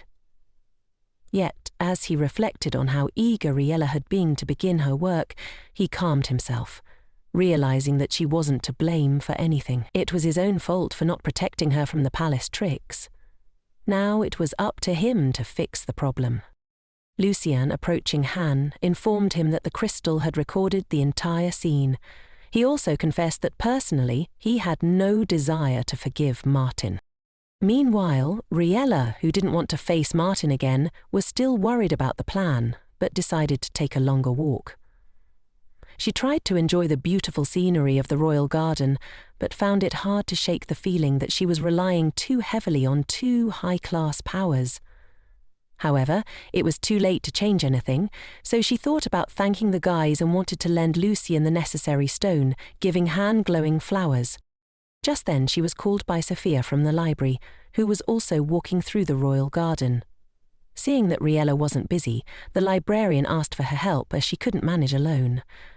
Riella agreed and asked what needed to be done. Supia told her to tie ribbons on every tree and flower, except for the roses. Riella was surprised that, in a garden full of a variety of plants, only the roses would remain untouched. Supia explained that this was Samarsi's decision, and no one argued with the famous florist. Riella, excited about the changes in the garden, hadn't expected them to be so drastic. She realized that many strong and healthy plants would be dug up, which was a pity, but it wasn't her decision to make. As Supia went to the western part of the garden, Riella went to the eastern part, tying ribbons on the plants as she went, feeling increasingly sad about the plants that would be lost. Suddenly, she noticed a figure working in front of her. Curious, she approached and discovered that it was Lady Chloe, who was working with the flowers in the garden. From the expression on her face, it was clear that she wasn't in the best emotional state, so Riella decided not to approach her.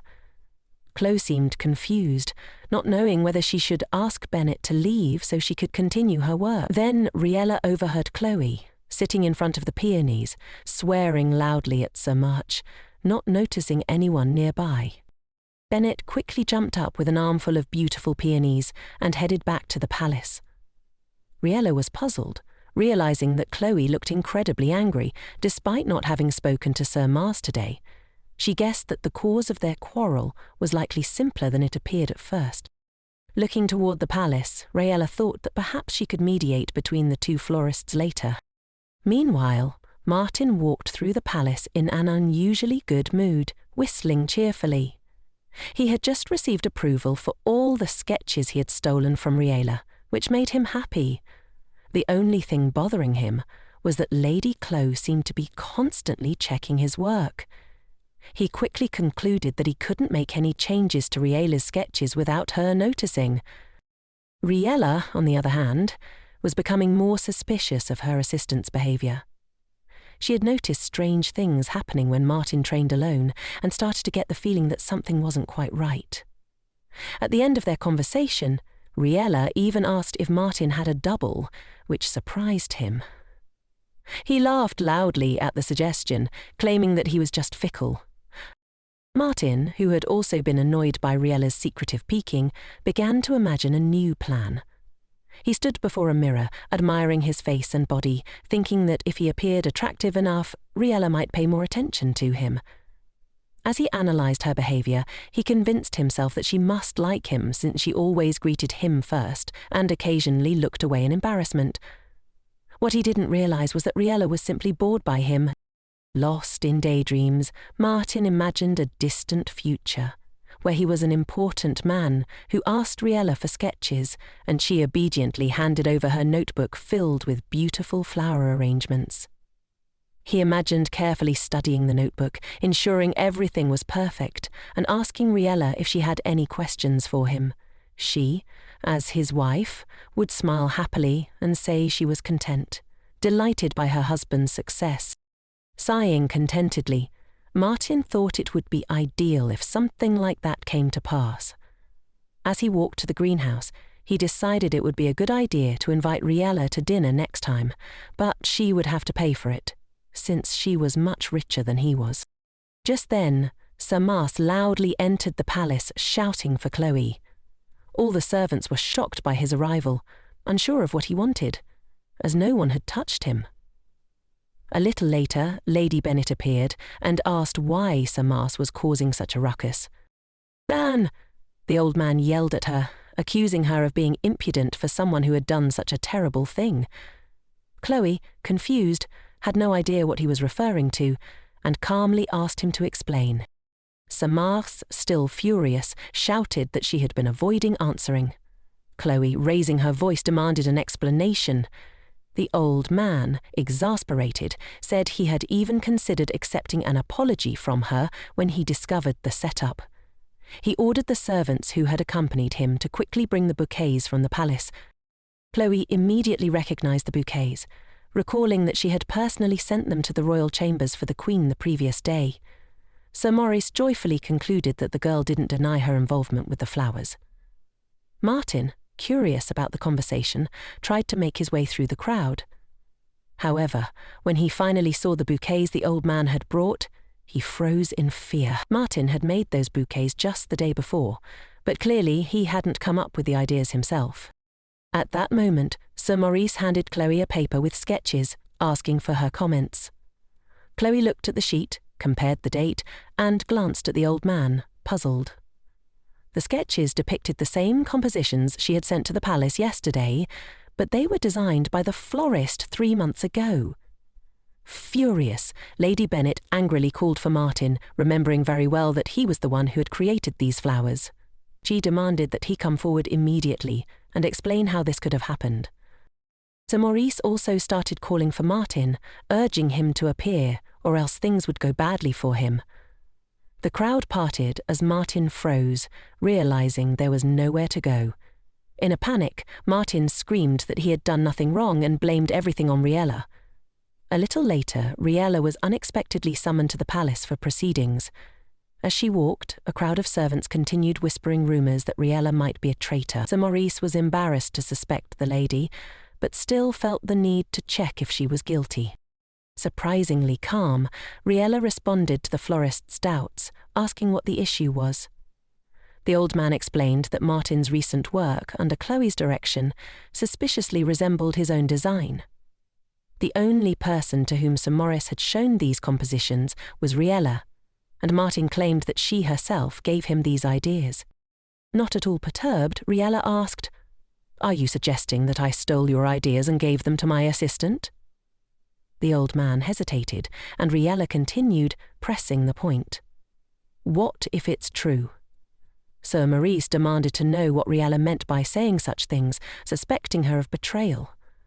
Without further explanation, the lady continued, suggesting that the better Lady Chloe did her job, the more honour she would receive from the Queen. As a result, Lady Bennet could become impulsive and begin using others for her own purposes. Chloe immediately protested that her skills were already good, but Riella responded, "So, Sir Maurice must have set up this whole situation to discredit his student." Lady Bennet was surprised by such an assumption, as she had never considered this possibility. The old man couldn't stay silent, declaring that he would never treat his students that way. Eventually, both Chloe and Sir Maurice admitted they were not guilty, but the bouquets remained stolen. Riella reminded the florist that they couldn't solve the problem because they had quarrelled and acted alone. After listening to her, the old man and the lady realised her words were true, though they were reluctant to admit it. Sir Maurice suggested focusing on the theft instead of the quarrel and moved on to that issue. Riella confidently said she knew who was responsible for everything. The crowd listened carefully as she pointed to Martin, saying, "That man stole all the notes from my notebook." Martin, refusing to accept guilt, began shouting that Riella was lying. He convinced those around him that the lady had given him the ideas and now was blaming him.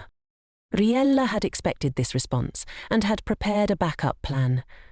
She pulled out the crystal of the image from her dress pocket and showed it to everyone. The crystal shimmered brightly, revealing the moment Martin had brazenly stolen her sketches and notes. Desperate to deny his wrongdoing, Martin tried to grab the crystal and break it, thinking it would erase the evidence. But before he could act, Archduke Haun appeared from behind and knocked him out with a single move. The last thing Martin saw before losing consciousness was the face of the king's brother. He was soon taken by servants to be cared for by his relatives. Martin woke up the next day to find he had been fired from his position at the palace garden and blacklisted by Sir Maurice and Lady Chloe within the florist community. Burning with anger, Han demanded Martin leave the capital, and soon after, Sir Maurice apologised to Madame Riella, admitting he had been wrong to suspect her. The girl graciously accepted the apology, acknowledging that Martin was indeed a villain. The old man then turned his attention to resolving another matter, his conflict with his student. He admitted that it was his fault for making Chloe angry. Chloe, still upset about his decision to turn the garden into a rose-only garden, lowered her head and struggled to find the right words.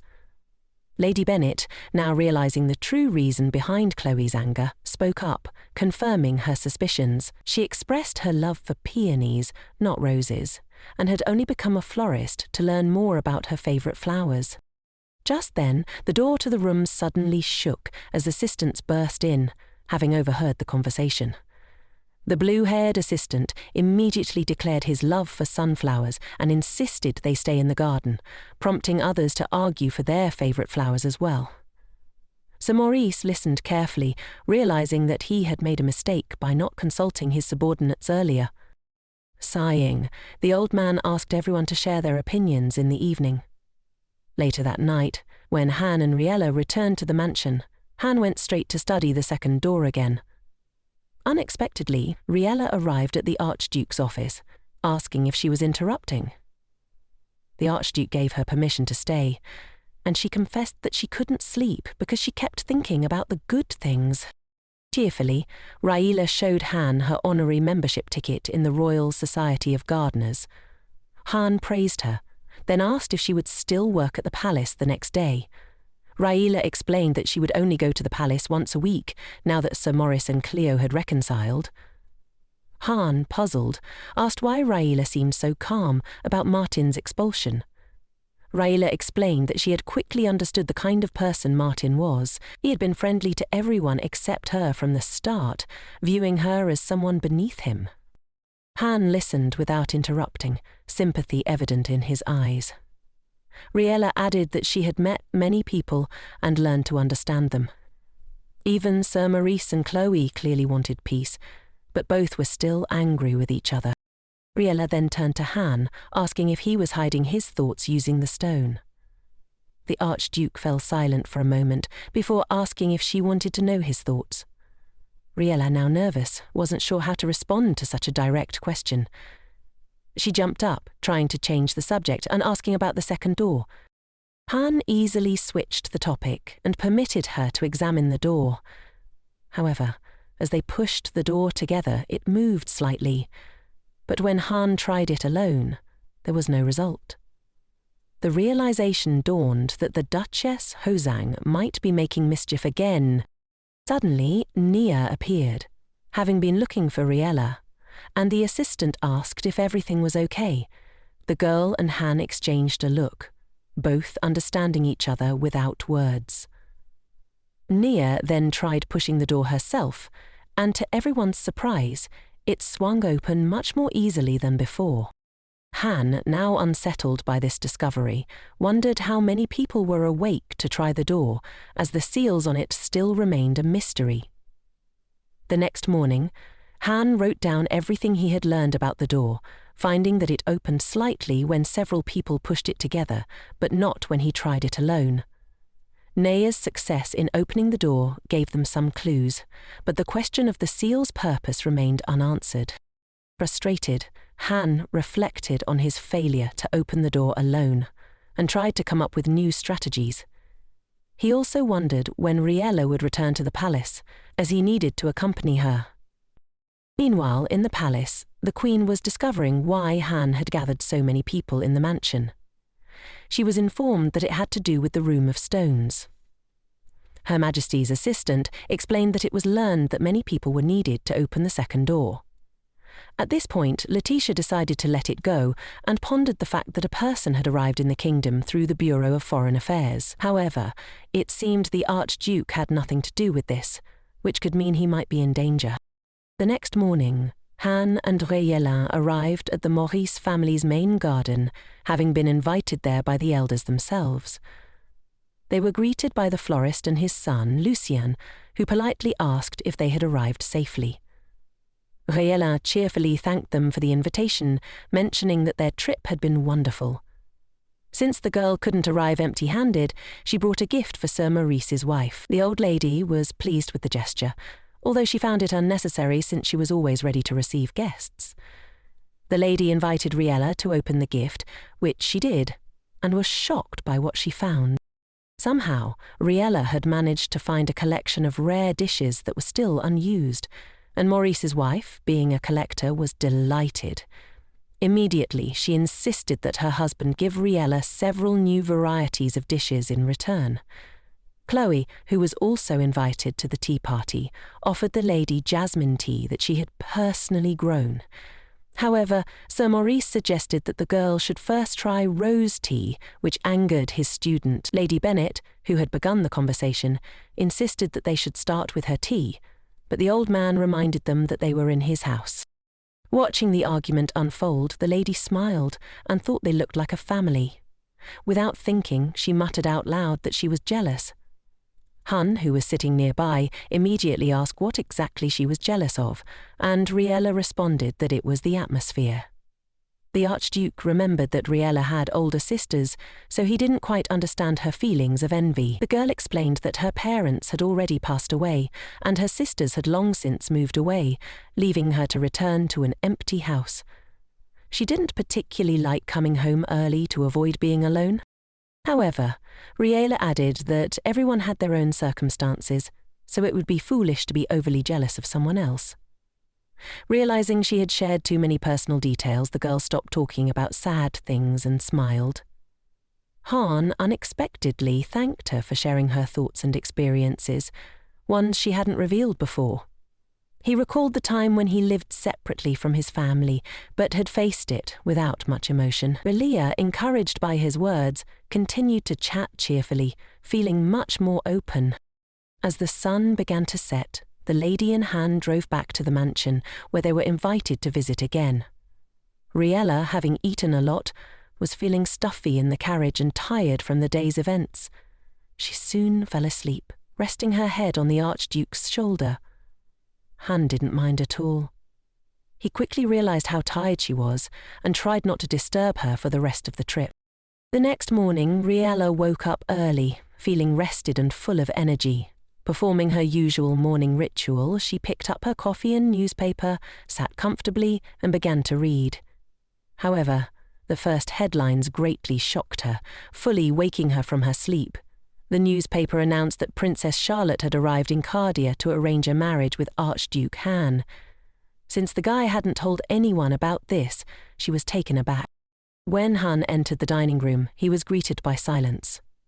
He genuinely couldn't understand why everyone was acting so cold towards him, even the servants. Suspiciously, he looked around and asked what was going on.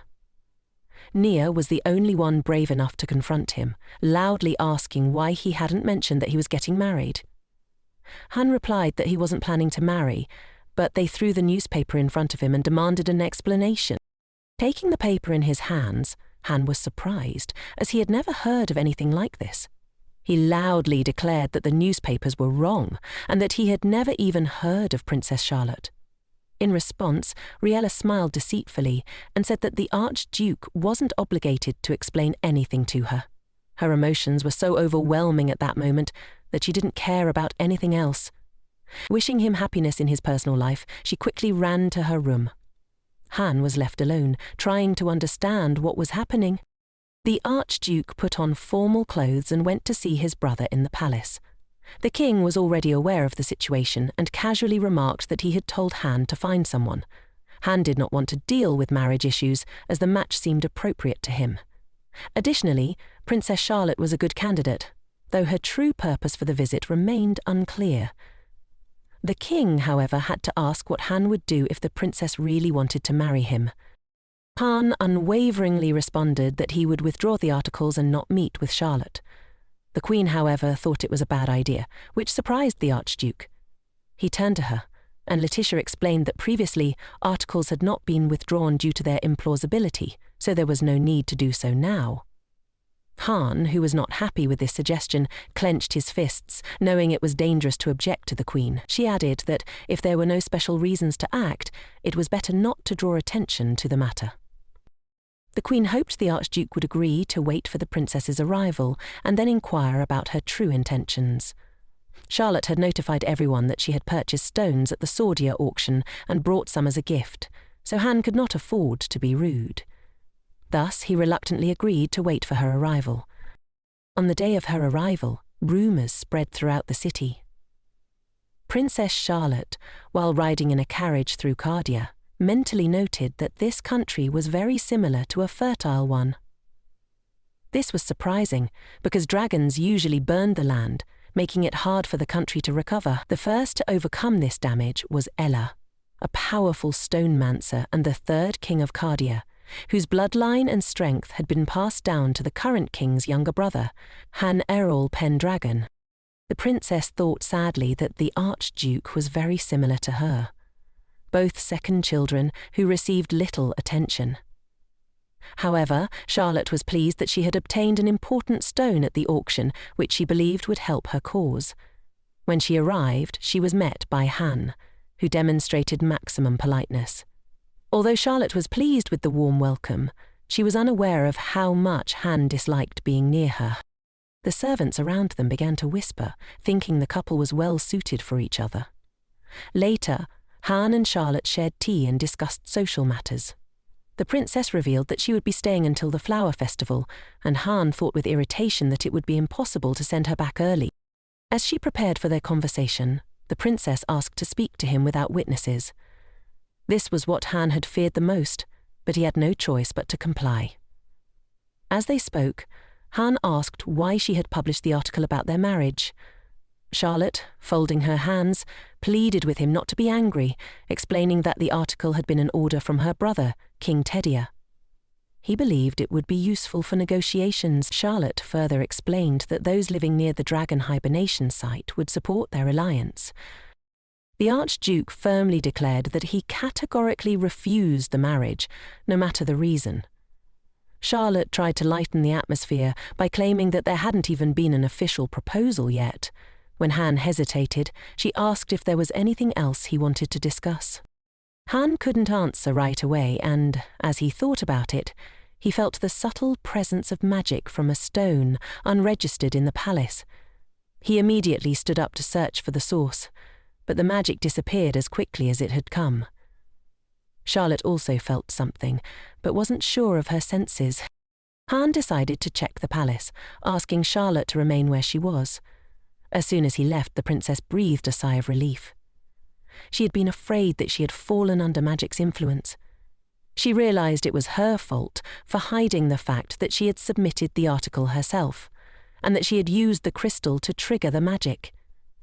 She had broken the stone into fragments and packed them carefully, knowing Han would be unable to trace the source. However, Charlotte was prepared to take similar risks again, as the effects of the crystal were cumulative. She was certain that inside Han lay a greedy personality, one she hoped to awaken, believing he would become an ally in her cause. Meanwhile, the girl admitted that she would like to serve Charlotte forever because of her qualities. However, the princess, already tired of everything before even reaching the capital, didn't want to listen to her assistant. She had deliberately spread a rumour about a possible marriage with Archduke Haun and then visited a rich auction near the city of Soria. There, after much difficulty, she acquired a garnet stone. Now the girl had to endure the rejection of the young mistress, all because she didn't want to live in the shadow of her mediocre brother, the king. Everyone around called Charlotte the Rose of Tedia for her beauty, but the girl could only smile sweetly, which truly bothered her. Now, mentally turning to Han, she hoped he was experiencing the same feelings. After all, the Archduke was much more skilled than his older brother, but had to live in his royal shadow. Charlotte believed that Han now kept his claws hidden and his temper tamed, but that was only temporary. The garnet stone had the power to bring out the deepest desires, and it was this stone that the girl intended to direct toward him. Charlotte planned to make a puppet out of the Archduke, hoping he would follow all his emotions and ultimately take her hand, seeking to overthrow his brother. The next day, after lunch, Riella was about to leave the room when she found the Archduke standing at the door. He remained silent and refused to leave, despite having promised to return to the palace for business. The lady asked if something had happened, and he explained that he had discussed state boundaries with Charlotte earlier, which led him to think of Riella. For some reason, he felt an urge to see her. He couldn't admit it, though, and instead said that all checks in the palace were complete. When the lady left, the Archduke pondered deeply, then called his assistant. Nia turned to him with a slight dissatisfaction, as she still didn't love him, though she had become somewhat accustomed to him. He asked if Riella had a white dress for the reception, and if not, to have it ready. That same day, Riella, having successfully escaped from the Archduke, joyfully arrived in the royal garden. However, to her horror, the greenhouse was shrouded in darkness and despondency, despite there being no obvious reason for trouble. Riella asked what had happened, and Chloe revealed that Princess Charlotte had rejected all the flower bouquets, including one from Sir Maurice and Lady Bennet. The saddest part was that the used flowers could no longer be sent elsewhere due to their marriage status, and they would simply be thrown away. Barely holding back tears, the old gardener shouted about how young, inexperienced Charlotte couldn't possibly understand flowers. Ignoring his complaints, Chloe asked Riella to help arrange new bouquets, and the girl immediately agreed to bring fresh flowers from the warehouse to speed up the process. When Riella arrived at the garden administration warehouse, she faced the difficult task of selecting the right flowers. She wondered if the princess had a favourite type of rose or disliked them entirely. Eventually, she decided on Gypsophila, as it seemed the most neutral option. However, when she parted the flowers, she felt a sharp pain. She had scratched herself on a rose. Riella tried to ignore the injury, but the bleeding was more than she expected. She quickly searched for something to stem the flow of blood and noticed a bucket of water. She carefully dipped her hand into it without touching the wilted flowers, and when the bleeding stopped, she took the flowers and left, unaware of what had transpired behind her. Later, one of the assistants entered the warehouse, planning to pick more flowers for the bouquet. He saw a large, beautiful rose standing alone and, not understanding why it hadn't been included, he took it to add to the composition for the demanding princess. That evening, the maid helped Charlotte change clothes after a tiring day. The princess wasn't pleased that the meetings were delayed by unnecessary discussions, but she couldn't change the situation. Wishing to return to the peace of home, Charlotte settled down on the sofa to rest. Her attention was soon drawn to a new bouquet of flowers sent from the Royal Garden Administration. The princess, who considered such bouquets a waste of money and time, initially gave them no thought, but then she noticed something that stopped her in her tracks. Among the flowers stood a glowing rose, clearly standing out from the rest. The maid, noticing the mistress's gaze, assumed she would want the flowers removed, but Charlotte claimed it was just her imagination, caused by fatigue. Still, she asked the maid to leave the flowers and let her rest alone. Once the maid left, Charlotte approached the bouquet, once again convinced that the flower was glowing. She had seen such a flower only once before, as a guest at Cardia. Excitedly, she began searching for stones to use with the flower's power, but none seemed right for the task. Then, by accident, Charlotte knocked over a box containing a broken garnet stone. Reaching to grab the fallen stone in frustration, her elbow brushed against the glowing flower. Time seemed to slow for the princess, as she desperately hoped the flower wouldn't fall. But it did. It landed next to the scattered fragments of the garnet stone, and an incredibly bright radiance blinded her. When Charlotte could finally open her eyes, she saw that the stone was completely repaired, and the flower had faded. She was filled with despair, realizing the flower had been too precious to use recklessly, and now the stone was too strong to be useful. She reproached herself for acting too hastily, knowing there was nothing she could do to change the situation now. The only option left was to use all of the stone's energy on Han at the right moment. Riella had been eagerly awaiting the morning, as her close friend promised to visit her. When they met, the girls happily went into the living room to chat.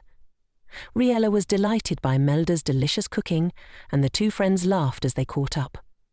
At one point, a maid awkwardly entered the room, interrupting their conversation. She handed Riella a letter from a friend. Intrigued, Riella opened it and discovered it was from her second sister. The letter asked about her life and shared news from her own. In a joking or serious tone, the older sister advised Riella to avoid men, especially if she were ever asked to marry. This made Riella think of Lucien, and she immediately realized she should never mention Han to her sister. Meanwhile, the sister described the strange death of one of the sheep, which had somehow died without a head. The woman found it so bizarre that she searched for the head but couldn't find it anywhere. After regaining her composure, the sister apologized to Riella, realizing that such topics were usually not discussed in letters. In parting, she mentioned that she had secured a stable job and would like to visit in the summer. Rina, noticing that her friend had finished reading the letter, asked who it was from. Riella briefly summarized its contents. Rina seemed pleased with the news and then asked if Riella was attending the royal reception. According to the newspaper Rina had read, the reception was going to be particularly lavish, partly because of Princess T's presence. Rina speculated that at the event, people would surely fawn over Han, who was an eligible bachelor. Rina also noted that, despite the fact that the last time the Archduke attended a reception was 5 years ago, he was now obligated to attend due to the princess's invitation. After speaking, Rina observed Riella's face and was surprised to see anger there. When she inquired about it, Riella hastily tried to dismiss her feelings. But Rina wasn't convinced. Suddenly, Rina asked if Riella liked the Archduke, who was apparently on the verge of marrying. Riella blushed fiercely and quickly denied any such affection, claiming she was simply jealous that the Archduke would attend the reception. Rina, with a mischievous grin, nodded, but refrained from saying anything else to avoid embarrassing Riella further. When Rina left to return to her shop, Riella went to the mirror and remembered her friend's question. She couldn't believe she could like the Archduke, so she splashed water on her face, trying to clear her thoughts. In the process, her clothes became almost completely soaked, so she decided to change into something dry.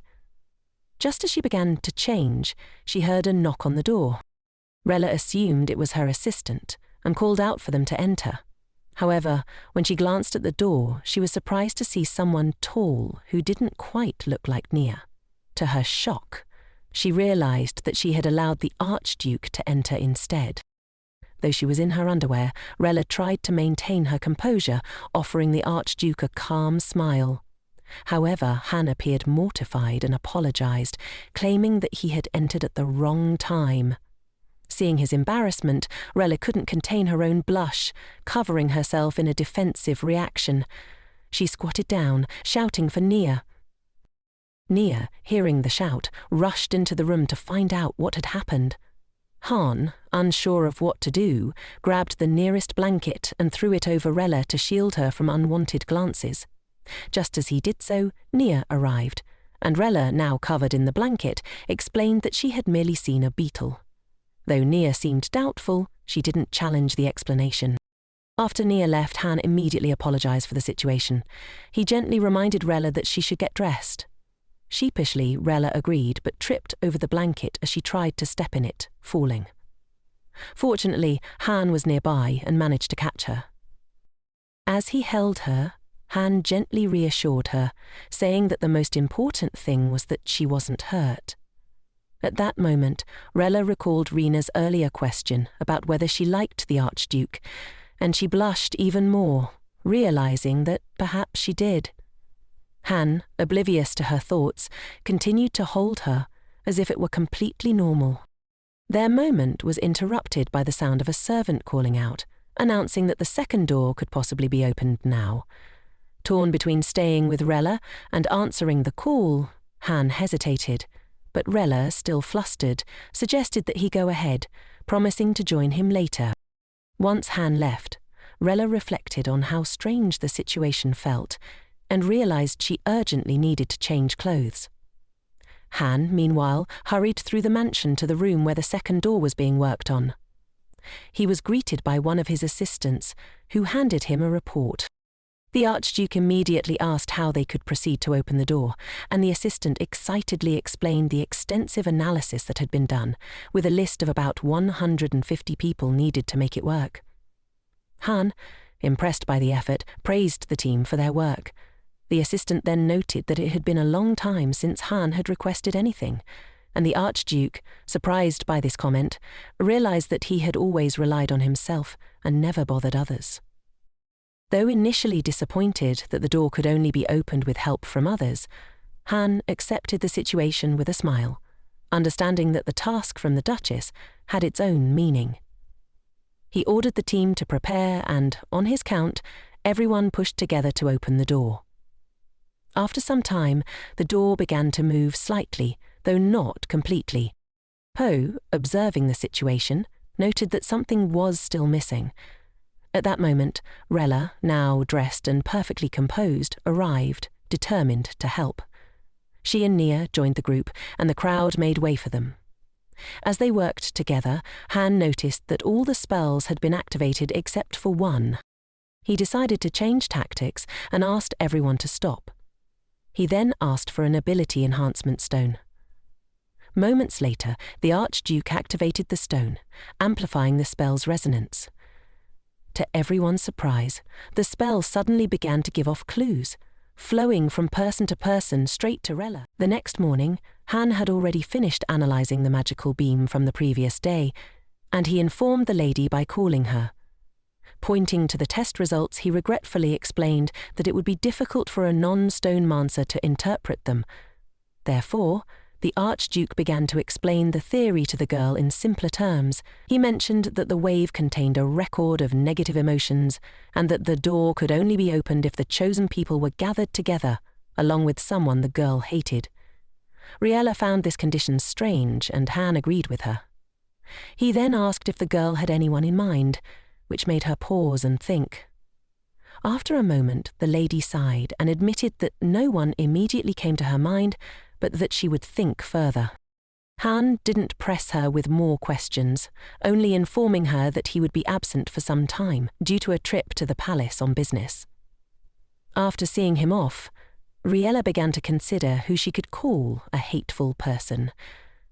Maybe it was a difficult customer who had placed a large order and not paid, or perhaps Martin. But she wasn't sure. She reasoned that such a person couldn't just appear out of nowhere, making the task even harder to contemplate. To her surprise, the next day didn't start well at all, as Charlotte unexpectedly came to visit. Riella was caught off guard and trembling from the sudden visit, but the princess seemed perfectly at ease.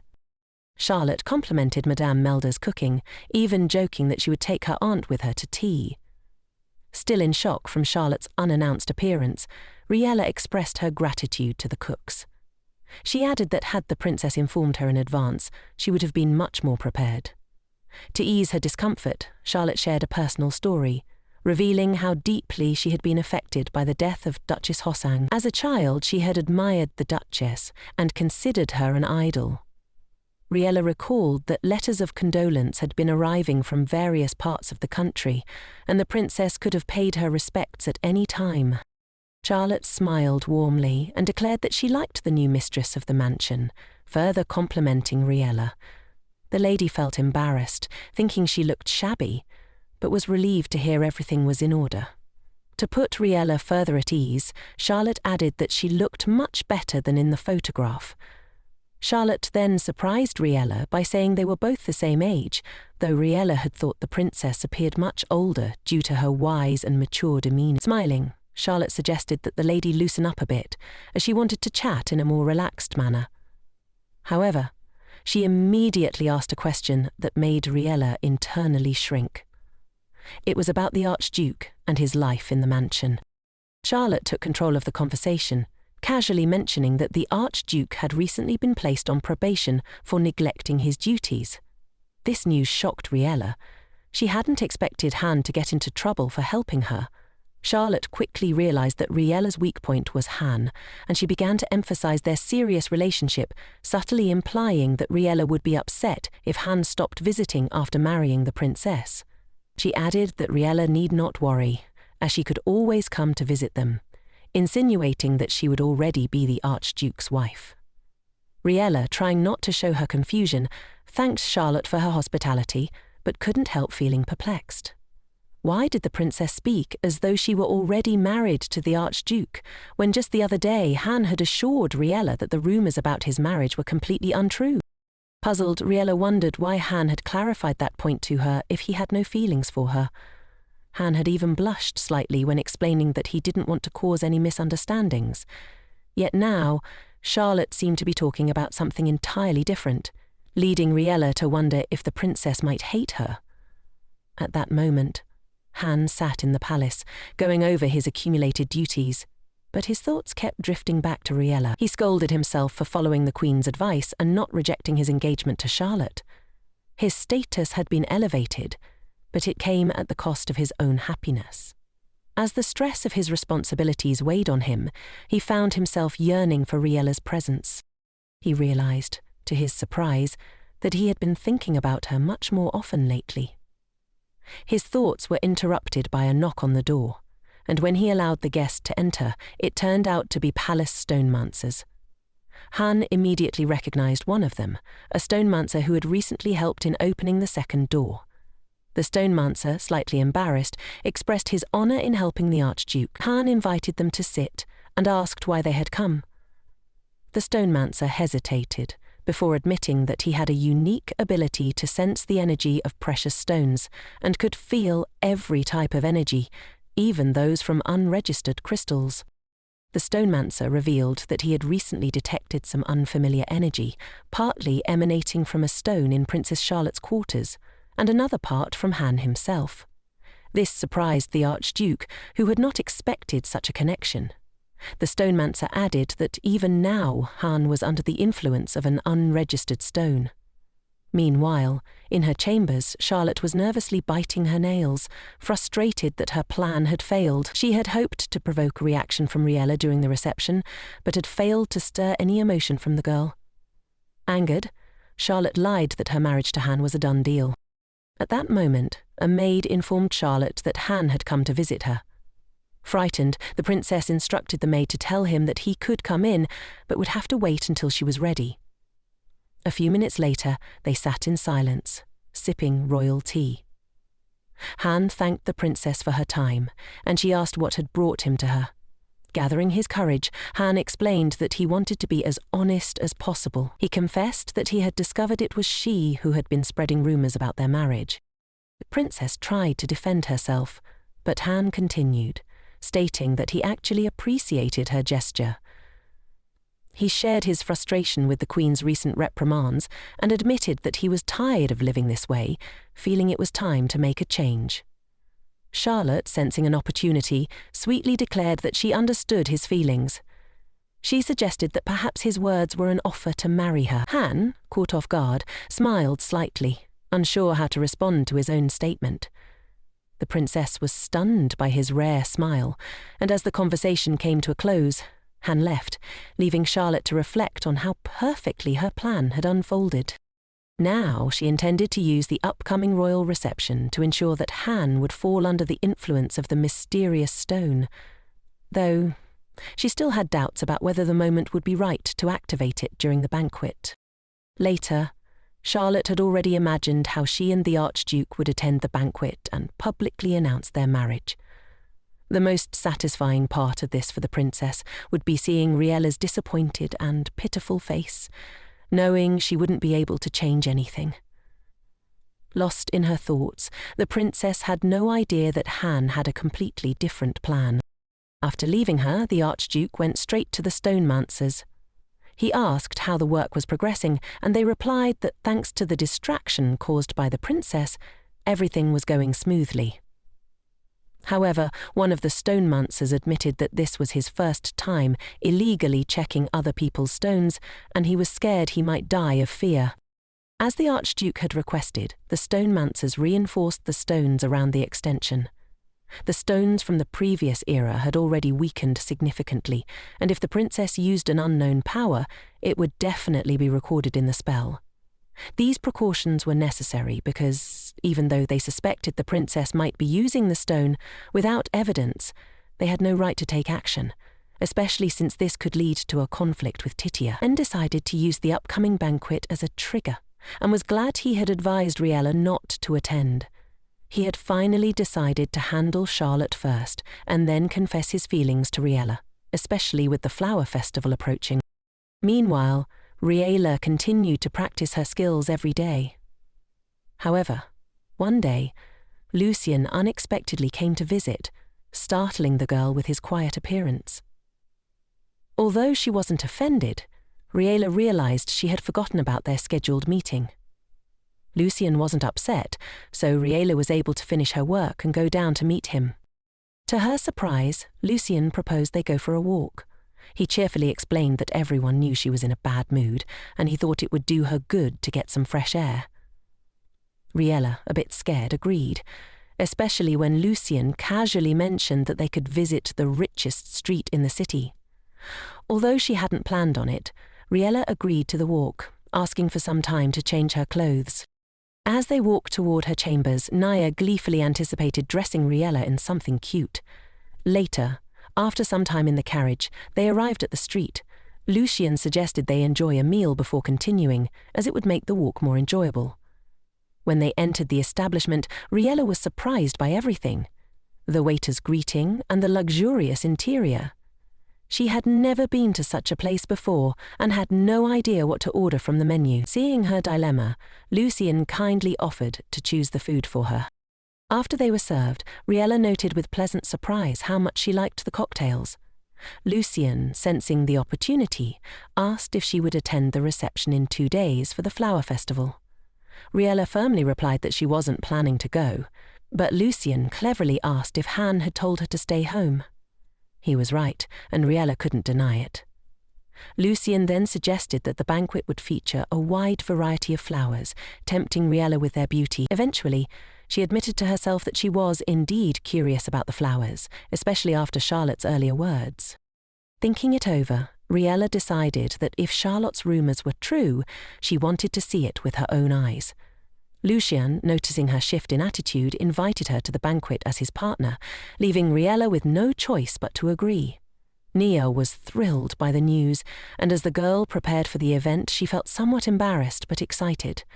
Nia reassured her that she had already prepared a beautiful dress for the occasion. On the day of the banquet, the crowd whispered as Charlotte and the Archduke entered, many noticing Charlotte's stunning beauty. But only one person, a stonemancer, remained wary, observing Charlotte's every move. Han entered the building, evaluating the banquet hall and ensuring the stones were in place, secretly preparing for any unknown power Charlotte might use. When Charlotte and Han finally greeted each other, the crowd around them began to murmur about the two looking like a fairy tale couple. Han was tense, not wanting to show any true emotions, but Charlotte seemed entirely at ease. Meanwhile, the crowd's attention was soon drawn to another couple, Lucien and Riella. Riella, dressed in a beautiful white gown, looked stunning and surprisingly calm, despite her inner nerves. When Han saw Riella, it hit him like a lightning bolt. Exactly what he feared had just happened. Meanwhile, Riella sincerely told Lucien that she was nervous, to which he replied with a story about his first banquet. He admitted that he had done a lot of silly things because of his nerves, without any embarrassment. He had gotten drunk, fallen asleep, trampled his partner's feet, and even tried to eat jewelry, mistaking it for food. As a result, his antics were published in the newspaper. This story amused Riella so much that her nerves began to settle, and she felt much more at ease at the banquet. She was grateful to Lucien for his light-heartedness. Lucien reassured her, saying she had nothing to worry about because she was very beautiful and everyone was watching because they wanted to chat. Riella looked around, trying to believe his words, when she suddenly saw Charlotte and Han together. Her heart sank and a sharp pain pierced her chest. Still, she tried to calm herself, reminding herself that nothing was certain yet. She came to the banquet to talk to the Archduke about everything, not to believe rumors, and she wanted to trust him. Meanwhile, Han was lost in thought, wondering what Riella was doing at the banquet, since she had no intention of attending. It hurt him even more that she had come with Lucien and hadn't said anything to him. Han remembered that he himself had forbidden her to go, promising they would go together later. But now, Charlotte turned to him and asked if he would greet Madame Tanner. Han realized that his only role now was to pretend everything was going according to the princess's plan in order to execute his own. He hated Charlotte, but he couldn't ignore her. Trying to convince himself that he wouldn't have to endure it much longer, he accepted his role for the time being. Before Han could decide to approach Riella, the music blared deafeningly as the king and queen entered. The crowd shifted their attention to the regal couple, who were truly graceful and beautiful. The music symbolized the ruling power. But Han's focus was elsewhere. The queen caught his gaze, and he immediately recognized the deep and dangerous look in her eyes. It was a look Letitia reserved for her subordinates, signaling that only through flawless performance would the Archduke retain control over the stones. At that moment, Han knew he could not afford to make a mistake. A short while later, Riella was surrounded by a crowd, forced into cheerful conversations to avoid offending anyone. This drained her, but Lucien stayed by her side, encouraging her. He had expected Riella to attract attention, but not so much. Riella thanked him for his help, which allowed her to breathe a little easier. Lucien asked if she planned to dance, but Riella, who had been too busy preparing for the event to take any waltz lessons, firmly decided against it. She hadn't admitted it to Lucien, but she secretly wanted her first dance to be with someone special, and Lucien wasn't that person. She wondered what the Archduke thought about it, but she didn't have the chance to ask him. Riella's mind kept wandering back to whether Han would dance with Charlotte tonight. Not dancing wasn't considered improper, but right now, more than anything, she wanted him not to dance with the princess. Just as she thought this, she saw Han standing before her, and her heart skipped a beat. She hadn't planned to get close to him, but looking into his face, she noticed something strange. He seemed deeply sad. She was taken aback by his expression, but couldn't explain it to herself. Before she could think further, Charlotte approached Han, whispering sweetly to him. To Riella, the interaction felt foreign and wrong, though she couldn't quite place why. Again, a dull ache formed in her chest, and she found it unbearable to watch. The princess invited Han to mingle with the rest of the guests, but Riella saw it for what it was, an invitation to engage in something much more personal. The crowd around them began to murmur in surprise, sensing a deeper connection behind Charlotte's words. Riella froze in place, feeling the weight of the princess's words. She had always believed in her intuition, and now she could see it all clearly. Charlotte's intentions were painfully obvious.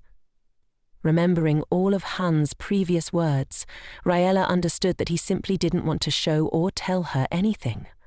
That's why he wore such a sad expression. But despite the pain, she still wanted to see everything with her own eyes. However, it became too much for her, and she couldn't bear to watch any more. With a heavy heart, she turned and ran as far away as possible.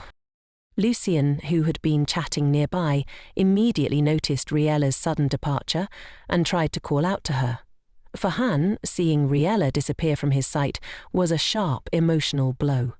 He wanted to follow her, but the princess gently took his hand, stopping him. With a sweet smile, Charlotte whispered that she, too, felt sorry for poor Riella, but there was nothing to be done. Han, she said, must want more, everything that had been taken from him, and now it had to be returned. Charlotte's words dripped with insidious intent as she continued to speak, believing she had Han under her control. She looked closely at his face, watching it slowly twist with anger. This was the perfect moment for her to act, and she didn't miss her chance. The magic from the activated crystal flowed through the room, and everyone could feel its power. But to her surprise, the Archduke suddenly yanked his hand from hers, causing it to fly to the side. Confused, Charlotte saw the expression on his face twist with the turmoil inside him. Instead of following her carefully laid-out scenario, Han abruptly ran off, leaving her stunned. The princess stood frozen, her mind reeling from Han's unexpected behavior.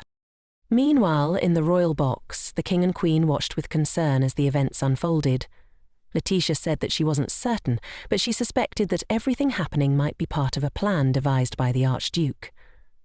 However, what the Queen was certain of was that their guest had dared to use the crystal against the royal family. Above all, Her Majesty was offended by the fact that the stone was unregistered, with unknown properties and origin. Letitia was now determined to ensure that neither Charlotte nor her country gained anything from the negotiations with Cardia. As a result, confusion spread throughout the banquet. The king's brother had fled the scene, leaving all the courtiers and invited guests in disarray, halting the dance. To restore order, His Majesty decided to intervene. He appeared near Charlotte and apologized for the Archduke's rudeness, claiming it was a misunderstanding.